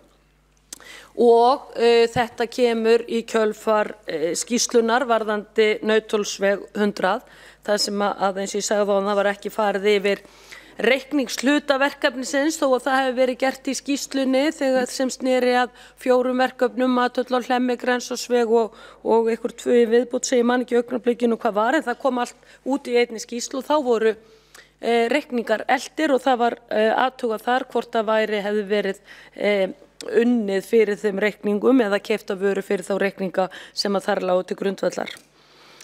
Hérna segir svo áfram í þessu minnisblaði frá eftirlitsnefnd fjármál og sveitarfélaga að í skýrslu innri endurskoðunar kemur fram á blaðsíðu 5 undir lið 2 heildarstöður sem eftirfarandi. Á árinu 2015 gerði innri endurskoðun úttekt á skrifstofu eign- og atvinnuþróunar og skilaði skýrslu þar sem setta voru fram ábendingar atriði sem betur máttu fara. En hafa ekki verið gerðar fullnægjandi úrbætur vegna ábendingana. Þarna erum við enn og aftur farin að tala skýrsluna sem innri endurskoðandi skilaði 2015 með yfir 30 athugasemdum sem að sneru að rekstri borgarinnar og nokkuð margar sneru að skrifstofu eign- og atvinnuþróunar þar sem að allir þessi skandalar hafa komið upp og þessi fjármála óreiða og það var ekkert gert með þá skýrslu, ekki nokkur hlutur. Hér innri endurskoðandi að reyna að berja í gegn einhverjar skýrslur sem betur mætti fara. Eftirlitsnefnd með fjármál og sveitarfélaga að reyna að aðstoða innri endurskoðun Reykjavíkurborgar með því að krukka áfram í þetta og kalla eftir upplýsingum. En ekkert gerist. Og það fullyrt og hefur verið fullyrt af innri endurskoðanda að bragginn hefði aldrei orðið þessi skandall og jafnvel aldrei orðið til hefði verið farið eftir ráðleggingu sem birtist í þessari skýrslu árið 2015. Þetta veruleikinn. Og svo kemur meirihluti fram núna og segist ætla að bæta sig og lofar bót og betrun. En hvað, hversnig hefur treysta því í þetta sinn úr því það var ekki gert árið 2015? Og öll þessi framúrkeyrslu verkefni blasa við okkur. Vitin á Höfða, Mathöll á Hlemmi, Bragginn, Gröndalshús og fleira. Það nefnilega engin betrun hér í gangi. Það kemur hérna jafnframt fram í þessari fyrirspurn að jafnframt ósk eftir upplýsingum í gildandi verklagsreglur sem heimila til færslu fjárheimilda milli fjárfestingaverkefna og gildandi verklagsreglur gerð viðauka við fjárhagsáætlun og óskað eftir því að svör vegna þessara fyrirspurnar berist eigi síðan en 30 dögum eftir dagsetningu bréfsins og dagsetning bréfsins 18. mars og við vitum hvaða dagur í dag. Þannig að nú borgin í stað þess að svara þessu hér og gera þetta upplýst, herra borgarstjóri, hér fyrir undirritun ársreikning 2018, þá gripið í það haldreipi að birta álitið ekki fyrir en fresturinn útrunnin og það verður birt í borgarráði á 50 dag þegar ekkert verður hægt að gera. En þessar áhyggjur eftirlitsnefndar með fjármálum sveitarfélagana segir allt sem segja þarf. Svona ekki sent á stað nema það sé verið, nema það leiki vaf á því að fjármál sveitarfélagi sé ekki í lagi. Þess vegna það alveg hreinu ólíkindum að þetta skuli vera með þessum hætti að þetta minnisblað og jafnframt minnisblað lögfræðingsins varðandi þessar túlkun á útborguðum peningum án heimilda skuli ekki liggja hér fyrir þessum fundi.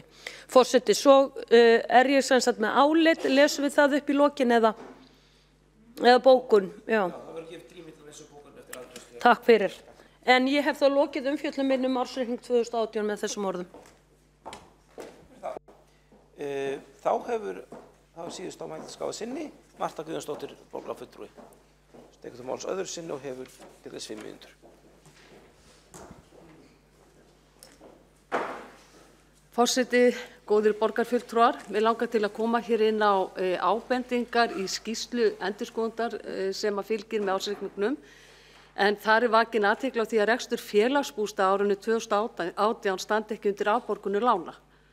En samkvæmt eigendastefnu félagsins skal rekstur þess vera sjálfbær, þannig að ljóst að grípa þar til aðgerða til að snúa þessari þróun við. Og það vekur upp spurningar rekstrarhæfi félagsins og hver verða viðbrögðin. Hér hefur endurskoðandi komið með fjölmargar ábendingar og mér langar til að nefna hér fleiri ábendingar sem að snúa að stjórnsýslu endurskoðun. Þar koma fram ábendingar skort á ferli áhættustýringar og gerð áhættustefnu og nauðsyn þess að byggja þurfi upp heildstæða áhættustýringu. Samkvæmt mati innri endurskoðunar á eftirlitsumhverfi borgarinnar frá árinu 2017 eru helst gerðar ábendingar skort á ferli áhættustýringar og gerð áhættustefnu. Það sem sagt ekki til heildstæð áhættustýringarstefna sem að bent á að þurfi að bæta. Þetta snýr að stjórnskipulagi mannauðsmála og miðla yfirsýn yfir upplýsingatækni meðal annars. Bent á að bæta með eftirfylgni með ábendingum eftirlitsaðila svo sem innri eða ytri endurskoðanda. Athugasemdir eru lengi í úrvinnslu og lagt til að verkefninu verði fundið miðlægur ábyrgðaraðili sem safna saman athugasemdum frá eftirlitsaðilum. Fylgir eftir með þeim meiningu borgarinnar sem athugasemdirnar beinast að og upplýsi borgarstjóra og eða borgara reglulega framgang mála. Ég tel að þetta sé mjög mikilvægt því að hér hafa komið upp mál hjá borginni sem að við höfum ekki fengið upplýsingar og hefur margoft verið bent á. Jafnframt koma fram í þessum ábendingum að úttektir innri endurskoðunar hafa leitt í ljós að bæta má eftirlit með verkframkvæmdum þar sem raunkostnaður einstakra verkefna reynist oft langt umfram upphaflega kostnaðaráætlun. Þá voru einnig tilfelli þar sem nægjanlegar fjárheimildir voru ekki til staðar miðað við samþykkta fjárhagsáætlanir.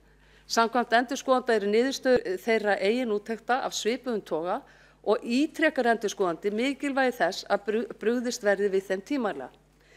Öll þekkjum við dæmið það að innri endurskoðun gerði hér úttekt á skrifstofu SEA og kom með fjölmargar ábendingar árið 2015 og það er náttúrulega ekki furða að þessar ábendingar komi hér fram frá endurskoðanda vegna þess að ekki hefur enn verið brugðist við þessum ábendingum innri endurskoðanda frá 2015 og ef það hefði verið brugðist við þeim ábendingum þá hefði bragamálið aldrei orðið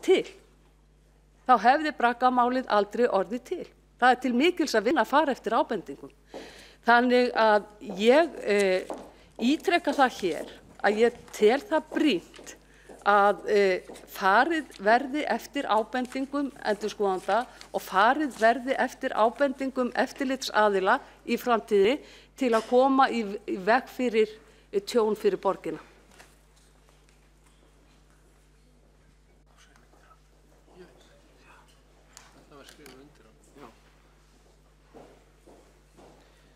Þá hefur borgarfulltrúi Marta Guðjónsdóttir lokið máli sínu og ekki hafa fleiri hvað sér hljóðs og þá umræði lokið og verður þá ásagningum borið upp hér.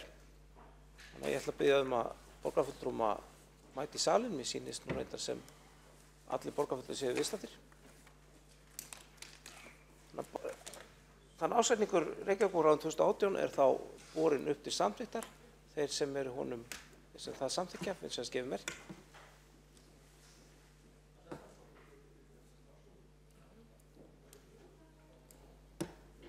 hátt og skýrt. Þeir sem á móti kunna að vera.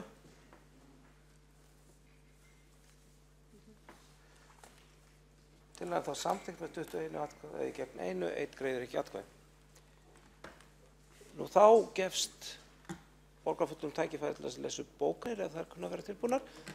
Borgarfulltrúar Sjálfstæðisflokksins hafa þegar lesið upp sína bókun þær að fara þakki fyrir það. Gjörðu svo vel, borgarfulltrúar Vigdís Hauksdóttir.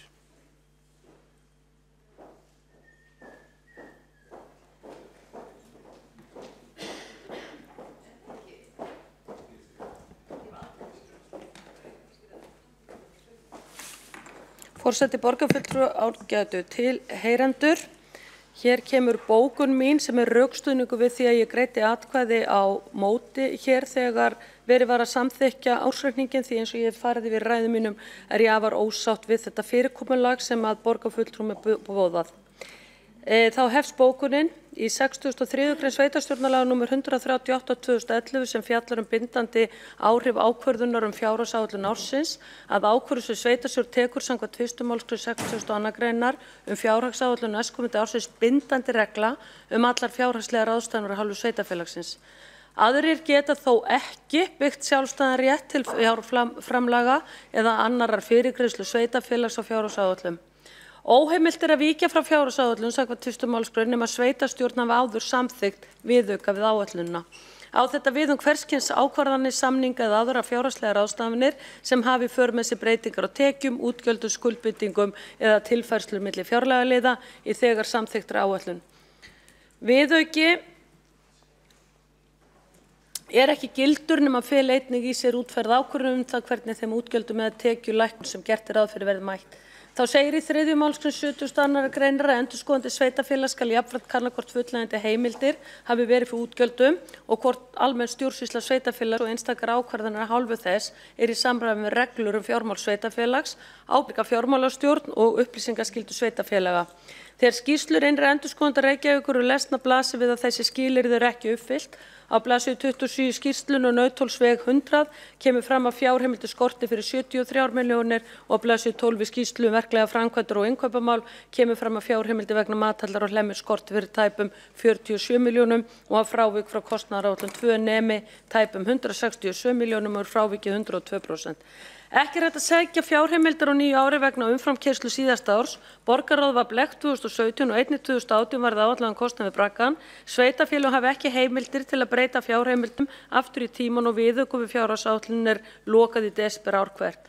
Þetta var staðfest í innanríkisráðuneytinu þegar óskað var eftir ályktun þetta efni 2013.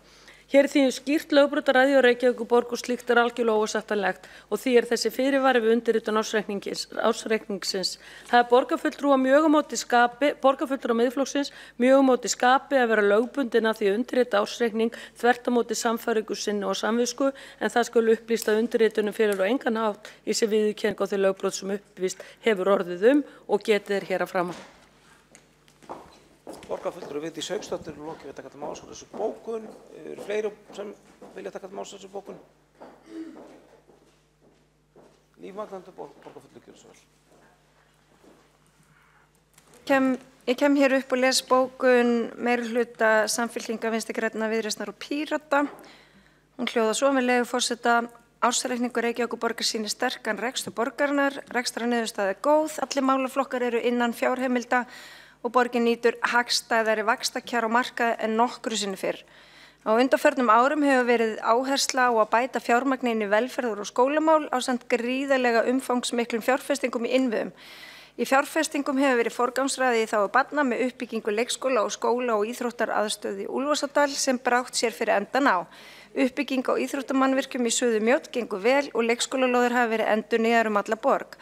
Álagningarhlutfall fasteignagjalda var lækkað 10% með sérafsláttum fyrir eldri borgara og öryrkja. Farið var í stór átak í malbikun gatna og lagningu nýrra hjólastíga í borginni.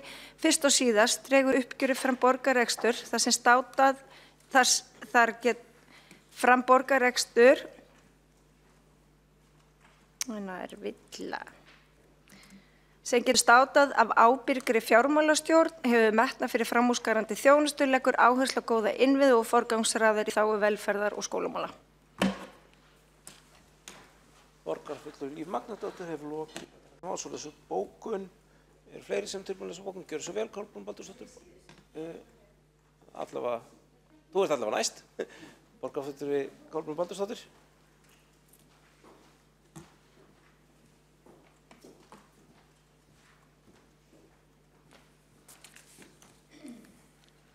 Forseti borgarstjórn, já, ég geri athugasemdir við þennan ársreikning 2018 og sem sagt satt hjá vegna þessa fyrirvara sem ég vil setja og það hljóðar svona: borgarfulltrúi Flokks fólksins skrifar undir ársreikning borgarinnar 2018 með fyrirvara. Borgarfulltrúi ekki sáttur við hvernig farið hefur verið efnislega með fjármuni borgarinnar. Borgarfulltrúi óttast einnig ekki séu öll kurl komin til grafar í verkefnum sem farið hafa fram úr kostnaðaráætlun. Flokkur fólksins lagði fram tillögu 10. janúar að innri endurskoðun geri sambærilega úttekt á Gröndalshús og gerð var á Nauthólsvegi 100 en Gröndalshúsi fór langt fram úr kostnaðaráætlun. Tillagan var felld á grundvelli umsagnar skrifstofu eign- og atvinnuþróun án þess að fengið væri álit innri endurskoðanda. Það er mat borgarfulltrúa að borgaryfirvöld hafi misnotað fé borgarbúa með grófum hætti undanfarin ár. Fjölmörgum ábendingum innri endurskoðanda hefur ekki verið fylgt eftir. 37% ábendinga sem raktar í nýrri skýrslu innri endurskoðunar hefur ekki fengið úrlausn, sumar þeirra eru margítrekaðar. Borgarfulltrúi áréttar aftur að með þessar undirskrift, það er að segja sem verður þá eftir, samþykkir hann ekki nein fjárútgjöld sem farið hafa fram úr fjárheimildum án heimildar og fordæmir brot borgarinnar á sveitarstjórnarlögum og lögum skjalasöfn að fjárhæðum hafi verið eitt án heimildar, brot á innkaupareglum, að borgarráði hafi verið veitt rangar upplýsingar sem og að tölvupóstu afritum var eitt. Allt sem staðfest hefur verið í skýrslu innri endurskoðunar borgarinnar meðal annars við Nauthólsveg 100.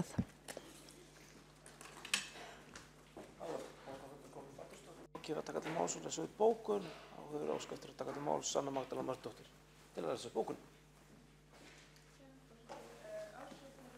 Borgar 2018 samanstendur af samstæðu uppgjöri á B-hluta og uppgjöri A-hluta sem samanstendur af aðalsjóði og eignasjóði. Rekstur A-hluta er að hluta að öllu leyti fjármagnar af skatttekjum þar sem útsvari stærsti hluti rekstrartekna. Aðalsjóður var rekinn með tapi upp á rúman milljarð og jákvæð rekstrar niðurstaða A-hluta upp á rúma 4,7 milljarða byggir að miklu leyti á sölu byggingaréttar og söluhagnaði eigna. Áður fyrr var lóðum úthlutað en nú hefur það færst í aukana að þær séu boðnar upp í útboði þar sem hæstbjóðandi fær lóð úthlutaða og greiðir byggingaréttargjald fyrir húsnæðisuppbyggingu. Sósíalistar leggja áherslu á einstaklingum, fjölskyldum, óhagnaðardrifnum byggingarfélögum og byggingarsamvinnufélögum eru úthlutuð lóðum og fjárhagsstaðaráði þar ekki úthlutun. Byggingaréttargjald var ekki lagt á áður fyrr og væri sennilega ekki nauðsynlega innheimtu aðgerð ef borgin leitaði eftir að styrkja tekjustofna sína. Til dæmis með samvinnu við hin sveitarfélögin að leggja útsvara fjármagnstekjur. Fulltrúi Sósíalistaflokksins er meðvitaður að borgarstjórn Reykjavíkur geta ekki lagt á skatta án laga frá Alþingi en telur eðlilegt að áhersla sé lögð á að hinir allra auðustu greiði til samfélagsins eins og launafólk þá þyrfti sennilega ekki að selja almenningsgæði sem felast í byggingarétti. Og þá hefur borgarfulltrúin Anna Magdalena Mörtusdóttir lokið vel þessu bókun og ekki hefur forseti að vita fleiri bókanir. Þannig umræðum þennan lið er þá lokið. Og gengið til næsta liða sem er fundagerð borgarráðs á 9. maí. Það er sérstaklega að greiða atkvæði 21. lið og hefur borgarfulltrúin Sabín Leskov beðið um orðið.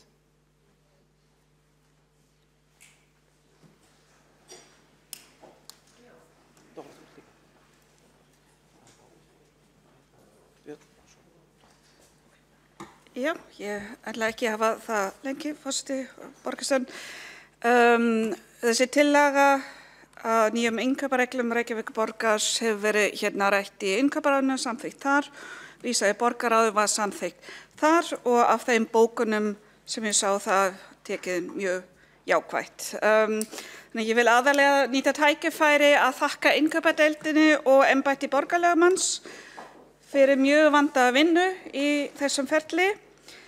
Ég vil líka sérstaklega benda á mjög gott samstarf við fulltrúa úr minnihlutanum, bæði borgarfulltrúum Bjarni Gíslasyni og Erni Þórðarsyni, varamann hans, sem tóku mjög virkan þátt í þessari vinnu og það sem sameinaði okkar var mjög einbeittur vilji að gera vel og skoða líka allt sem við viljum taka tillit til einmitt margt sem hér hefur jafnvel komið fram hér í dag. Tillagan sem er lögð hér til samþykkta er vegna lagabreytingar sem taka gildi núna 31. maí Það var reynt að taka tillit til fyrirhugaðra stjórnkerfisbreytingar eins mikið og hægt og hægt var á þessu stigi, en það er alveg ljóst að það þarf að endurskoða reglurna og svo að sjálfsögðu samþykktir fyrir ráðið leið og þessar breytingar á stjórnsýslu liggja fyrir.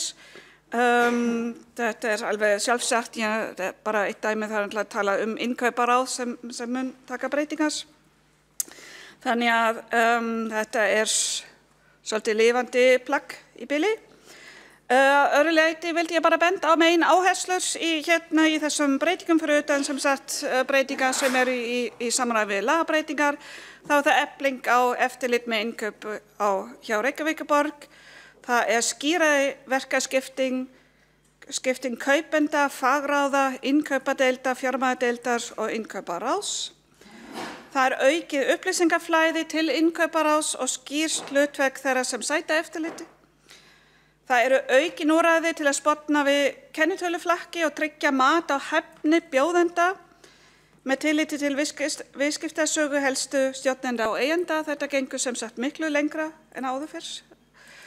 Það er einnig skett á keðjuábyrgð og ábyrgðarskipti milli aðalverktaka og kaupanda.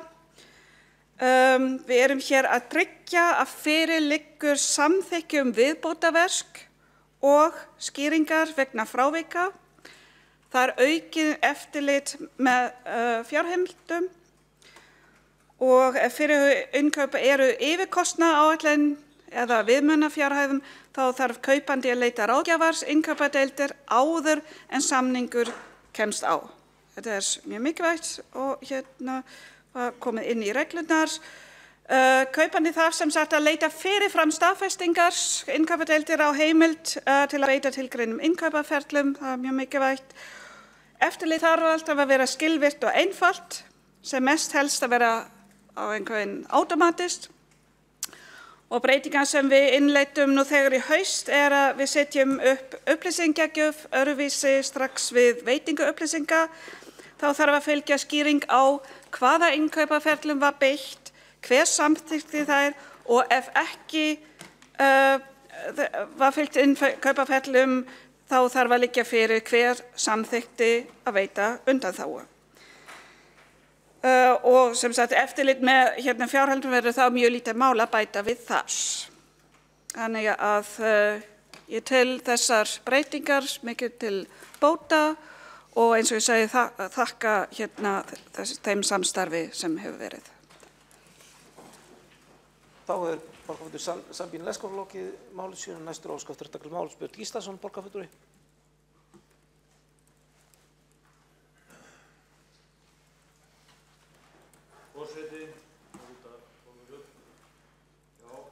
Sabine Leskov, formar innkauparáðs, fór hér ágætlega yfir þetta þessar breytingar á innkaupareglum og þetta er bara búið að vera ágætis vinna og ég sömuleiðis þakka meiri hlutanum fyrir góða vinnu.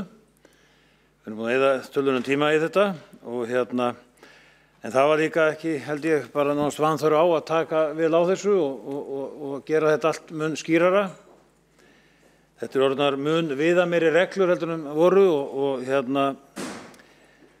og taka á fleiri málum. Við fórum yfir meðal annars viðmiðunar fjárhæðir og ýmislegt og þetta náttúrulega kostar líka sitt að útbúa sem sagt útboð og þannig að við hækkuðum þau aðeins viðmiðunar fjárhæðir til að svona mæta því aðeins. Nú og maður ágætur, það er fínt þetta eins og kom fram hjá borgarfulltrúa Sabine Leskov að það komið keðjuábyrgðin og kennitöluflakkið og allt þetta annað. Það er auðvitað þetta náttúrulega lifandi plagg. Ef eitthvað er þá náttúrulega er hægt að laga þetta og bæta. En við fórum vel í gegnum þetta og mér sérstaklega með tillit til þess sem undan er gengið svona síðastliðin ári þá þurfti nú að laga þetta vel. Og við vorum svo sem með bókun með tillögu í vetur, sjálfstæðismenn, varðandi þetta, að efla innkauparáð og styrkja. En ég ætla að fá að lesa bókun undir þessu lið frá okkur sjálfstæðismönnum, sem hljóðar svo. Fulltrúar Sjálfstæðisflokks fagna því að nú sé verið að efla innkauparáð í takt við þær tillögur sem sjálfstæðismenn lögðu fram í vetur. Þá vilja fulltrúar Sjálfstæðisflokks koma á framfæri þakklæti til starfsfólksins sem koma að þessari vinnu. Sérstaklega viljum við þakka Eyþóru Kristínu Geirsdóttur sem hafði yfir umsjón með þessari vinnu. Gíslason lokið að taka máls og leysa bókun. Næst óskað eftir að taka máls Þórhildur Guðjónsdóttir bókafræðingur.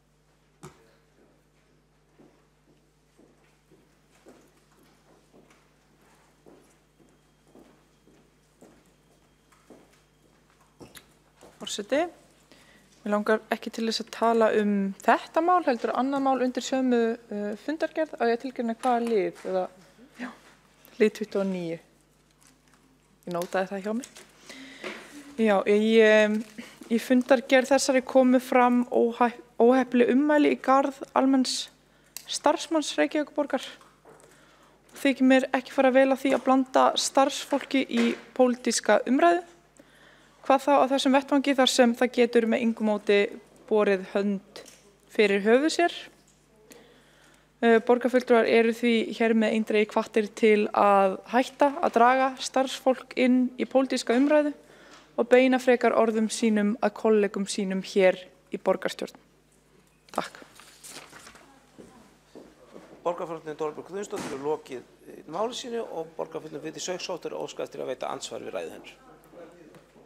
Þetta undir fundargerð borgarráðs, sérstaklega vísað í 29. lið.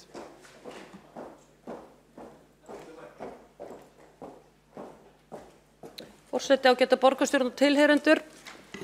Þetta var skrítin ræða hjá forseta borgarstjórnar.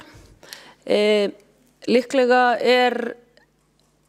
borgarfulltrúin Dóra Björt Guðjónsdóttir að vísa í bókun sem ég lagði fram á síðasta borgarráðsfundi. Þar sem að verið að fjalla rannsóknarrétt Ráðhússins og það hvernig eigi að ná tökum og böndum og þakka niður í borgarfulltrúum, kjörnum fulltrúum hér í Reykjavíkurborg. Og ég sett einfallega inn í bóku mína nákvæmlega þau atriði sem hafa komið fram í almennri umræðu.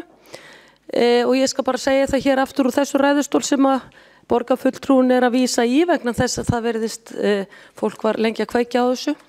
Ég sett inn í bóku mína þetta atriði að borgarritari kallaði okkur kjörna fulltrúa tutta á skólalóð. Það stendur í bókunum minni. Og ákveðin verkefnistjóri hér í Ráðhúsinu birti myndir af fyrrverandi karlkyns ráðherrum og skrifaði fyrir ofan myndina ríða, drepa, giftast. Og þetta setti ég inn í bókun mína. Og þetta kom í kjölfarið á því að ég tel ekki vanþörf á að embættismenn hér í Ráðhúsinu fari að setja sér siðareglur og fari að tala af kurteisi fólk út í bæ sem að getur ekki varið sig á vettvangi borgarinnar. Þetta á ekki við borgarfulltrúa því við sækjum umboð okkar til kjósenda og við erum annaðhvort ráðin eða rekin á 4 ára fresti svo lengi sem að við óskum eftir því að taka þátt í kosningabaráttu og okkur ber að taka upp hanskan fyrir aðila sem eru nafngreindir út í bæ. Okkur ber að gera það og ég hef sagt það áður að það hafa nú karlmenn verið reknir að minna tilefni en þeim ummælum sem þessi kvenkis verkefnastjóri Ráðhússins lét hafa eftir sér og myndbirti að mig minnir 6 karlmenn, 6 fyrrverandi ráðherra. Borgarfulltrúi Vigdís Hauksdóttir lokið við að veita andsvar. Fleiri hafa ekki hvort sem hljóð undir þessum lið og verð þá gengið til atkvæða. Þarf sérstaklega greiða atkvæði 21. lið til að breytingum innkaupareglum Reykjavíkurborgar. Það forsetavist leitt, það var rödd hans best ekki hér salinn, en ég endurtek þá mál mitt. Það þarf að greiða atkvæði sérstaklega 21. lið í fundargerð borgarráðs frá 9. maí sem til að breytingu á innkaupareglum Reykjavíkurborgar og verður nú gengið til atkvæða. Það bókarnir boðaðar. Menna, já, réttu pönda á bókun. Já, ok, gjör það svo vel. Nú þá þetta boðið upp til dagskrár þeir sem eru samþykkt fylgir þessari tillögu við sagðist gefið merki. Hún þá samþykkt einróma. Já, það eru bókanir boðar. Eru borgarfulltrúar tilbúin bókun til að lesa upp? Já. Nei. Ok, þá það ekki. Jú, gjörðu svo vel. Sameiginlega borgarfulltrúi.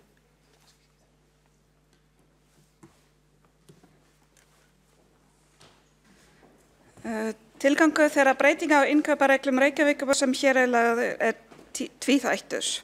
Annars vegar að samræmast breytingum á lögum opinber innkaup sem taka gildi í lok mánaðar og hins vegar að efla eftirlit með innkaupum borgarinnar, skýra hlutverk og ábyrgðarkeðjur, einfalda úrvinnslu og almennt til þess að efla innkauparáð og innkaupadeild í sínum hlutverkum. Áfram leggur borgin ríkari útboðskröfu á verklega framkvæmdir og innkaup en gert er ráð fyrir í lögum. Nýmæli er heimild innkauparáðs til að senda borgaráði beiðni verkstöðuna telji þess ekki sýn fram á að stofnað hafi verið til samnings með réttu. Ber að þakka digri vinnu, starfsmanna innkaupadeildar, borgarlögmanns, fjármálaskrifstofu og öllum þeim sem að vinnu komu hvaðan af kerfinu. Jafnframt skal áréttað að innan innkauparáðs var öflugt og jákvætt samstarf þvert á pólitískar línur.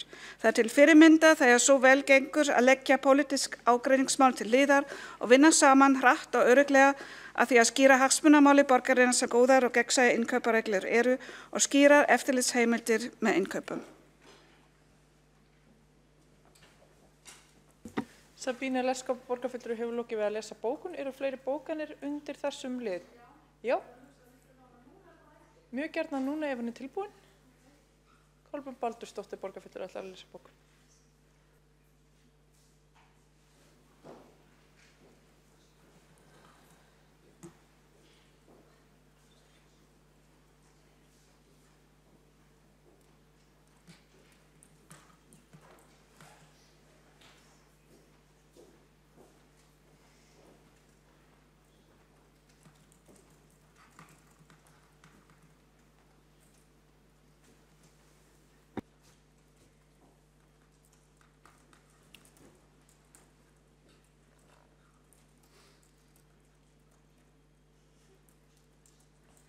Já, hún er svona borgarfulltrúi Flokks fólksins fagnar endurskoðun á innkaupareglum Reykjavíkur, breytingar eru til bóta og greinilega þarf að ljósi þess að innkaupareglur í braggamálinu og fleiri framkvæmdum voru brotnar. Að sporna við samningagerð við þann sem orðið hefur upplýst kennitöluflokki er sérstaklega ánægilegt að sjá í reglunum. Ekki síst er mikilvægt að lögð er áhersla á aukið eftirlit og að auka upplýsingaflæði til innkauparáðs, en á því var einmitt brestur í braggamálinu. Eitt mikilvægasta atriði er að innkauparáð geti stöðvað framkvæmd tímabundið ef ekki liggur fyrir að samningi hafi verið komið á í samræmi við innkaupareglur og eða ef fjárheimildir eru ekki fyrir hendi. Löngu tímabært ákvæði að mati borgarfulltrúa Flokks fólksins.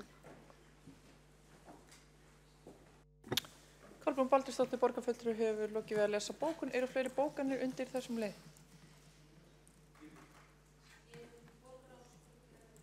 Já, það er svo fundargerð sem við erum núna að lesa bókanir við. Jú, gjörðu svo vel, Vigdís Hauksdóttir, borgarfulltrúi.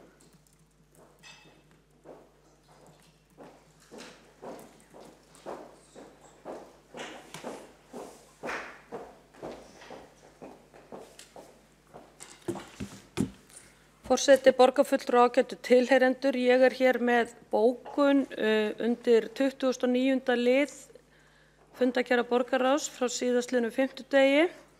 29. liður er svohljóðandi: lagt til að borgarráð samþykki hjáleiðan bráðabirgðaverkföll og leiði til úrlausna vegna kvartana starfsfólk Reykjavíkurborgar vegna framgöngu kjörinna fulltrúa í þeirra garð.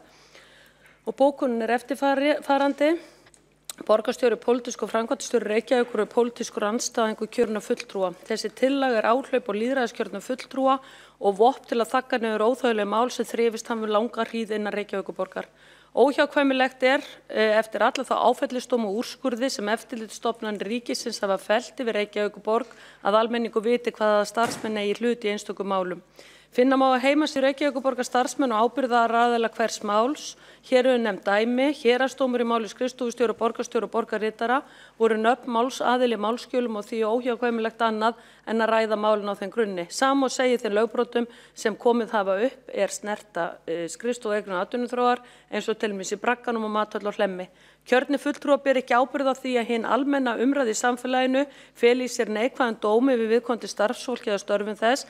Hins vegar mikið áhyggjuefni að borgarstjóri sem framkvæmdastjóri Reykjavíkur taki ekki á starfsmannamálum og hatursorðræðu innan stjórnkerfisins og láti það ótalið að til dæmis starfsmaður sem heyrir undir hann ráðist að nafngreindum einstaklingum í samfélaginu með orðunum ríða, drepa, giftast eins var látið ógert að áminna borgarritara þegar hann lýsti kjörnum fulltrúum sem tuttum á skólalóð.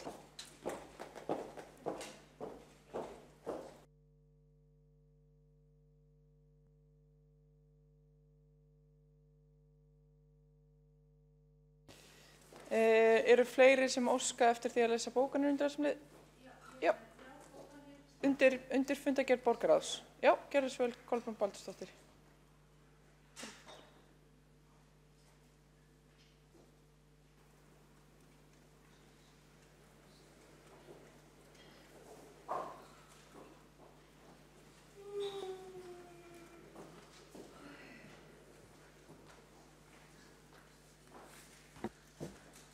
Já, það fyrst þá liður 39 við fundargerð borgarráðs 9. maí og það hefur einmitt að gera með þennan lið og hún hljóðar svona bókunin. Það sérkennilegt að borgarmeirihlutin hafi ekki viljað fá ráðleggingar stjórnsýslufræðinga á þetta verkferli sem meirihlutin hefur nú einhliða samþykkt og ætlað fyrir starfsmenn sem vilja kvarta undan kjörnum fulltrúum. Hér skiptir máli að hlutir séu rökréttir en ekki bara einhver geðþótta ákvörðun þeirra sem valdið hafa. Því hefði verið tilvalið að fá mat fræðinga í stjórnsýslureglum vegna þeirra ójöfnu stöðu sem kjörinn fulltrúi í annars vegar og starfsmaður hins vegar. Hin samþykkta tillaga órökrétt. Kjörnum fulltrúa í lófa lagt hvort hann ansi kalli rannsakanda að koma til tals kvörtun á hendur honum. Gera hann það ekki fer ekkert ferli af stað. Borgarritari hefur móttekið kvörtun frá starfsmönnum sem jafngildir loforðum að kvörtunarmál fari í ferli sem lýkur með úrlausn. Borgarstjóri og ritari hafa tapað áttum við lestur frekar óljósara skýrslu siðanefndar sveitarfélaga. Þar segir ekki sé hægt að vinna mál á pólitískum vettvangi en engu að síður eigi að búa til farveg.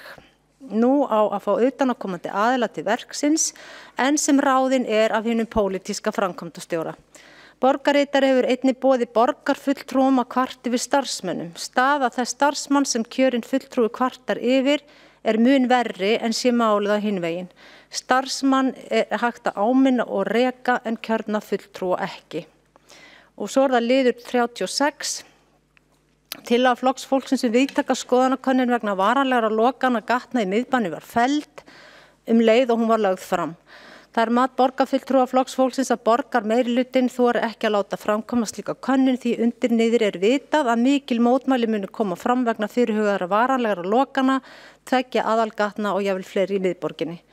Meirihlutinn rígheldur í eldri kannanir sem þeim hefur tekist að samfara borgarbúa að styðja þessar framkvæmdir. Borgarbúar voru plataðir. Aldrei var spurt hvað fólki fyndist varanlega lokun þessara gatna.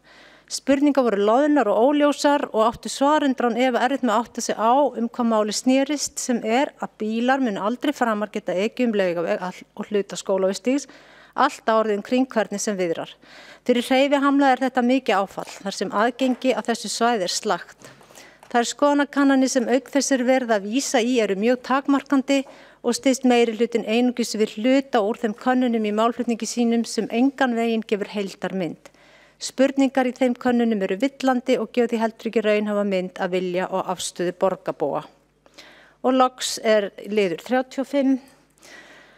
Tillaga Flokks fólksins að fengin yrði umsögn innri endurskoðunar á umsögn skrifstofu eigna- og atvinnuþróunar frá 4. og 6. og 5. við fyrirspurn borgarfulltrúa vegna úttektar annarra verkefna sem farið hafa fram úr kostnaðaráætlun var vísað frá á sama fundi borgarráðs og hún var lögð fram. Þetta er allt í sérkennilegasta mál þar sem í raun umsókn skrifstofu eigna og atvinnuþróun ein og sér lögð til grundvallar þess að vísa þessari tillögu frá. Hér því skrifstofan sjálf SEA að meta það ein hvort eigi að skoða stöðu verka og verkefna hennar eins og Gröndalshús.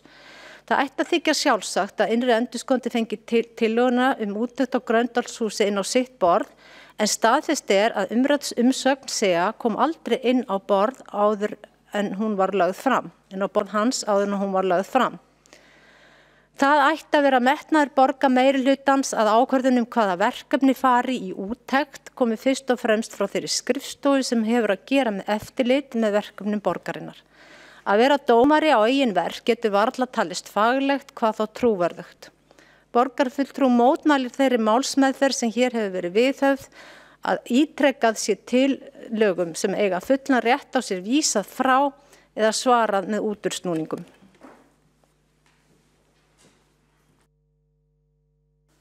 Kolbrún Baldursdóttir borgarfulltrúi hefur lokið við að lesa bókanir sínar og Líf Magnúsdóttir borgarfulltrúi óskar eftir þetta máls. Borgarstjórnin kemur nú undir fundasköpum vegna sem mér þykir alleinkennilegt að borgarfulltrúi taki bókanir sem hafa verið lagðar fram í borgarráði og setja þær undir fundagerð borgarstjórn og þar sem að málin eru í sjálfu sér ekki á dagskrá. Heldur eru það fundagerðir sem eru á dagskrá, hins vegar velur borgarfulltrúin að taka bókanir úr bókunum borgarráðs til þess að gera hvað? Lengja fundagerð borgarstjórnar. Ég bara skil ekki þessa rökleysu. En það væri ágætt þá ef einhver mér vitrari kemur hingað upp og útskýra þetta fyrir mér. Tveir borgarfulltrúar hafa beðið að veita andsvar, fyrst Kolbrún Baldursdóttir borgarfulltrúi. Forseti borgarstjórn, nei, þetta var bara einfaldlega þannig að það voru ný mál lögð fyrir á fundi borgarráðs daginn og þeim var samstundis ýmist vísa frá eða tillögu felldar og það var ekki neinar bókanir gerðar við þessi mál þar og þá enda held ég að borgarfulltrúar hafi bara verið í netto áfalli sá sem hér stendur, þannig að ég að gera bókun við það núna að annars vegar var tillaga felld á staðnum og hinu málinu var vísa frá. Þannig að þetta bara ósköp eðlilegt. Nú fundagerðin lögð fram hér og ég hef það tækifæri til þess að koma fram með bókun þessi sérkennilegu málsmeðferðir sem þarna áttu sér stað. Man leggur eitthvað fram og bara á sömu mínútu nánast málið tekið og afgreitt án nokkurs fyrirvara og þar að leiðandi engin leið til þess að undirbúa neitt á stað og stund þar og það hér með gert. Kolbrún Baldursdóttir borgarfulltrúi hefur lokið við að veita andsvarssvar, þá andsvari Líf Magnúsdóttir borgarfulltrúi. Já, forseti borgarstjórn. Borgarfulltrúin var í lófa lagið að leggja bókanir við þessa málsmeðferð sem fór fram í borgarráði síðastliðinn fimmtudag en gerði það ekki. Tækifærið því farið. Það þarf að leggja fram þá bókanir við mál sem eru tekin fyrir sannarlega á fundum ráða og nefnda eða borgarstjórnar. Þannig að í mínum huga þá tækifærið farið. Borgarfulltrúin nýtti sér það ekki þegar hann hafði tækifærið til. Þannig að mér telst svo til að það sé ekki hægt að leggja bókanir við liðir sem ekki eru hér til umræðu í borgarstjórn nema eitthvað nýtt sé aðhaft eða gert. Þetta mál ekki til umræðu í borgarstjórn. Ég kann að hafa rangt fyrir mér í því. Mig langar hins vegar að árétta að minnihlutinn hefur ítrekað óskað eftir því að við tökum til afgreiðslu mál sem eru lögð fram á fundi hverju sinni. Við því var orðið en síðan fær maður gagnrýni þegar maður gerir loksins það sem að minnihlutinn biður Þetta bara í algjörri þversögn. Þeir vita ekki hvað snúa upp niður þessi minnihluti. Líf Magnúsdóttir borgarfulltrúi lokið við að svara andsvari. Vigdís Hauksdóttir borgarfulltrúi óskaði einnig eftir að veita andsvar.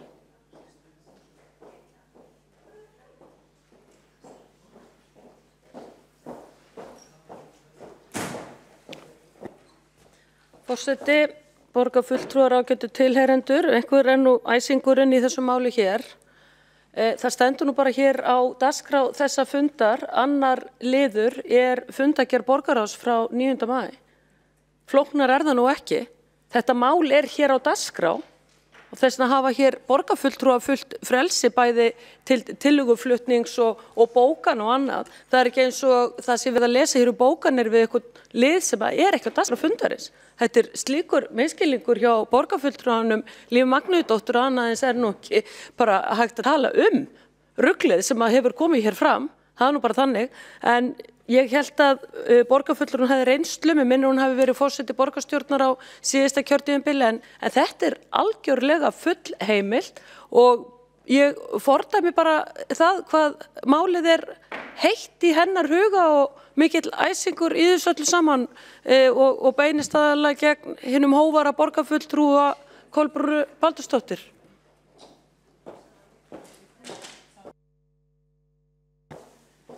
Vigdís Hauksdóttir borgarfulltrúi hefur lokið við að veita andsvarsvar og það andsvari Líf Magnúsdóttir borgarfulltrúi. Já. Ekki vita neitt. Ég bað það að það yrði útskýrt fyrir mig, hefði ég rangt fyrir mér. En það kann svo að vera að þetta sé allt korrétt. Þannig að en það hér bara farið í mannin en ekki boltan.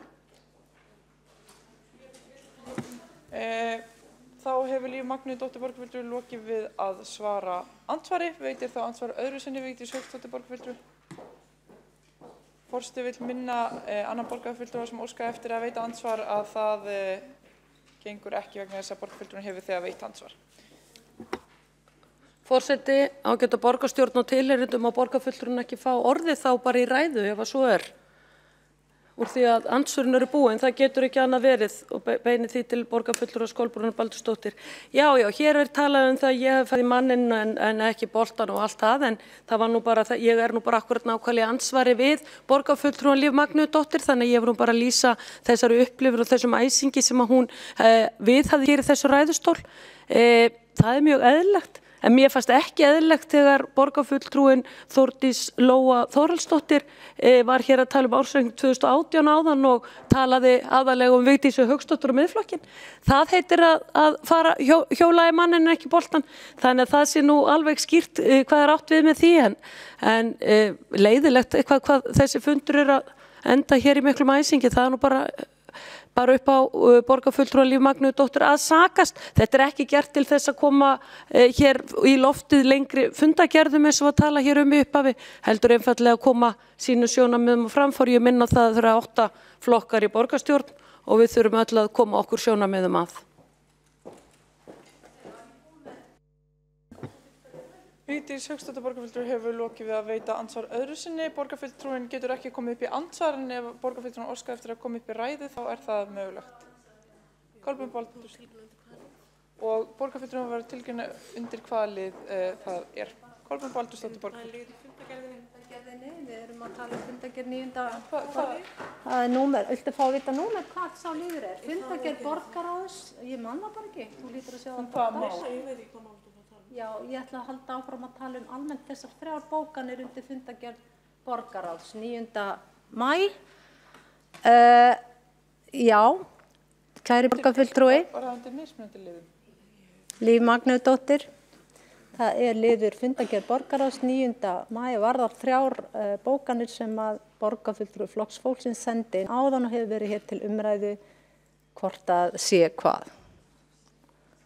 Eðlilegt eða ég veit ekki hvað borgarfulltrúi Líf Magnúsdóttir var að segja þær en við í borgarfulltrúa höfum náttúrulega okkar bókunarrétt og hér birtur liður á dagskrá og við getum bókað liðina bara eins og gengur og gerist. Ég búin að vera hérna síðan í júní í fyrra og hef stundum gert þetta en ég veit ekki hvað hefur komið fyrir borgarfulltrúan sem þaulvanur borgarfulltrúi, kannski bara þreyta eða eitthvað, en þú borgarfulltrúi Líf Magnúsdóttir veist að þetta gerum við stundum, að við bókum undir fundargerðarliðum og í þessu sérkennilega tilfelli reyndir í fyrsta sinn að þarna voru mál lögð fram í borgarráði sem voru bara tekin samstundis og ýmist felld eða vísa frá, þannig að tækifæri gafst núna til þess að bóka það og það hefur þegar verið gert og ég held að það sé bara allt í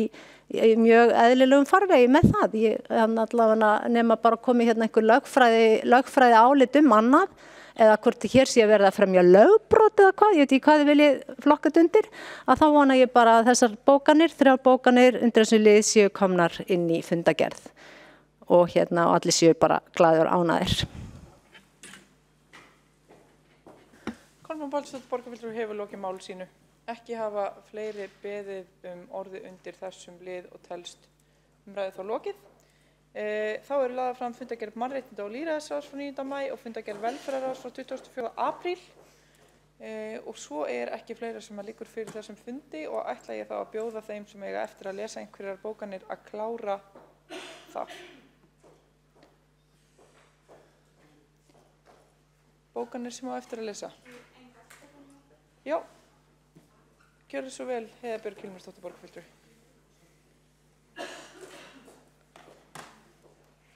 Gjarnan að tilgreina undir hvaða lið.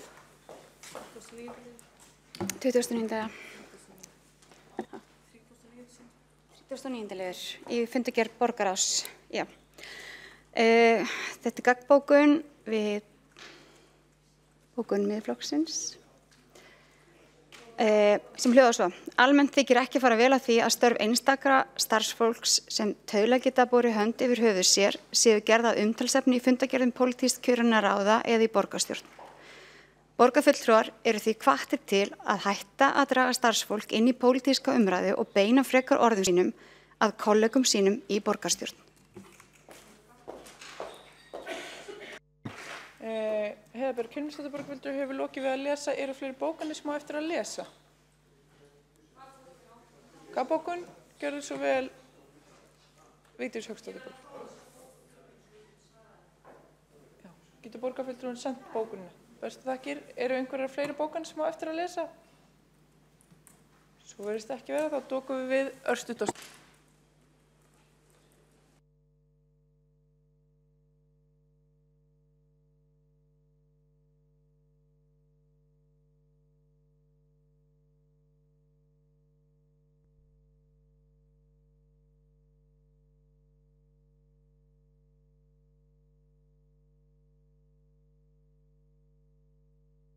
á meðan biðir eftir síðustu bókun þá ætlar forseti að bjóða borgarfulltrúum að fara hreinlega og árita ársreikning á meðan beðið er. Það verður látið ganga. Já, og það hefur verið að senda hana. Skils mér.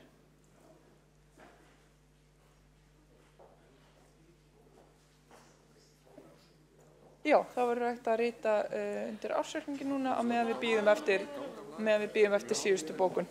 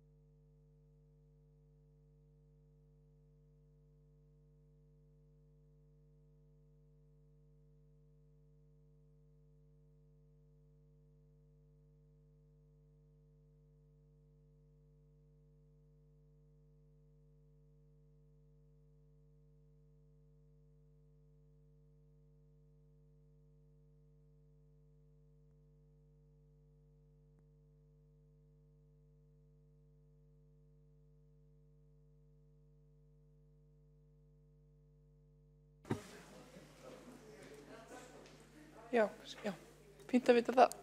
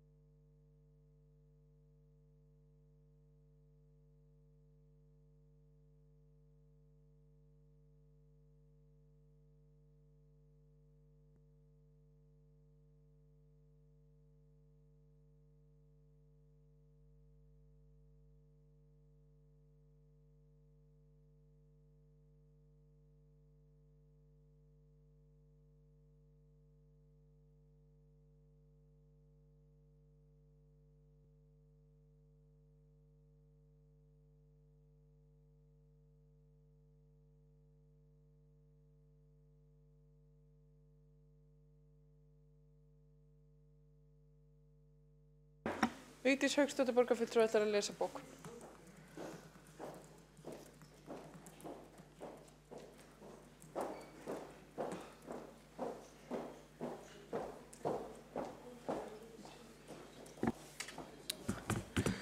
Forseti, borgarfulltrúar, ágætu tilheyrendur, ég hér með gaggbókun varðandi það sem kom hér fram áðan.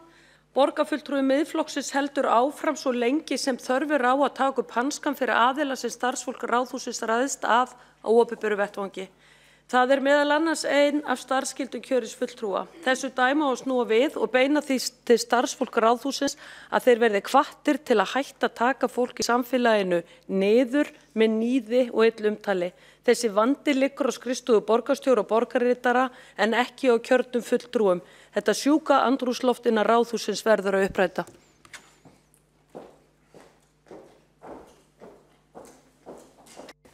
Vigdís Hauksdóttir borgarfulltrúi hefur lesið bókun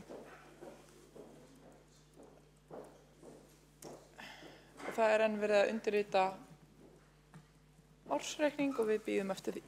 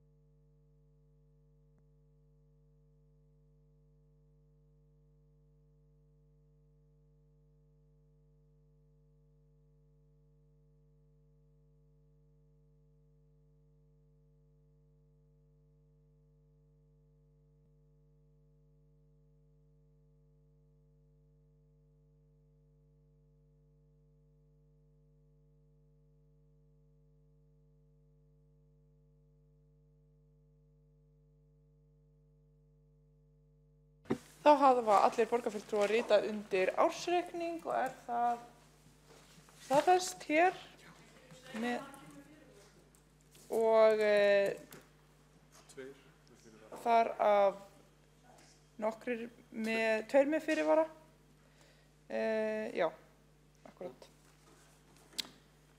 Tveir með fyrirvara voru það Kolbrún Baldursdóttir og Vigdís Hauksdóttir sem rituðu undir með fyrirvara, hinir rituðu undir án fyrirvara en með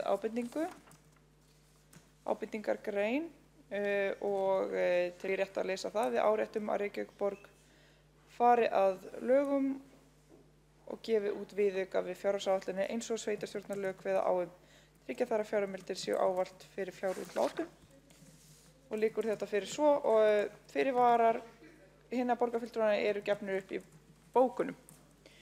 Þá ekki fleiri sem liggur fyrir þessum fundi og hyggst forseti lesa stutt ljóð vegna þess að nú klukkan 18:10 og fólk hefur tíma til að njóta kvöldsins. Já, akkurat, tíminn líður hratt og gerður hnattaröld en þetta ekki sem forseti ætla að lesa, heldur Vorkvöld í Reykjavík eftir Sigurð Þórarinsson. Svífur yfir Esjunni sólroðið ský, sindra vestur gluggar sem brenni í húsunum, viðmjúk strýkur vangana vorgólan hlý, vaknar ástar þráin í brjóstum á ný, kist á miðju stræti kona ung og heit, keyra rúndin piltar sem eru í stelpu leit, Akrafjall og Skarðsheiði eins og fjólubláir draumar, ekkert fegurra en Vorkvöld í Reykjavík. Fundið slitið klukkan 18:10.